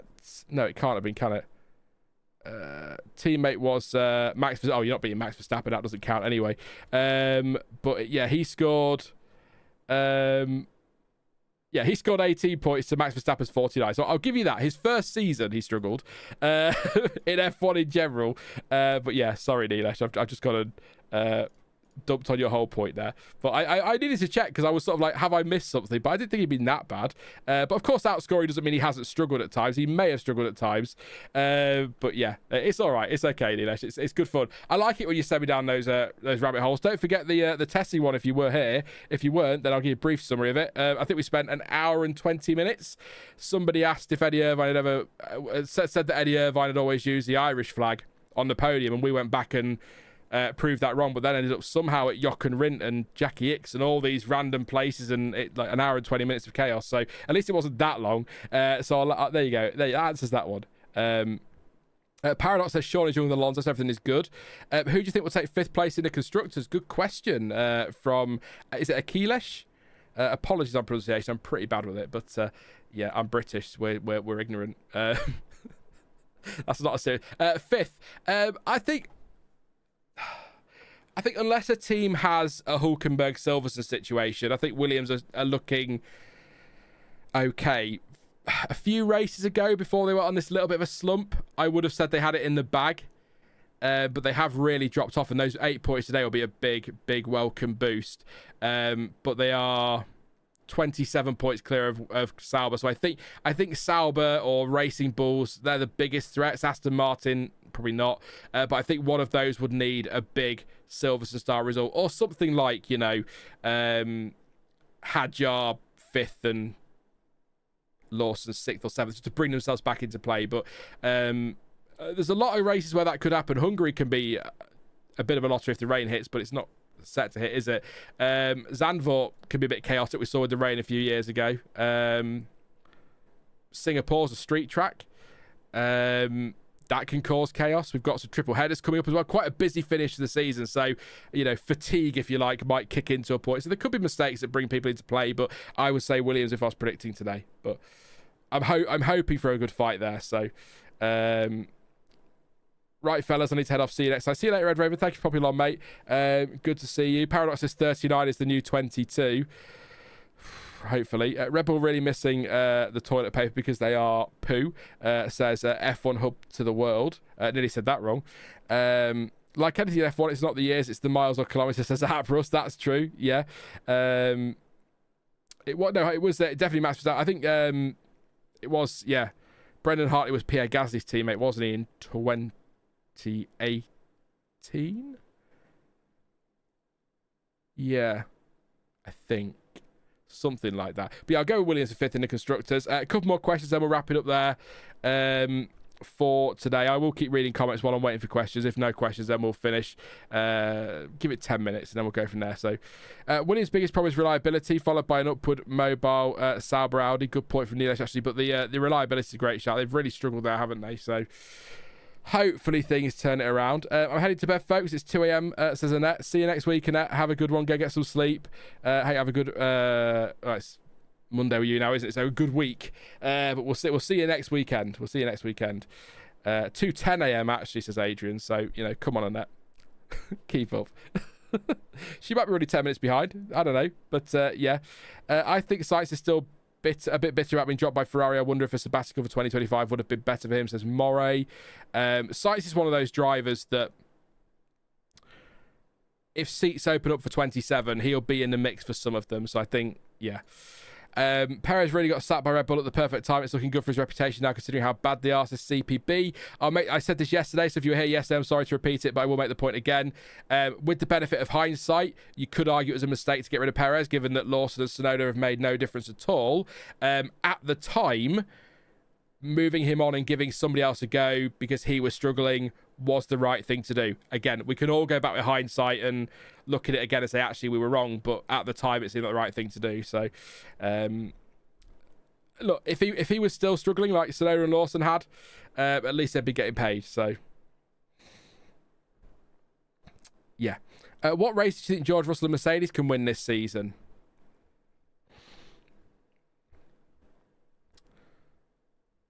Brazil? Is that a sprint weekend as well? They've gone well there lately. The funny thing is, George Russell said they've taken a step closer to the midfield than the front of late. So I wonder if they already are starting to look at, if they haven't already switched full focus to next year, looking at doing that and just accepting where they are. But they've got a chance at P2. But then some would argue, teams want to finish as high as they can, but others would argue that maybe you want to finish a little bit lower this year with the extra wind tunnel time. I don't know, but I love those little conspiracies, if you want to call them conspiracies, or strategy theories, if you like. But I think Brazil's a shot. But I feel like they have got... I feel like if George Russell's concerned they've gone backwards, they might need some luck. So maybe it is one of those lottery-style tracks. But then you'll have a Canada where Russell will just turn up and just be fantastic. Do you know what I mean? It's quite... This season is very difficult to predict. And Sean's bad at predictions. So if he's struggling on that as well, then, yeah, we are in trouble. But it's really tough to predict because although McLaren are the team to beat, sometimes a Verstappen or a Russell rock up and just surprise us all. So... I think they need some looks. They need a bit of a chaotic race, but do you know what? I'm going to say Brazil just to pick a race to answer the question. I'd say they will win. Russell will win in Brazil. I look forward to the preview when you all come and tell me that you said he was going to win in Brazil and you've only put him third. Yeah, I said that in July. If Tsunoda stops struggling as much from now on due to the new drivable floor this weekend, people have short memories and may forget the earlier second seat struggles. Yeah, recency bias and all that, yeah. If Tsunoda gets it together with this floor and the rest of the upgrades and improves... it would go a long way to what I said yesterday about will Lauren McKees maybe, because he likes Tsunoda, knows him well, give him the benefit of the doubt and how bad that second car is, or is perceived to be, and give him that chance in the first half of next season if Helmut Marko will let him. Because a whole new car, although it will lean towards Max Verstappen, a whole new car isn't going to be completely towards Verstappen because it's a whole new car. So it might be more drivable for that second driver. And Tsunoda might turn up next year in that car and be absolutely brilliant and be the perfect backup to Max Verstappen. He might be terrible, but maybe give him that half a season and see. Give Hadjar a bit longer at Racing Bulls. Let him mature. I don't want him to burn through Hadjar because I really quite like him. So... a lot of ifs, exactly. A lot of ifs, Craig, I know. But we work in ifs in F1, don't we? As the great Murray Walker once said, if is Formula One spelt backwards. Oh, I miss him so much. The FIA screwed Verstappen. He changed his sprint wing setup because of the rain forecast, and then there is rain, and the FIA decides to delay the start and makes his setup useless, says Ernesto. Why that took me a second to read. There we go, but we got there. Yeah, I'm going to read comments because a few people are saying something I can't be bothered to argue with, so I'm just going to... Paradox says Verstappen to Cadillac. No. Interesting, though, that Bottas appears to have moved ahead of Perez in that race. Again, I still think they're the two you go for. But interesting that Bottas has moved ahead of that one, so... I wonder if there's something else going on for Checo. I have no information on that, by the way. That is just something I've thrown out there. But see if there's anything in the group chat to read before I go. I can't play the audios that come through, unfortunately, because we do get the audios from the pen, but they are not to be broadcast on YouTube. So, unfortunately, I can't. What's worse, the British Grand Prix trophy or this one? I didn't see this one's trophy, actually. So, I mean, I feel a bit sorry for Nico Hulkenberg in one way because his first ever trophy in Formula One is a Lego trophy, but also his first ever trophy is a Lego trophy. So, it depends whether you like Lego or not. I'd rather see Perez at IndyCar, if I'm honest, says CPB. Do you think Max will go to Merc? I think they should do a straight swap for George, asks Howie. He won't be at Mercedes for next season. There was some talk about potential exit clause. I think AMUS, again, who can be quite hit and miss, they said that their information or what they're hearing is that Verstappen's committed for 26, but Red Bull have said they will let him go in 27 regardless of clauses if the car is not delivering. So maybe 27. It's when the more you think about it, and we all got caught up in the speculation, but the more you think about it, the more it makes sense that Verstappen stays where he is to see where everybody is next year before committing, because as I said yesterday, if he commits to Mercedes and all this talk of them being the best is wrong and their fifth fastest car, and it turns out that Red Bull have nailed the engine and they're the fastest car, he looks like a pillock, doesn't he? So he might as well stay at Red Bull, because even if that Red Bull is the third fastest car, it's Max Verstappen. He's going to threaten for wins at times, and he's still going to be competitive. So they might as well give it a season and see where things are and then make the move, and you've got more information. And that I think this could be, and again, I don't know this for sure, but I think this could be part of the hold-up on the contracts with Russell and Antonelli a little bit. Are Mercedes hedging their bets and offering one of them a year rather than two? Is that what the hold-up is? But I think, again, from what Thomas said, it's looking like we will hear something on the Mercedes driver front, if not before Budapest, definitely before the summer break. So let's wait and see. Don't take everything changed in F1. These situations chop and change all the time. It's amazing how many times information comes in on a Monday and it's changed by the Wednesday. So just bear that in mind. But yeah, it's. I saw somebody talking about maybe Mercedes aren't going to keep Antonelli because he's struggling, and they might give him a bit of a break and pull him out of that situation, maybe loan him somewhere else or give him a year on the sidelines. But I mean, who do you go for then? Do you bring Bottas back in? But I don't think Bottas fancies a one-year deal while Antonelli gets over. Not gets over, that's not the wrong phrase. Takes a step back, and I don't know why I don't know. I'm not sure I believe that. I think it will be Russell and Antonelli next year, and any rookie first season, they'll always get the benefit of the doubt with me because it's tough. But Antonelli had impossible shoes to fill, and the pressure must be insane. So yeah, I just think people need to, and CPB says I think he's overhyped. I think people need to calm down on drivers like Kimi Antonelli. Not everyone's going to rock up.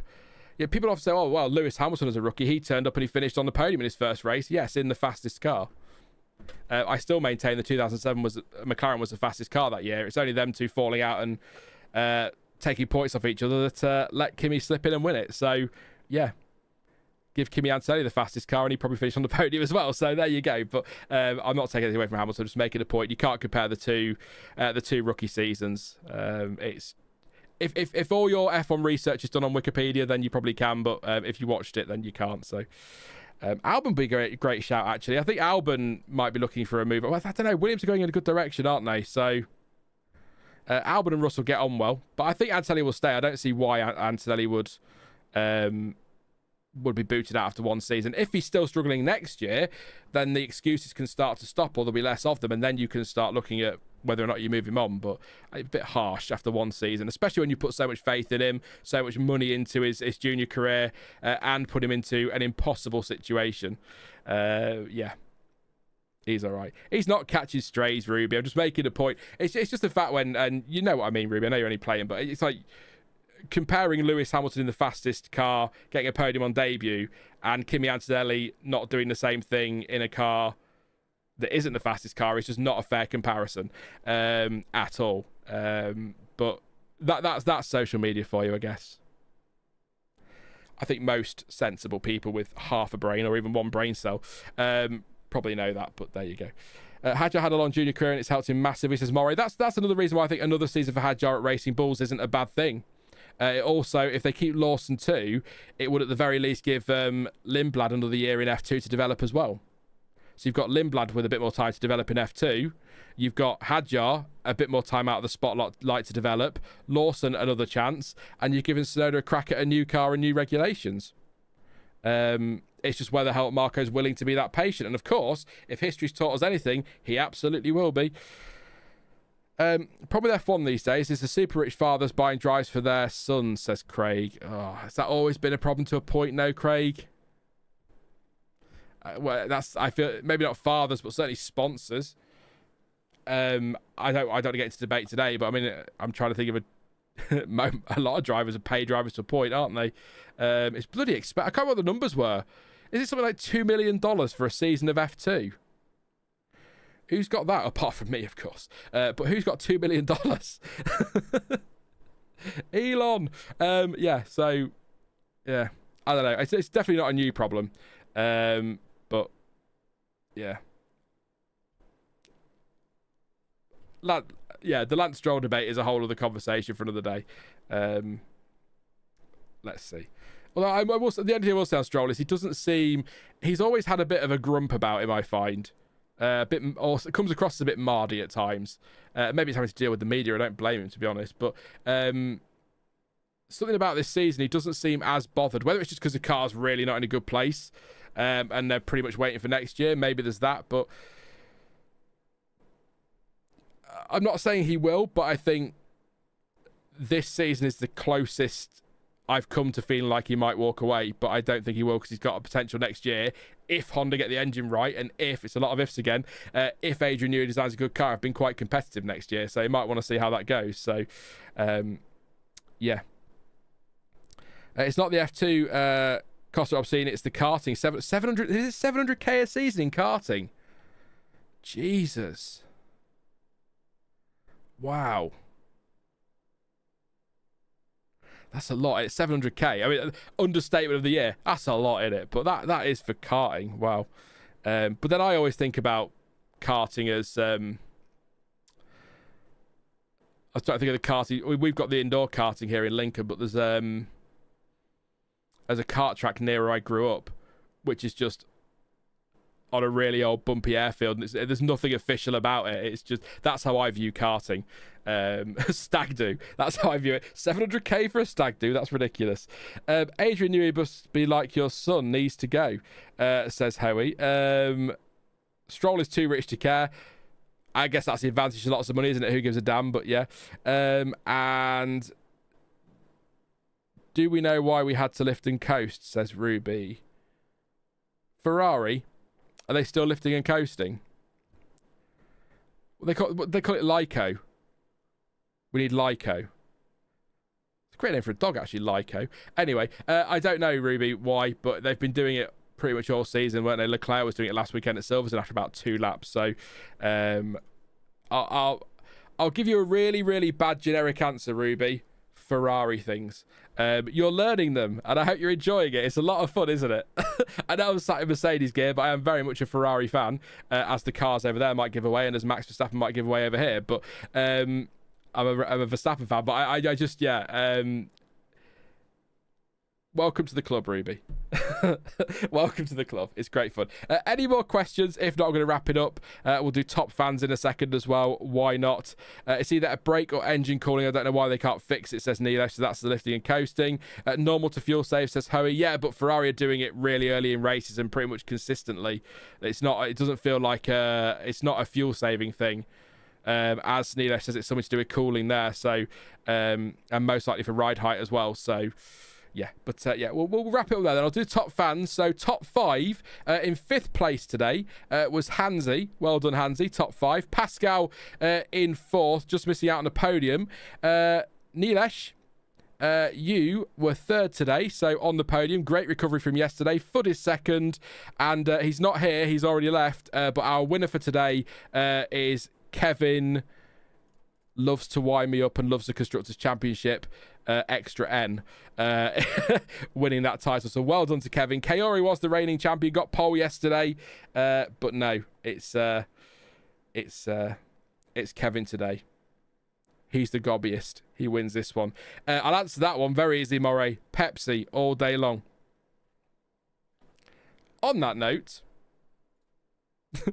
for all the Coke fans to turn up and start, I'll give you a load of abuse. That is it for this one then.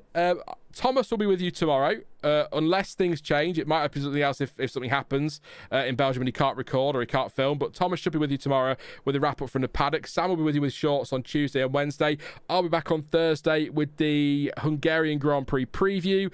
Sam again on Friday with a short, and then I've got the qualifying and race streams over the weekend as we wrap things up ahead of the summer break. If you haven't already, please do drop a like on the stream. Really appreciate the support, and it does help in the algorithm. And subscribe if you are new as well, so you don't miss out on any of that excellent content. And if you are new, I apologise for the waffle. It's kind of what I do best, and best is really pushing it. But as ever, thank you for watching. I've been Sean. This has been the F1 Word, and until next time, goodbye.